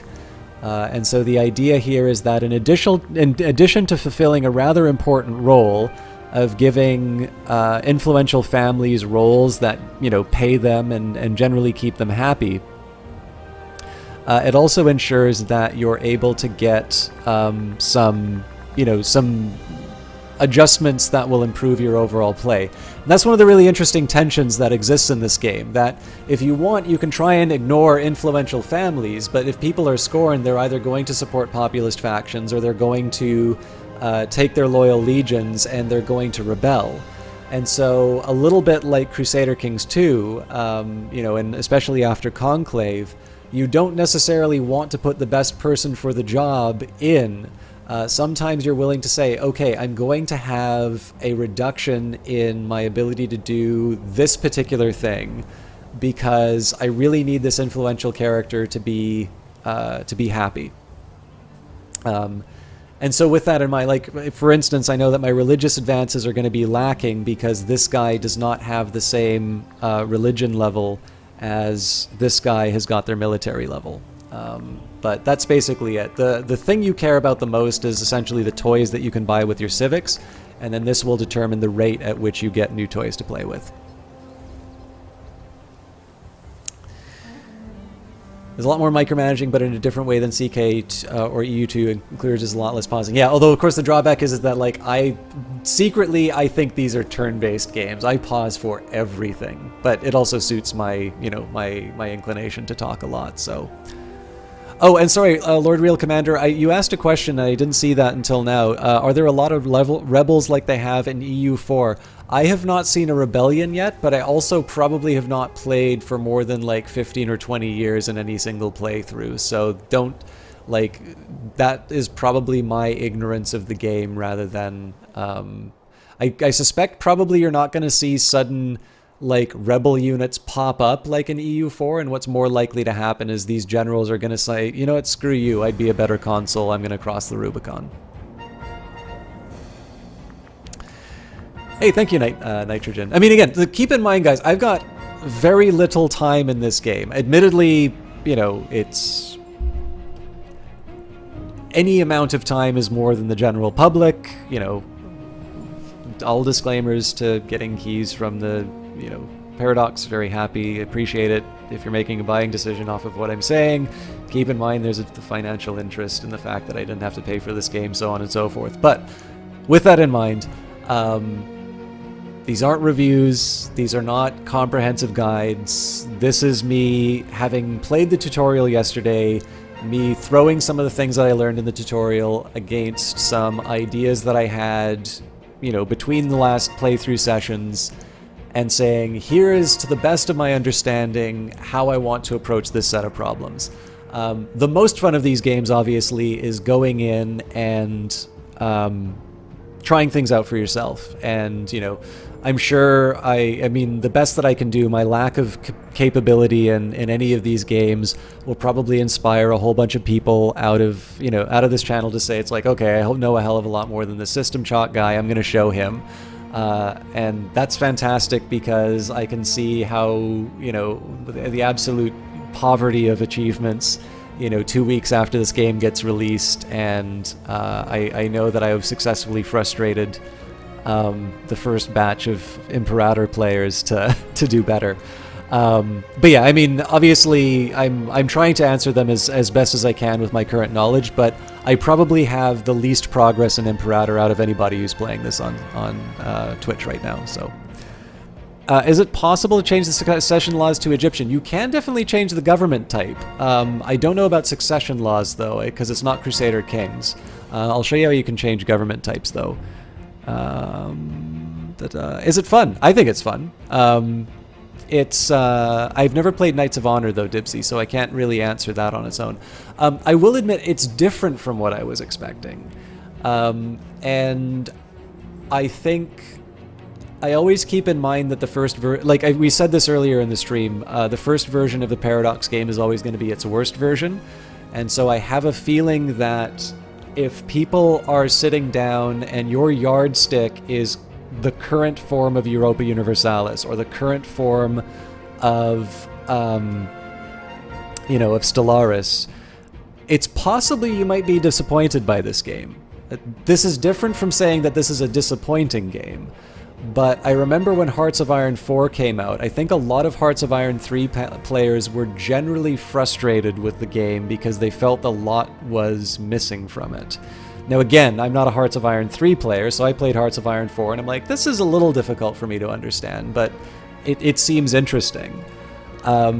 So the one big question mark for me is how fans of the original EU Rome game are going to feel about this, because I don't even have a copy of it on my computer.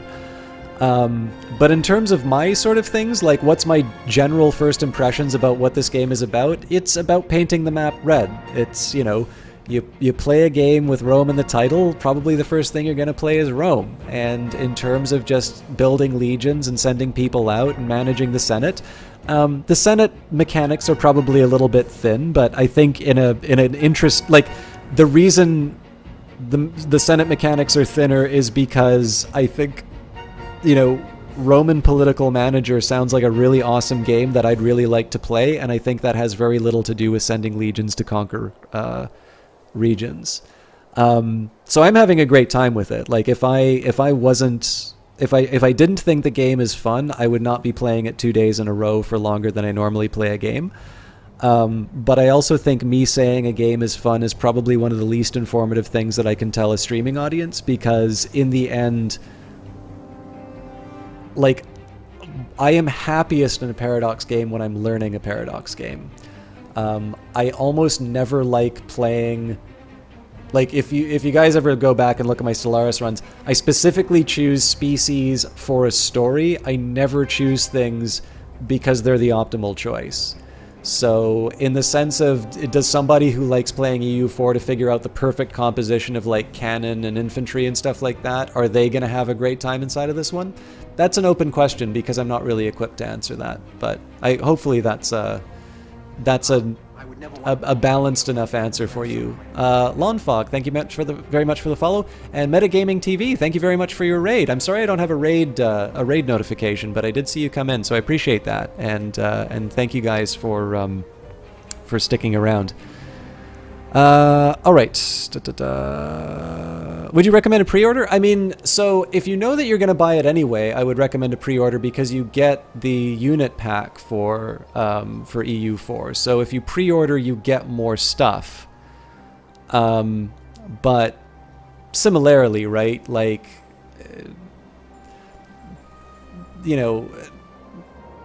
price is what you pay, value is what you get. I know there are people who'd say, I never want to spend $40 for a Paradox game.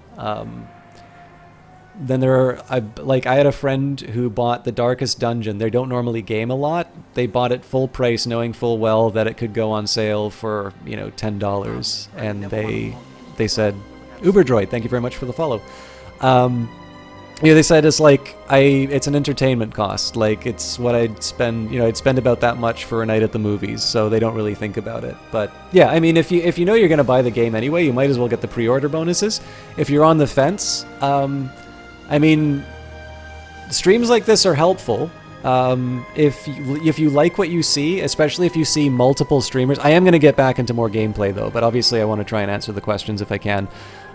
If you are on the fence and you're not sure, we definitely have an advantage nowadays because in addition to being able to see Twitch streams, keeping in mind, of course, that the people have been given keys from developers and some streamers are paid to stream games, so, caveat emptor.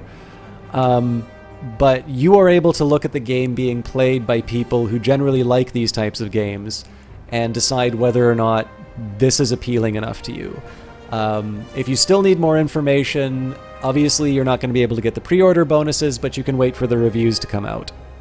And then I'm assuming if you pre-order a game on Steam, you can probably still return it within 2 hours if you decide that, it's not good for you. But keep in mind, like, Paradox games are really hard to make that judgment on because 2 hours of gameplay in a Paradox game is really not that much.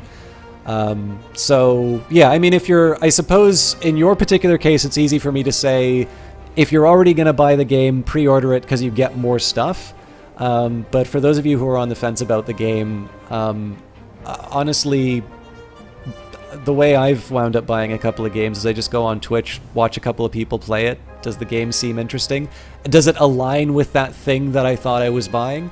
If yes, I usually pick it up. If no, I try and get more information. So I'm sorry if that sounds a little wishy-washy, but I'm a really terrible salesman. So let me just catch up a couple other people. Mega Tired for playing this from midnight. Oh my god, so you figured you send me viewers lurkers your way. I appreciate that, Metagame. I'm probably going to be finishing myself, but it's always nice to see a purple check mark in here and to get the love from another channel. So especially because I don't believe I've seen you before, so I absolutely appreciate that, that you take a shot on a very talkative stranger. So thank you very much for that. Also, Mickey Balsa says, you never played a Paradox game before, but you're thinking of jumping in with Imperator. Definitely. So one caution I will give you, having played the tutorial for Imperator, you are very likely going to want, depending on how you learn about games, you're probably going to want to either consult the wiki for the game, which is run by Paradox, or you're going to want to watch some streamers who know what they're doing to get some purchase on the basics of the game. Because I definitely found that, like, if you look at the stream that I had yesterday when I went through the tutorial, there were definitely some mechanics that I was pretty unclear on before. And Paradox has this uneven relationship with tutorials. The tutorial's not bad, I just feel it's a little bit more like Crusader Kings in the sense that the things that I sort of wish I knew are not necessarily inside of the tutorial. But it's nice that they included it, and I'm happy that they included it. You'll be able to move units around, you'll be able to conquer territories, but I think there's going to be some other features of the game that you might have to find from external sources, including the wiki for. But my feeling has always been that these games are really rewarding to go through, and honestly, I've always had the best time getting into a new Paradox game when it has a subject that I'm really interested in. And I mean, obviously, we've been quoting Livy and Ovid, and I certainly have a great love for all things classical. So I know I'm very excited for this game. I'm very happy that I'm able to play it. And I think if your love is for Rome, the one nice thing about modern Paradox games is that they've been taking a lot of lessons in terms of user interface, and so the complexity of the games hasn't been reduced, but they are definitely limiting the amount of information that they're presenting to the player to just the essentials. So I hope you find this a really rewarding experience, because I've been doing Paradox games for a couple of years now, and I've really been having a great time with it. What else do we have here? Sorry. I know I'm going off the map. I just wanted to catch up with chat, because wait for a year plus for the game to go on a discount. You might as well pre-order IMO. Yeah, Ufanates. I mean, like, this is the thing. Like, it's not costless to wait for the discount, right? Like, you're not enjoying the game. Like, the reason we make money is so that we can get things that we want. And if you want to play Imperator, I'm not entirely sure if you're saving anything by not spending the money on the thing that you want. But on the other hand, like, if $40 is a lot of money to you, and like you're deciding, ooh, maybe I'll eat this week or I'll buy Imperator, probably you shouldn't be buying a video game if you're at that point. So everybody's circumstances are different, and that's why I'm sometimes a little cagey in giving answers to that. If you like that game, this one will be a nice treat for your micromanagers. And yeah, I mean, this one exists in the realm between EU4 and CK2. There are individual character mechanics, so I can make friends, bribe, give free hands, banish, imprison, and the Senate needs to approve. So in these cases, this is very similar to Crusader Kings, but you're definitely not playing a dynasty. Like, your unit of interest is Rome itself and the stability of the nation and its growth. So I'd say in terms of character interactions, it's probably Crusader Kings 2 light. When you start with a Paradox Granted strategy, it helps when you start from release. In 5 years, you'll have a completely different game. Yeah, I mean, I'm not entirely sure. I'm sure, like, I got into Crusader Kings 2 like 2 or 3 years ago, so I had the benefit of a few years of development. I didn't find it any lesser of a game for that. If anything, it was more of a game. But obviously being able to be able to see those incremental changes as they're implemented, it definitely slices up the learning process into manageable chunks. So that is definitely something. But of course, you're also committing to buying a bunch of DLC at that point. So I suppose if people are cost conscious, that's maybe a consideration. But everybody's circumstances are different. So what is the pre-order stuff, though? It's only unit cosmetics. So you won't be really looking much at those details. Yeah, so Metagaming TV, I know the pre-order is... I know you get like a unit pack cosmetic unit pack for Europa Universalis 4. I can't remember what the other pre-order bonuses are, but I'm sure somebody in chat will be able to answer that. Oh my god, Wish, that's so nice of you to say. Thank you. Nitrogen says you like when this streamer explains a lot of the mechanics about the game. Thank you, sir. No problem, Nitrogen. I mean, for my lack of gameplay, the very least that I can do is make sure that I try and explain my understanding of the game. It doesn't mean that it's the only answer.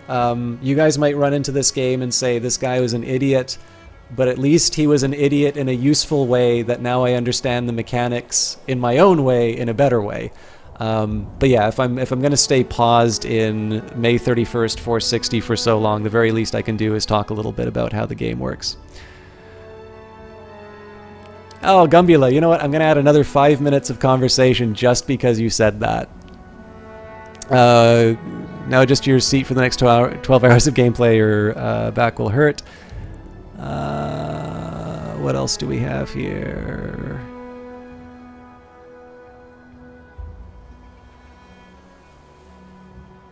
Thank you, Metagaming TV. I appreciate that. Yeah, Murky Wharf. I mean, the nice thing is every time people complain about the way that I'm streaming the game, I extend the time that I stay on pause. So the game will actually be released by the time that we cross over into June now. So how is your day? No. Can I please hit Macedon? I only have 12 triremes at the moment, so it's a little far, but...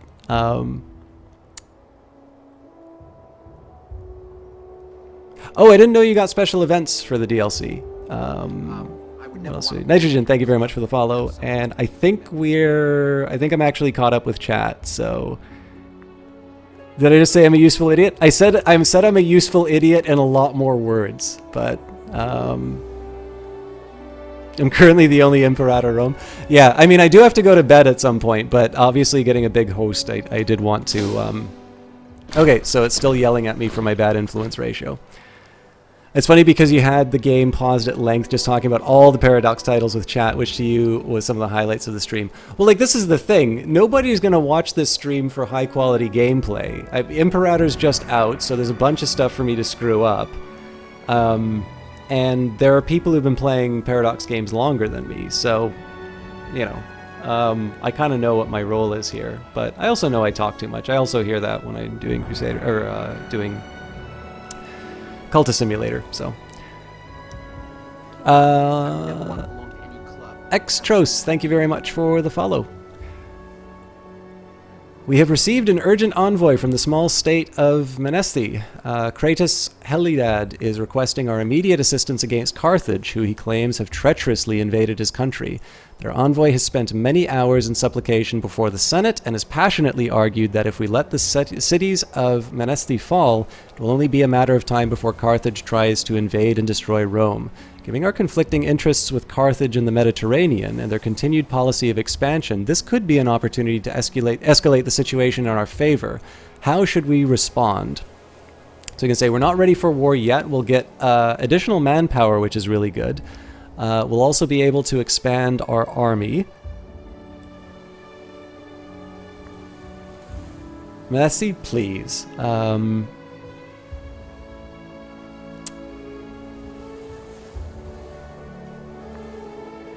Oh, interesting.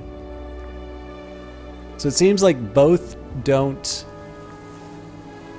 actually pull us into war, but this will definitely...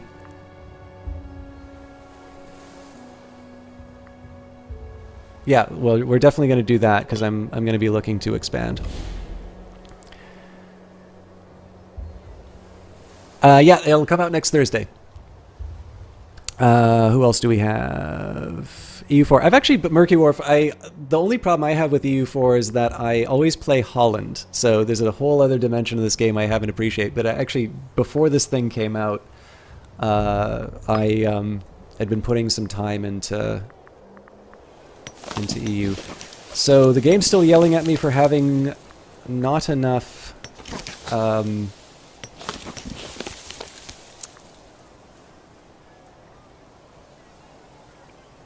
not enough,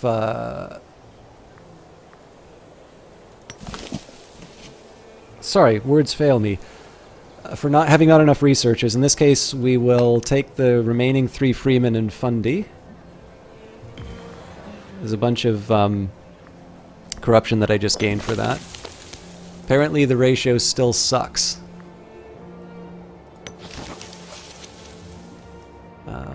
Similar story here, we don't have any training camps, so this is not a bad place to boost them. Again, I probably got a boatload of corruption out of that, but at the very least it stops the game from yelling at me for not having enough research points.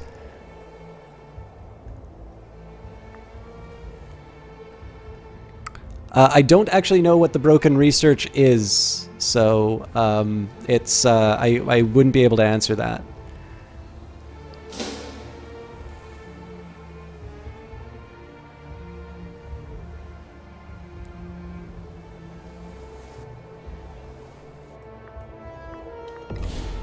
Also, I've got this Legion just kicking around doing nothing. Okay, I'm going to take a quick minute here. I know I'm being on pause a lot, but also, this in particular is me trying to get some more information. So what's going on with Carthage? They've got 67 cohorts, which is a problem because I don't have anything even remotely close to that. They also don't have a lot of money, though, and it's probably not going to tell me... Oh, actually... Oh, no, I have... Okay. That's a little odd that it's telling me what my treasury is. Oh, no, that's their treasury. So their income is more than mine.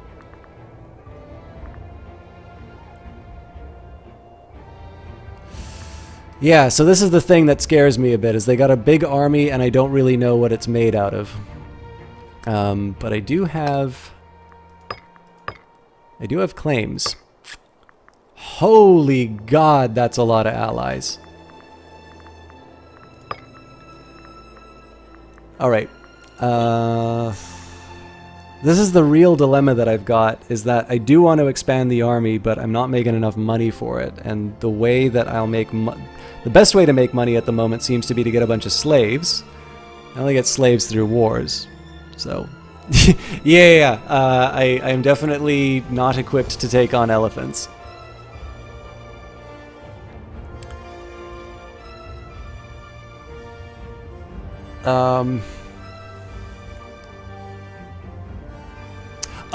This is a fresh save. So the tutorial was from the tutorial yesterday. I was going to continue, but it didn't. I wound up doing an observer mode, and it was overridden. So okay, I'm going to ignore Carthage for now because I need to get my fiscal house in order. We're going to wait for the omen for the next Senate. So in this case, I'm just going to deal with the current war that I have.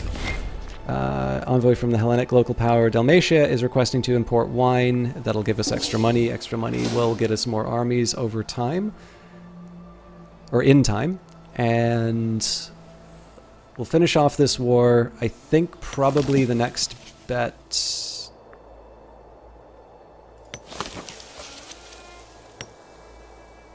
So I'm particularly lucky that Lucania is dealing with a rebellion right now. I do not want to lose my infantry discipline.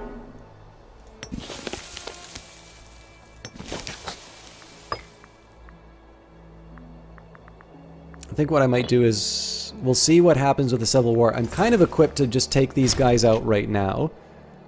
More religious advances. But what I think I'm going to do is we'll see what happens in Lucania, and then we'll take out whoever wins.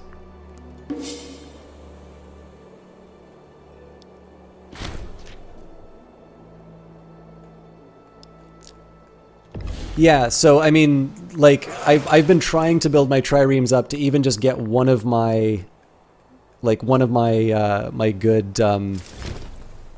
good legions in the region, so it's definitely it's a pretty dicey proposition. Quintus Marcia Philippus was elected to office and will now rule our glorious nation. The military faction is control for additional morale to armies and navies. And let's go to government. Oh, I don't need to assign anybody. But we are going to finally call down an omen, so...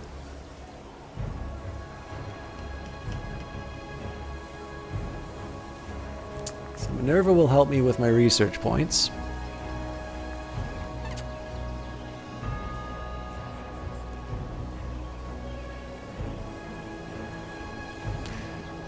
So at the moment I'm debating, I kind of think at the moment, so I don't really need more disciplines for my legions. We're already pretty well equipped to take the rest of Italy with our existing forces. So I feel if I'm going to spend Soft Drink Master, thank you very much for the follow. So I kind of feel like we're wasting the religious points if I put more discipline on my troops. Apollo for manpower, not terrible, but I think right now we're going to be able to avoid enough manpower loss that we've got that covered. If I'm going to be going for an income bonus, notice that Pluto and Mercury both give me the same 23% modifier, so if you're going to go for a percent-based modifier, you're going to want the bigger number, and at the moment taxes are pretty much twice my my commerce income. So in this particular case here, Pluto dominates Mercury. Don't really have unrest problems yet. That might change. So the question at this point now is long-term growth in the form of technology from Blessing of Minerva or population growth from Ceres, or Pluto in the form of more money.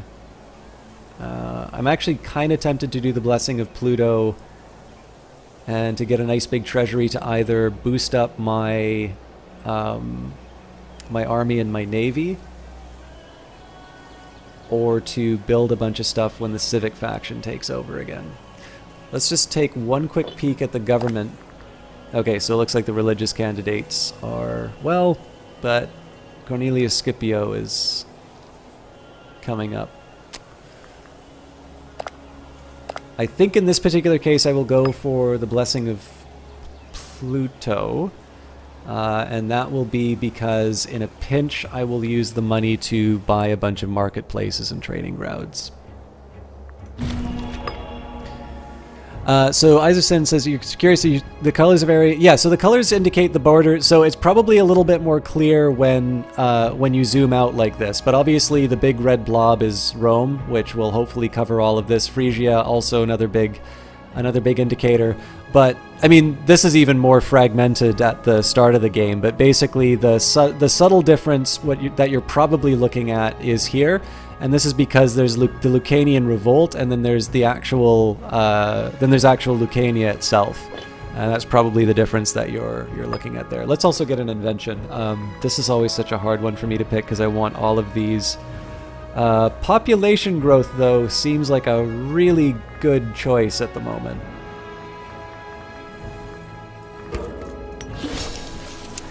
Handing out portions of free grain to those who require it keeps the wheels of our civilization turning. So grain rations has gone through.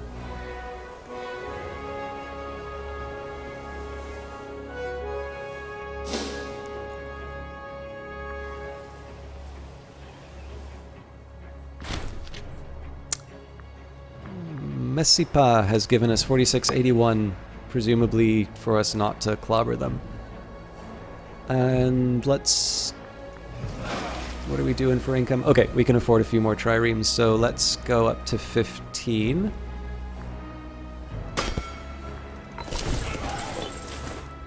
And let's bring in... I gotta think about how I'm gonna handle... So there's really no good answer to a war elephant.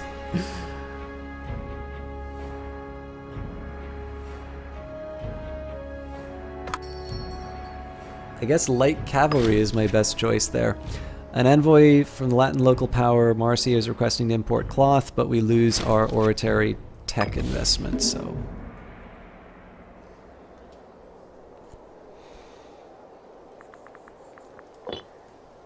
We've gotten back to the Twitch plays mode again. That always frustrates me.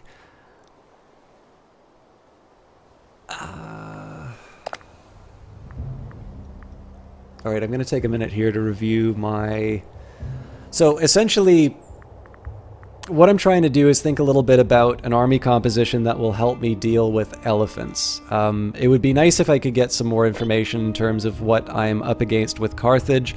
Probably the best that I can hope for is to... Actually, let's just see what the rest of Corsica looks like. Oh, this is all untouched. So it's actually going to be a little tricky for me to try and take this region. Okay.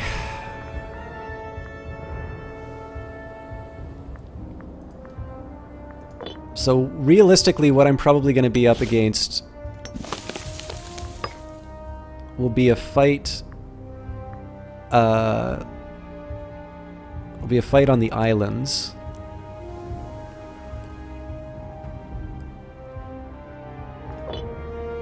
The thing is, I don't want to put that much into my navy because it's, you know, like that's going to keep me from getting. That's going to help keep things under control, but that's not really gonna answer the problem of these guys will have armies that crush mine.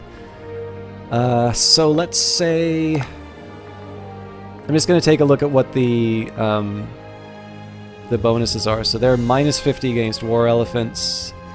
Principes are even against war elephants. The Auxilia -50. And then the war elephants +30 against. So, I mean, the answer...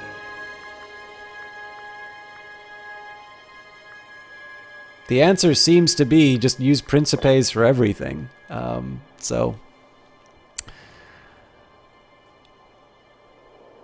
Racer Jesse, hey, how you doing? Good to see you.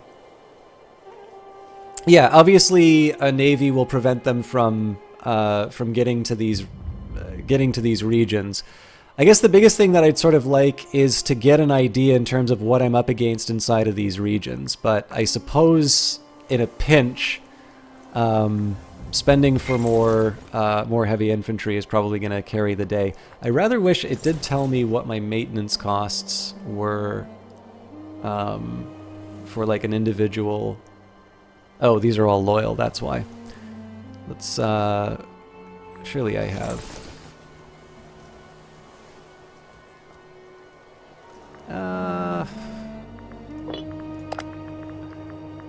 I'll raise 5.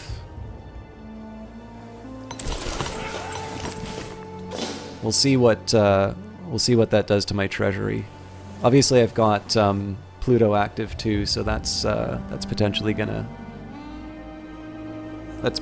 cause me a little bit of a distorted view in terms of what the income is. In a perfect world, the civic faction comes in and I'm going to be able to build a bunch of marketplaces, and then failing that, I just don't get the bonus towards buildings. Because obviously the approach that I'm taking right now is keeping me from being able to... the approach that I'm taking is preventing me from getting the benefits of those marketplaces at the moment. So like, I guess the thing I could put it to you this way. Let's say you build a marketplace and you get half a gold a year, and then it takes you 10 years to build it. You've lost 5 gold. And if that doesn't, you know, if in the end the bonus that you wind up getting is only 2, you've actually lost money, you know, applying that. And it takes 5 years to get a new console, so it's increasingly, the more I think about it, this whole idea of waiting for the civic faction to come in so that I can just do this mass building probably doesn't make as much sense as I first thought. They want more wine, which I don't blame them. So we're looking at 192 for 5. Yep. So against my better judgment, I'm going to add another 5. I'm going to add another 5 heavy infantry. What I probably am going to do, I'm probably not going to be able to afford that much more. Part of this is just so I can say that I have them, and I kind of keep them in reserve. Across the Adriatic for many long years, those in control of the Epirot Islands have interfered with the region they call Magna Graecia. Now, with our territory beginning to overlap with their sphere of influence, it has become all too apparent that there is only one solution. If we are to ever be free of their meddling, we must take to the sea and claim their land in order to protect the fair citizens of so-called Magna Graecia, for those who wish only to lead a peaceful existence under our rule.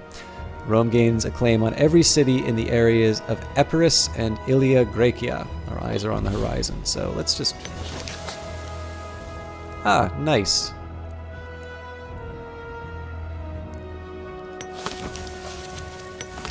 So we were debating on a fight. I suppose the investments in the Navy are timely then. So I suppose what I need to start thinking about now is what's the shape of the units that I'm going to be sending across the sea. And I was going to say that this rebellion was taking a while, but it's probably just taking me a while to get through all of it.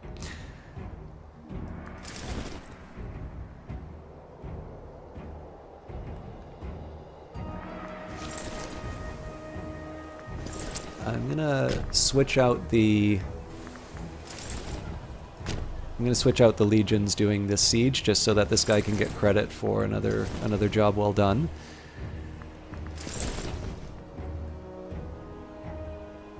How's our income? Yeah, I mean it's not the healthiest treasure. Oh Jesus Christ, I went negative. Ravenna's done? Sorry, I should have read more of that, but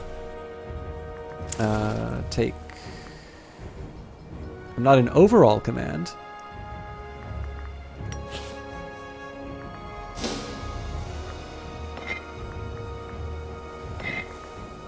I thought these guys were my vassals.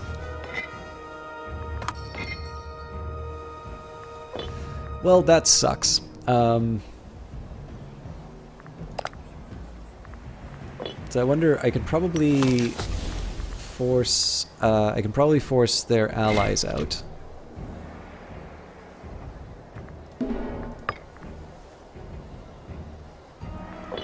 Okay, the alternative. Yep, so I just made a big blunder by walking away from that siege because the next in line was not one of my my units. And so I think what's going to happen is this conquest is going to be divided between me and this city-state. Wait, no, but they're a vassal.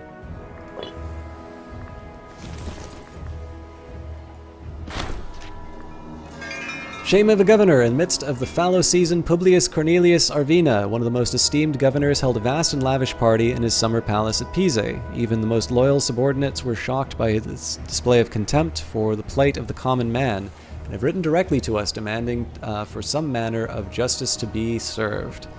So we can demand a payment to the city. He'll lose quite a bit of wealth. Oh, but we get a granary. I mean, he's sufficiently loyal that I can afford to... we can demand his resignation, which will reduce unrest and gain a bonus to local tax. That's really interesting. So we can get a free building, which is the same as getting essentially 100 in my treasury right now. Or we can get a temporary reduction in unrest. I suppose a 50% bonus to local tax isn't nothing. And then I get a pretty severely disloyal, or not, he's not properly disloyal, but I get a pretty severe hit to loyalty, and the commoners are not a problem, Consul loses popularity, and the governor gains loyalty. I think in this case we'll just make him pay up. How much is he? Okay, yeah, that's quite a bit of his income, but that's life. So yeah, I do feel rather bad about this choice. And this quite literally was just me getting greedy for my console to get some more glory. So maybe I should make myself happy by invading Lucania.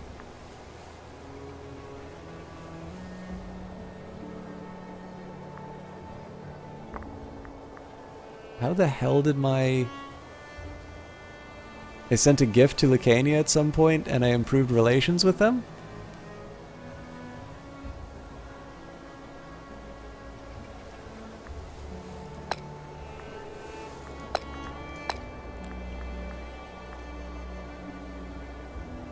Let's see what happens if I threaten war. Actually, if I threaten war, I better be prepared. Yeah, they don't actually have that much.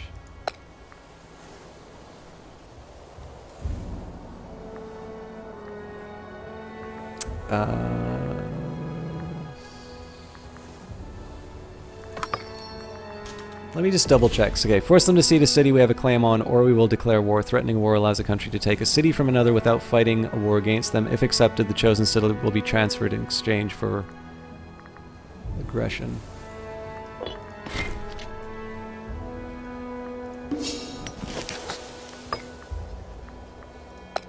It seems like the best way for me to get an early war in. Yeah.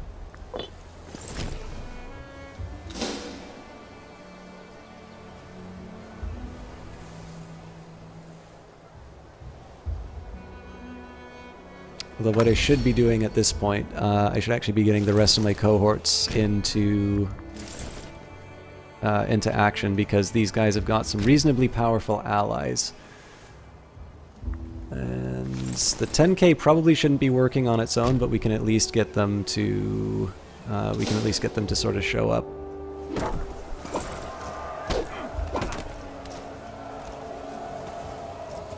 So the original plan was maybe to try wrapping up when we finished one of our wars, but this one might wind up taking longer than expected. Oh, hang on, maybe not.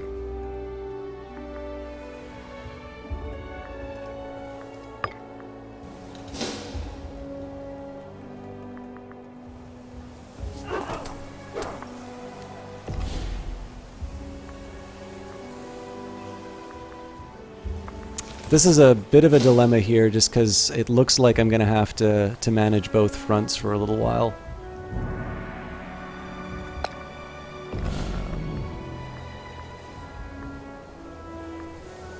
I hate this, but bottleneck still seems to be the best option.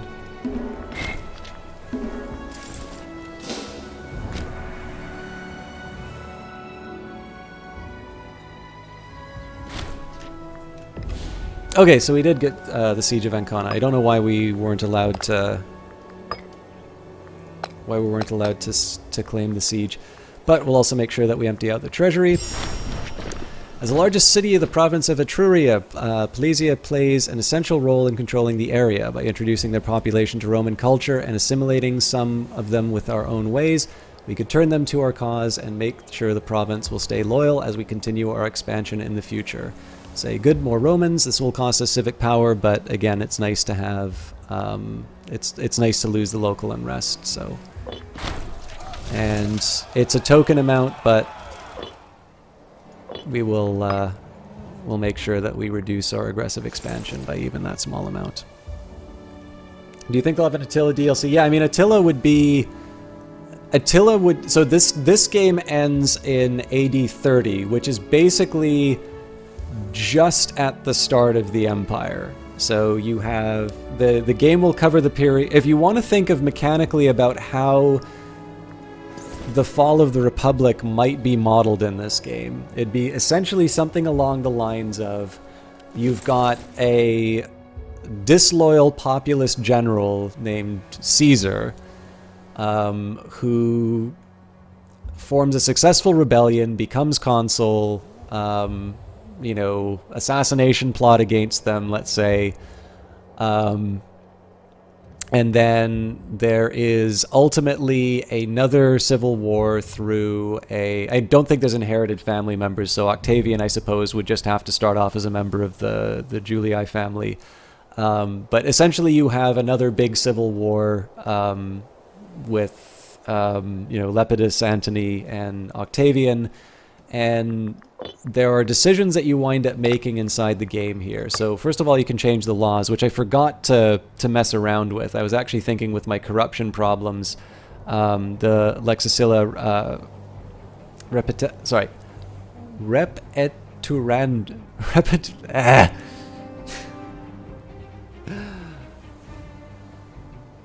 the thing that helps me with corruption and monthly wages. I'm sorry, I'm very tired, so this is falling over a little bit. But basically, you've got your basic laws here, so things like the Punic and Marian reforms in response to the wars in Carthage and such. But you've got another set of options, which are decisions. So you can become a plutocratic republic. You can promote oligarchy in that. But you also have things like embellish the temple Jupiter Optimus Maximus. So this game, I think a lot of people, when they think about Paradox Does Rome, you might think it would be a game about the Empire. But in this case, like, if you want to make a game about painting the map red, the Roman Republic is actually the more fitting subject. And so in this particular case here, I can sort of see an extended timeline where maybe you do wind up managing some more provinces.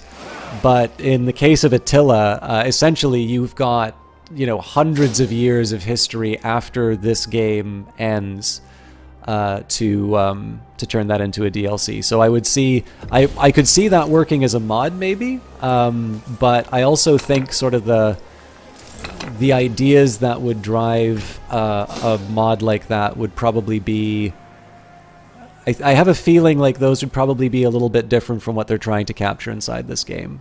But I mean, that never stops people from trying. I mean, I wouldn't have told you that an alternative history in the form of Kaiserreich would have been a popular mod either, so,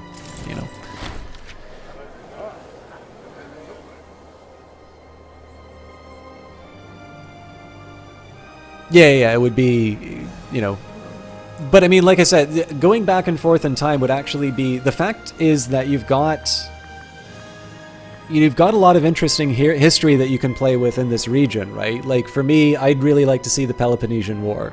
You'd probably want to chop off some of the other regions, because I really don't know if there's anything you can say about India that's particularly interesting in the Peloponnesian War, but that's also just because I haven't done my research, so... Okay, the expansion of the tribes. Since Romulus founded our great city, its citizens have been divided into tribes. Originally it was an ethnic distinction, but since the Republic was formed, the tribes have been divisions of eligible citizens whose local consensus is submitted as a vote to the tribal assembly in Rome. The number of tribes has fluctuated throughout our history, beginning with merely 3, and there are now over 30 added or redrawn as our state has grown. New tribes are formed as our citizen population rises to better represent the opinions of the whole Republic. There have lately been calls to create 2 more tribes to be named Anisus and Terentaria to ensure that votes are fairly distributed. So you can say this should please the provinces, provincial loyalty goes up, local population goes up, or we have enough tribes, wrong culture group, happiness goes down, and national citizen. This seems to be just kind of universally good, so I'll kick around with it. I think Spirit Baker's probably onto something with that, because they, I mean, in the developer diaries, they talk a little bit about, you know, some of the northern tribes. And obviously they're filling in some blanks in terms of history, but I think it's more interesting if games do that. Mar3, thank you very much for the follow. I just think it's more interesting if games decide to fill in those blanks rather than... I don't think we would do well in that fight. I think it's more interesting for games to fill in those blanks rather than just say, we don't know what's going on, so, you know, too bad. I am in a very precarious position here. I'm a bit lucky that these are divided and these guys have low morale. But I need to be careful that these, you know, these forces don't combine, at least until my other legions show up. I didn't move this guy to a region he should be in. And these guys also need to get a move on. Thank you very much, Jimar. It's always... Oh, okay, we've lost a trade route. It's always very weird to get that compliment because I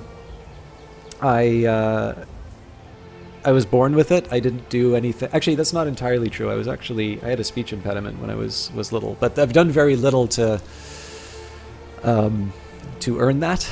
I did buy a better mic when people commented on the voice, but it's why I don't have a cam, because it lets me focus on the thing that seems to work better. But I really do appreciate that. I'm going to warn some of you guys, especially who are newer into the channel. I know I've got a lot of people watching, which is always really wonderful, but I have been streaming for a couple hours longer than I normally do, and I've also, before I did this stream, I actually did 3 hours of a VOD that I was recording for my usual Tuesday thing. So the amount of time that I've been in front of the computer streaming straight is getting close to about 9 hours if I include that pre-recording, which I apologize for because I know there's a lot of people watching, and I really do appreciate you bearing with me. I've been trying to get a little more gameplay in because I don't want to spend so much time talking and then wrap up and say, sorry guys, I'm out of here. But just keep in mind, I'm starting to run out of gas in the tank, and I'm starting to amass disloyal provinces, starving props, and scorned families. So I have a feeling that I'll have a slightly better time managing all of those problems when I'm not feeling very sleepy. But if anybody has any sort of questions or comments on the game, I will do my best to try and answer them as I wind down. But I have a feeling we're probably not going to be able to finish the conquest of Lucania in the time we have left.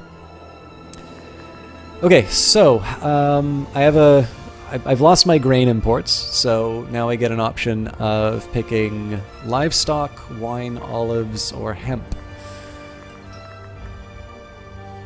Hey, we've got some people following me on Twitch as well. Thank you for that. So, I want to take a quick look here. So, the trick here is the difference between having the good in the first place and generating the surplus. I would never want to belong Now, look at that. Thank you very much for the follow as well. Yes, I sadly... It's a long weekend. I'm really, you know...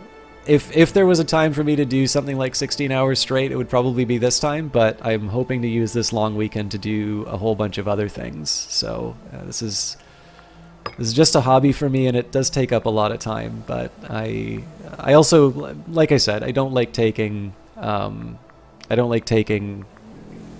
of this stuff for granted, so I try and do the best that I can with the keys that I'm given. So if a capital surplus gives me a bonus towards particularly income generation, I want to take it. If I don't have the good and it gives me a bonus towards either income generation or army maintenance, thank you very much, Spirit Baker, I usually want to take it. The best thing for me to do right now is just to take a look at what I have available. So population growth, not terrible, but not something I'm gonna leap over the counter take.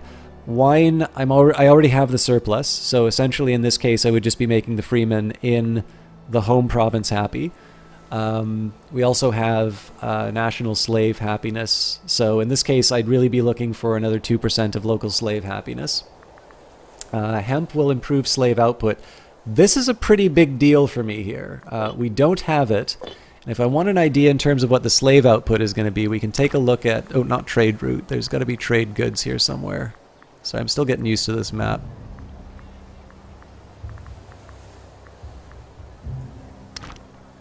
So, not ideal. Oh, you know what? I bet if I do that... There we go. So, wood, salt, cloth, grain, olives, horses, iron, wine... there's some, especially if I want to think about the things that I can get some sort of nice bonuses for, or would be fairly desirable trade goods. Wood, I'd say probably wood, wine, salt, and iron are probably the ones that are most useful to me. And of course we've got the surplus for the salt, wine. We don't have a surplus for wood yet, that's a shame. But yeah, in this particular case here, I think trying to improve slave output is potentially going to give me access to some even better goods. So we'll bring that in from our new Roman province. Quintus Marcia Philippus, we are now importing hemp from the province of Apulia to the province of Latium. Our entire country gets the following benefits. Trireme offense plus 10%, and Latium in particular gets local slave output of plus 10%. Now, it doesn't look like... Oh, no, we got even more of a surplus of cloth, so likely we're going to be able to accept those trade deals that people were asking us for a little bit earlier. Yes, it's actually probably one of the biggest reasons why I don't accept those deals when they say, "Hey, do you want to give us some of your iron?" The answer is always no. Okay, I'd love to go clobber some. Clobber some of the Lucanians, but unfortunately they are behind defensive positions, so we'll leave that be. The Pops are no longer starving. Gotta think about how I'm gonna handle the loyalty problems here. One thing I do kind of wish the game was a bit better at is the way that it seems to handle unhappiness at the moment is to effectively throw its hands up and say, something terrible has happened. I'm going to make a guess that that the unhappiness is probably caused by the fact that the culture is different. But what it says right now, we've got unrest from citizen pops. There's a bunch of people who are unhappy. I don't think it specifically says how many are unhappy. I might be missing that from another place. But I haven't really been able to make a lot of sense of this in terms of saying, what is an action that I can take to improve the overall happiness? I can make some guesses in terms of, well, maybe I can try and open, I think if you spend oratory, you can get another trade route open, and then you get something that improves the happiness of a particular segment of the population, but obviously it's rather difficult to get these trade routes open and things like that. So I just think compared to some of the other Paradox games, the unhappiness is not as well communicated as some of the other examples. Give them hemp. But I think I'm going to do what a tired streamer always does and just ignore it. So, arrived at work, have a good time zone, appropriate thing by System Jock by chat. Have a wonderful evening, Ego Karen. Oh my god, it's already 3:30 in the morning. Alright, let's see if I can get another big battle with the Lucanians in. At the very least, we'll get my 5k coming to Volce. And we'll begin the siege with... we'll decline... And then we'll, I think we'll wrap up the war tomorrow. I think you can increase production of goods by moving slaves to the city. Yes, actually, so this is something I was meaning to talk about. We were talking about this yesterday. No, this would be in the economy screen. So when I did the tutorial, we were talking previously about how am I going to improve my income. And obviously harsh taxation will lower research points. Probably not the best option here, especially because I'm also suffering from the bad research ratio. I do need to figure out a little bit more in terms of... So clearly the way that I'm doing this right now is resulting in me getting a lot of corruption, and it's really not doing that much to improve my... it's really not doing that much to improve the research ratio, so I need to think a little bit more about how this works. How many hours do I have in the game? We've probably crossed the 10-hour mark. Let's see what Steam says. Keep in mind that taking an hour in this game is a little bit different from other people getting an hour in this game, because I do talk a lot. Yeah, so we're probably around the 12 or 13 hour, but obviously some of that is spent sort of going back and forth with people talking about general impressions or how I understand some of the mechanics. Not all of that is solid gameplay, but I definitely know a lot more about the game than I did yesterday. So, anyways, so one of the questions that we were coming up with in terms of, yeah, but upgrading the citizens raises corruption, so surely there has to be a way that we can... we can get citizens without, like, bringing the console up to 100 corruption. Yeah, that's nothing new for a Paradox game. I do think that the tutorial is probably more like Crusader Kings than Stellaris. I think Stellaris really did teach you everything you needed to know about the game. This one, I feel like there's some gaps left, which did get solved by the wiki.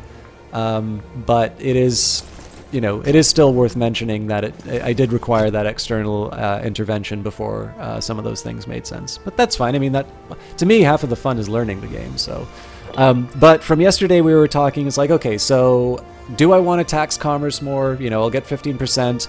Slaves needed for surplus +2. So the way it turns out that it works, I'm not sure the exact number that you need, but the surplus that we're getting comes from, oh, this is helpful. So the Campania has a trade route that I'm not using. That's weird that that's not, it's not giving me an alert. I need to make sure that that's right. Anyways, there's apparently some threshold of slaves that, once you have them, they will produce a surplus of that good. And so essentially, if you wind up taxing your commerce too much, you are potentially lowering the number of trade goods that you get. And of course, if you wind up doing that, you potentially wind up costing yourself a lot of income from the from trade, or potentially the bonuses that come from it. So in this case, we didn't go for the higher commerce taxes because I didn't know how it would work. And in this particular case, I still won't do the higher commerce taxes because I like the goods. I don't necessarily want the extra money as a result of it. So you need 15 slaves to get an extra? That's a lot higher than I thought it would be. Fair enough. Okay, so let's think about Campania. So this is, again, it's important to remember the surplus in the surplus that I'm going to be getting here is not about the capital. It's about the it's about specifically what I get in this region here. Let's maybe just take a quick look at unrest. Okay, they're a bit angry here, and it does look like the loyalty is going down. So maybe we want to start thinking about some goodies that'll make people happy. So manpower, not helping. Population growth, we don't want more angry people, we want more happy people. So I guess the question here is, do I have more slaves or do I have more freemen? If I've got slaves, it's olives. If I have freemen, it's wine for freemen, olives for slaves. And then I can bring in base metals, which will help me recruit. But honestly, I tend to recruit in my my capital. And I mean, normally I'd like to get the tax modifiers, but at this point, I want to try and get some control over my my province. Now, one thing that would be really helpful with provinces is to get an overall composition of like citizenry. The best that I can see here is a population map mode, and I could sort of count, okay, 7-5, 7-6, 6-3. I mean, I'm already sort of seeing a pattern here, except for one province. There's a surplus of freemen. It does look like a lot of the freemen are generally unhappy. So, but yeah, it'd just kind of be nice. We seem to have this provincial window, but it doesn't seem to indicate what the total population is here. But again, this might just be something that I haven't found inside the game. One way or the other. Seems to me that bringing in wine will help me out. I mean, 15 seems quite high given the fact that most of my cities have like 3 to 6, but I don't know. Like I'm sure that's written down somewhere. Let's take a quick look for any other trade routes. Surely there was. So Apulia. Okay, just one more.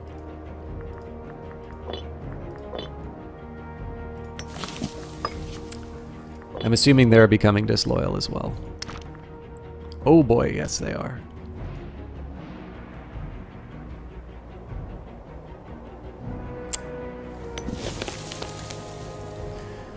So, citizens and freemen are unhappy.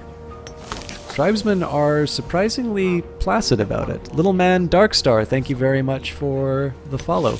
I don't suppose that's a reference to the John Carpenter movie, is it? Oh, sorry, I'm in the wrong province, so... Although it's still citizens and freemen who are unhappy. Rome for Romans, they keep saying. Alright. So, don't think there's any way to make my citizens happy. So I suppose we import wine from Latium. That should also help me out with a little bit of money. But with any luck, we'll start getting rid of some of the discontent. In EU4, you can open a sort of drop-down menu with more map modes. Yeah, so far as I can tell, these are what we have. And there's a so there's 2 that I really wish that they would add, which would be an economic map mode to be able to see what your income is. Now, I sort of understand why that's not there, because I'm realizing now that essentially you get tax from slaves, you get commerce from citizens, and you get manpower from freemen. And then tribesmen, you get a little bit of tax, a little bit of manpower, but generally you want to specialize in those sorts of things. And there's like, oh, well, that makes for a really interesting economy, because obviously you can upgrade slaves to freemen, but the only way you get more slaves is by invading people. I'm going to unpause for a little bit just while I... again, we're probably wrapping up here, but I might as well get a little bit of progress towards the invasion. So conquest is how I can conquest is how I'm going to wind up getting some more some more bodies in the capital to work the regions. But obviously we're seeing we're seeing problems in terms of the fact that these guys are getting a little saucy now. I would never want to belong to any club. Ufinates, thank you very much for the follow. All right, looks like this is actually going to be a tough fight. Mikeslav BR. You can get a lot of slaves from war. Yesterday saw a streamer get 107 slaves from a war with Frisia, and needless to say that caused a lot of problems. Yeah, I mean, that's also historical as well. Christ almighty, what's going on here? I'm going to lose a war when I have more of everything. That doesn't seem right, but I'm going to bring in some backup just in case.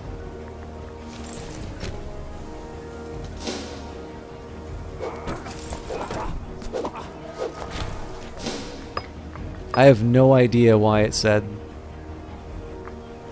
Now this I'm a little more concerned with, because even though I do have better tactics, they have numbers, but we should also have the good guys showing up. I think I'm just going to throw everything into the region and...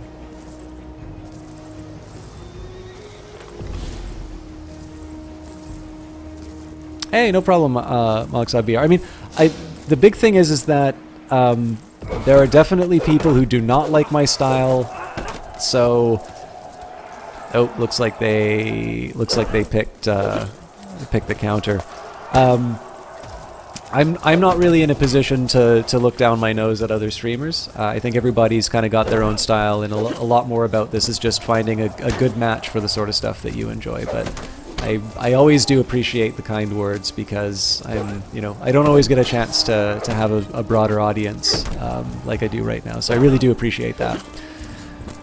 But yeah, so to answer that earlier question, this seems to be it as far as map modes, and I'd kind of like an economy one, even though I know that it's a little simpler in the form of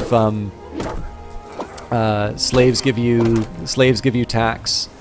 I don't think the good guys are going to arrive in time. We'll get the boys in blue might give us a little bit of time, but I have a feeling that our super oh no. Let's just throw as many bodies as we can.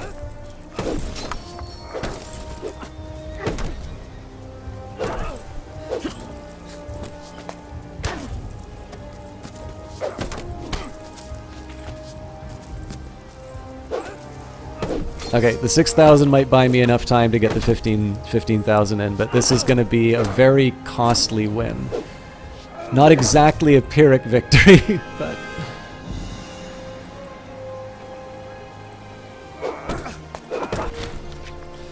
Whew, alright, what's the butcher's bill?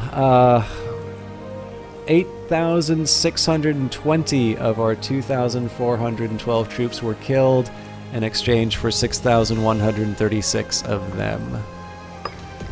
Not exactly the kind of numbers you'd like to see. Let's find the 5,000 we were going to send to the siege. I think some of our boys have earned a nice long vacation. What are we looking at here? 2, 3, 4, 5. Jesus. Alright,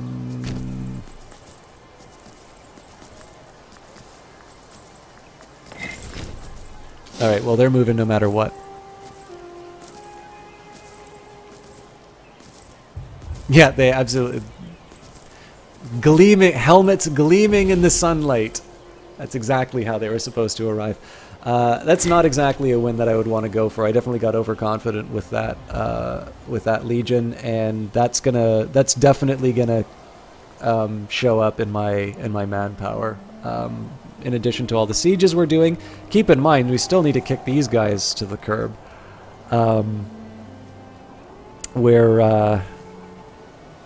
We're definitely going to have to replenish the manpower, so no war with Carthage right now. An envoy with the Hellenistic provincial power of Epirus is requesting we import wine from the province of Ariminum. This will earn us 51 each month, 0.51 each month. Could you kindly explain the assassination mechanics? I don't know them too well, but best thing I can do is to show you. So let's go to the characters screen. If you want, you can show families if you prefer individual characters. So what's really helpful here, I don't personally do this. So for instance, if you wanted to appoint a new censor, it's just as easy to, to click on the office. It'll show you eligible people with the traits. But if you wanted to sort across these different dimensions, fair enough. So who's the most prominent, character? Well, the former consul who is also the leader of the civic faction and is also the censor. Probably not too surprising. But let's try and do something interesting here. So we say, okay, the Fabii. Fabii currently have a lot of prestige and don't have a particular job.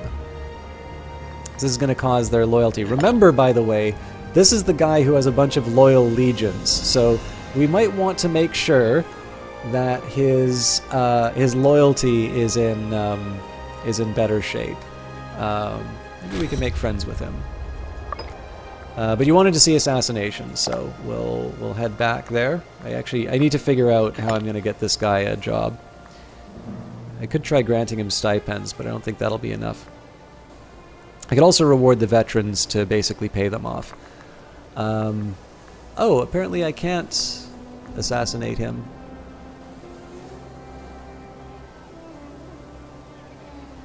Can you not?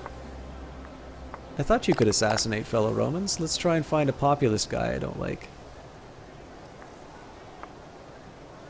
He'll do. Oh, but he's a scientist, so... You know what? I don't think I understand the assassination mechanics that well, Myzalov, but let's go to the wiki and find out. You've seen Paradox streamers who are just sitting with the game on pause for 2 hours with a calculator and Excel open. The problem I run into is I sometimes talk about off-topic stuff. Well, it's a relative problem, right? Some people like that, some people don't. Let's go to Imperator Wiki, imperator.paradoxwiki.com. Ah, damn it.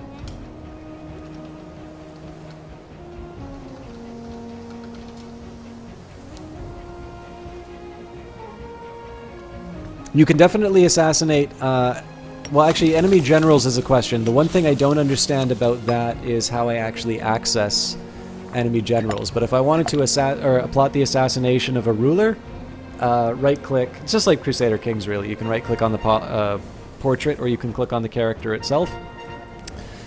Catch is you need to have a friend. And we're currently at war with him, so we can't make friends with him. But yeah, essentially the idea here is you need to get a friend for foreign leaders. The one thing I do know is you need to get a friend who is not a family member, and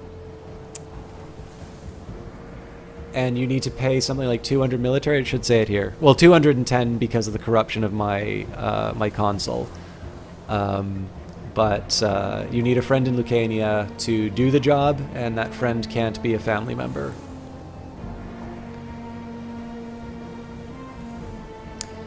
So when you say faction, I'm assuming you're meaning like within a country, because like I'm definitely not a populist ruler, but I wouldn't be able to assassinate a populist.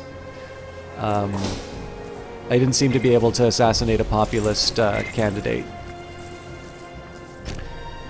It's very clear from what from that moment there. Like I actually don't understand those mechanics. I apologize, but I was loading up the wiki, so oh come on. I know you guys can't see the wiki here, but let's see. Assassinate.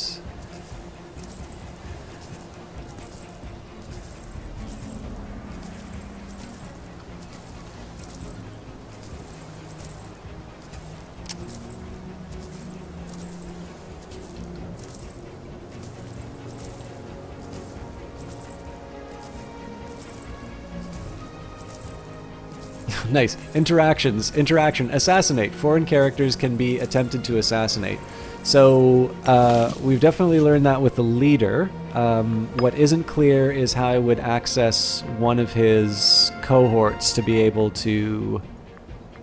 The other thing too, I know one of the developer diaries was talking about how you should be able to bring a rival general over to your side, or maybe even a rival governor. I don't actually know how you're supposed to do any of that. That might actually be something that was an idea and they ultimately removed.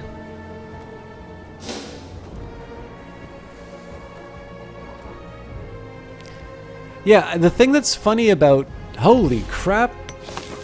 I did not realize that Syracuse... Ah, Jesus. They brought friends. Okay, this might be a really good time for me to... Might be a good time for me to call it for the evening. It's not too bad. I mean, it is a focus on archers, light infantry, and then there's triremes, but whatever. We should be able to bring them to heal, but these are definitely a lot more.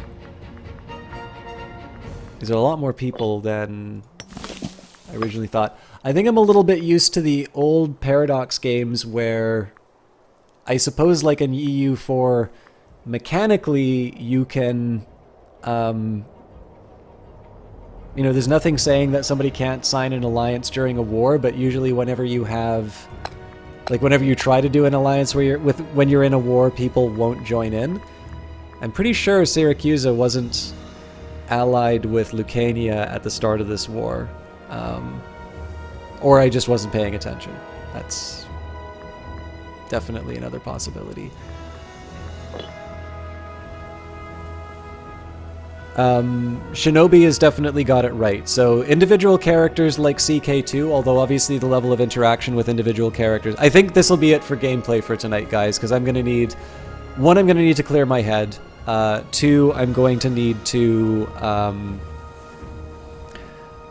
Two, I'm going to need to probably learn a little bit about some of the mechanics. I'm going to spend some quality time with the wiki tomorrow afternoon.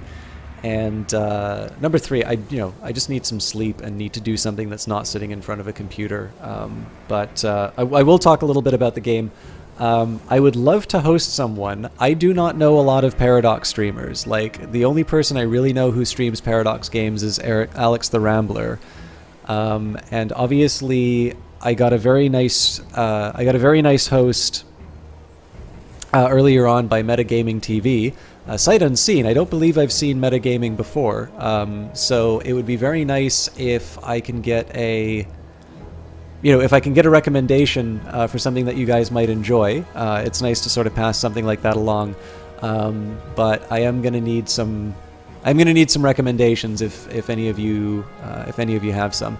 In the meantime, I am going to do my best to try and answer whatever questions, give impressions, or otherwise be as informative as I can. But I'm sorry, I tried to keep it going because there are obviously a lot of you. But I ran out of gas a little while ago, and I need to... Oh, actually, there's only one other streamer right now, Flurry Worry, so...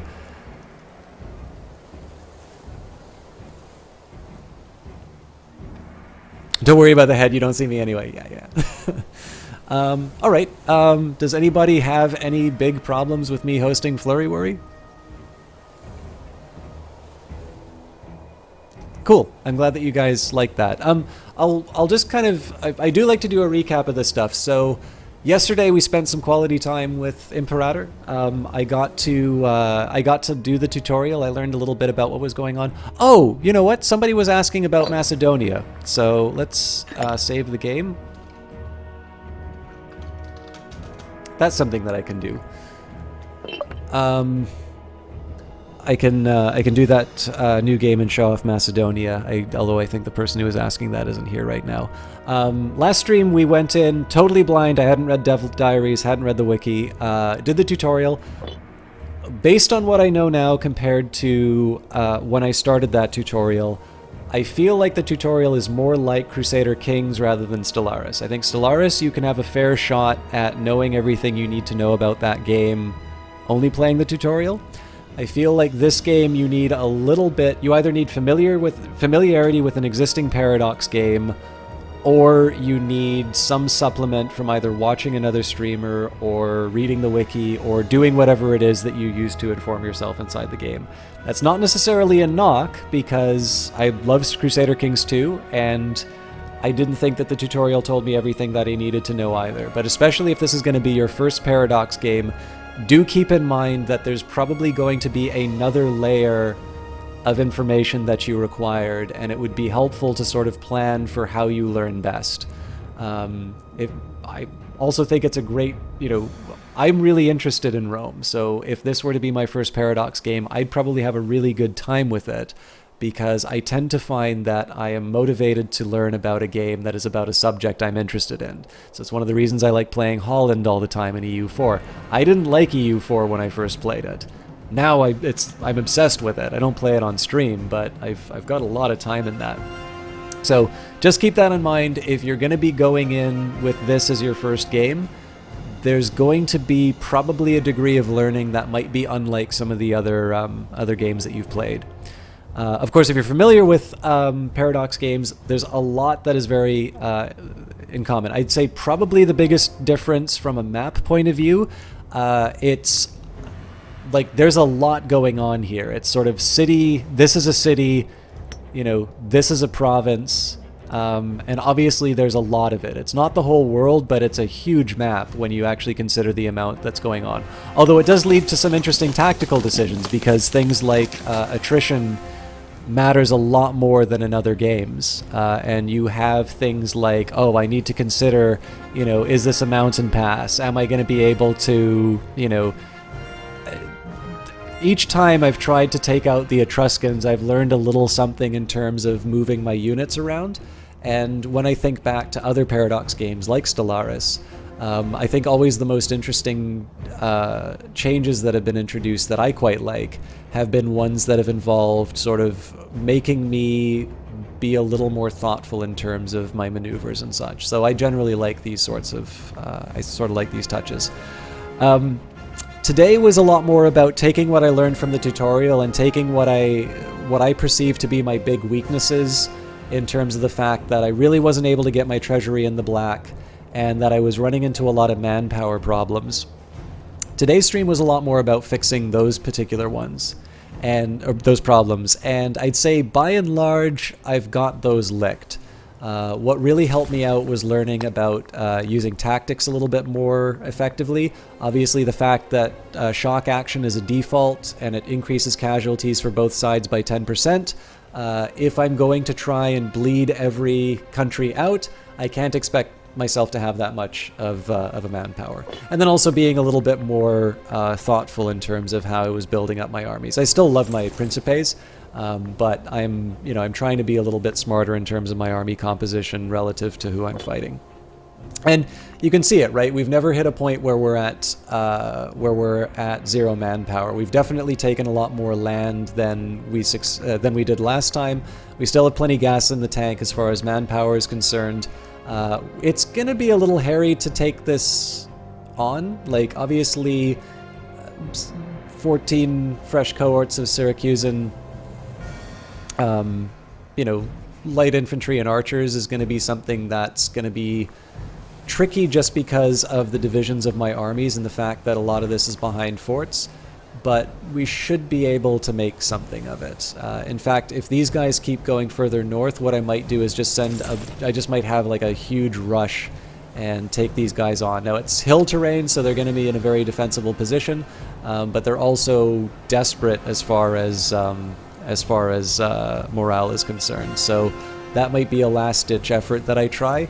The one thing that I would be dreading, though, is if Syracusa turns around and they add 14,000 fresh bodies into a battle where I'm already outmatched. I guess if I united these, this would be 18k. But yeah, I don't want to find myself on the receiving end of another massive, massive attack, especially on hill terrain. So. Yeah, I think probably the biggest learning for today was me focusing a little bit on income and manpower. That was learned. My new troubles are essentially this bad research ratio coming up, and the disloyal provinces has reared their head. This might be a little bit related to aggressive expansion, because I have a feeling a lot of people are the wrong culture from all the conquests. But what I suspect is going to be my next little bit of learning for next stream will be learning the pop mechanics a little bit better. It's very clear that I was able to improve the bad research ratio through upgrading freemen to citizens, but the drawback is that while every time I do that, I wind up, promote. Every time I do that, I wind up, or I thought I wound up getting additional corruption. Do I actually have to click on the individuals to... Interesting. So if I just hit this on its own, do I not gain the corruption? I'm gonna have to figure that out. Anyways, I'm convinced that there's a better way for me to get more citizens in a way that does not involve me getting more corruption, but I need to figure that out, or I just need to figure out some better ways to manage my research ratio.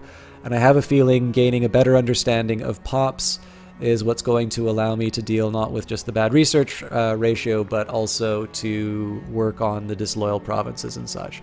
And I'm assuming that the majority of this is just going to be, well, definitely not converting pops, but assimilation.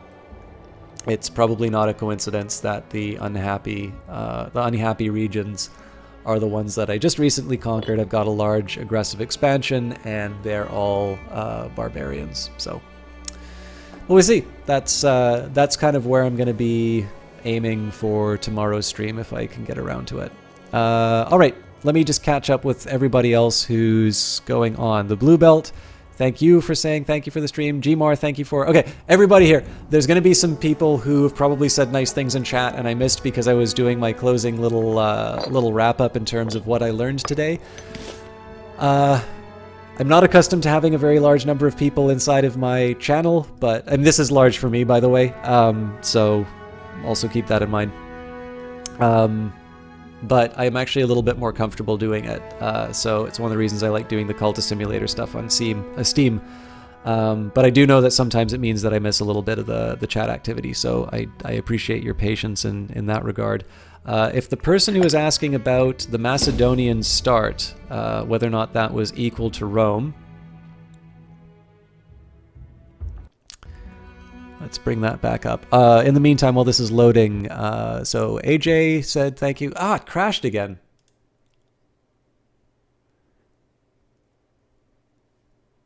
I have to have done something to this. It didn't crash once yesterday, and then today it's been having some tricks. Now Cool Cat, thank you very much. Oh, sorry, Now Look at That, thank you very much for the follow. Hi, Hero Protagonist. Hey, I remember you. I love the Snow Crash reference. Thank you very much for that. Thank you very much for the kind words again. I hope you've been well. You don't really want to leave. No, I really don't want to leave. But I did. I'm just remembering all the other stuff that I need to do. I also do really long exits. But it's nice to do the recap. Partially just so that I can digest the knowledge as well. What else? Just need to switch the faction and play Mighty Carthage. Best part of Paradox Games mods. Yeah, actually, by the way, if you've not taken a look at the developer... Oh, Jesus Christ, did somebody just host again? Kilgore, thank you so much for that host. 129 viewers. I am actually finishing for Imperator right now. I would love to keep going. And that is amazing that you did that. I am so sorry to all of you. I am finishing for tonight. If you want to watch Imperator, I'm going to be hosting Flurry Worry. Kilgore is a wonderful man who does a lot of classic games on stream. Let me take a minute. I do not get to shout him out very often. We actually live in the same province, so he's probably wondering why I'm up at 4 o'clock in the morning. If you don't know him, he streams on GOG.com. He was doing a full run of Half-Life on his own channel, not on here. I don't remember what you were playing most recently. Rage of Mages, I seem to recall. He's an incredibly nice guy. Massive movie collection. We were talking about Kubrick today, Kilgore, so you're probably like, obviously a lot of Spartacus, but I was reading about Barry Lyndon again. That's a wonderfully underrated movie, in my opinion. Massive movie collection, massive game collection. I remember mentioning to him a Canadian game which I thought was a deep cut, that I was the only other person that I'd played, called Dark Legions. Quite literally picked up the original box that he had it in. Wonderful guy if you love old style gaming. Really nice guy who I do not get to shout out as often as I'd like. Stormstrikers SX9 and the other follower. I'm so sorry for those of you who are waiting for me to do the host. I do need to give credit where credit is due, and I am completely blowing it on saying thank you for the people hosting me. Stormstriker SX9, Simato, and if I missed someone else, I apologize. But yeah, please, if you do like classic gaming, please do check out Kilgore Trout. He has given me a lot more attention than I deserve on Twitch, and I feel terrible that I am breaking up his lovely host, but I am already over time. I am not being very coherent. I quite literally am only doing this because I wanted to answer the question as to whether or not Macedonia is more powerful than Rome in this. For those of you, by the way, who don't know what this game is, Imperator Rome by Paradox Development Studio, coming out Thursday. Buy it, pre-order 100 copies, give a copy to Kilgore Trout so we can play multiplayer. He'll be Rome, I'll be Carthage, and Carthage will be victorious. Yes. What else? Second favorite. What's your favorite, Kilgore? Barry Lyndon's probably my favorite. And okay, who else do we have here? Garrett. We're tired of mopes and bums. Heard this place is having. Again, I'm sorry, guys. This is such a terrible dismount for a stream. You were all so kind in those words that you said, I don't know, if you want to see Imperator, please check out the VODs. Okay, to answer the question that people had about Macedonia. Rome has 23 cities, 394 pops, and there is not a measure of the military, but I happen to know it starts with 15,000 troops or 15 cohorts. Macedonia has 49 cities, 598 pops. It is in an alliance with Thrace and has subjects in Argos, Euboea, and is it Pannonia? Yeah, Pannonia. So compared to the 15,000 starting troops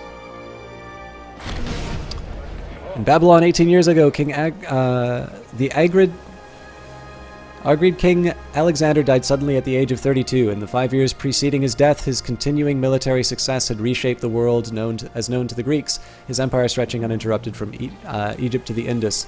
The shock of Alexander's early death and his lack of a chosen successor sent shockwaves through the hierarchy of satraps and generals who attended him, splintering his empire into elements ruled by these potentates, styled as the Diadochi. Sorry, I'm really bad at the pronunciation of these. For many years, they and their successors had been locked in a bitter struggle over the future of the empire, drawing all nations within their sphere of influence into conflict. The wars of the Diadochi will surely continue. Perhaps it is up to Macedon to decide how they will end. The die is cast. Nice little anachronism. Okay, they actually start a lot stronger than I thought they did. So 21,000 troops, heavy infantry, light horse, and archers. In terms of what resources they have access to, it looks like they can...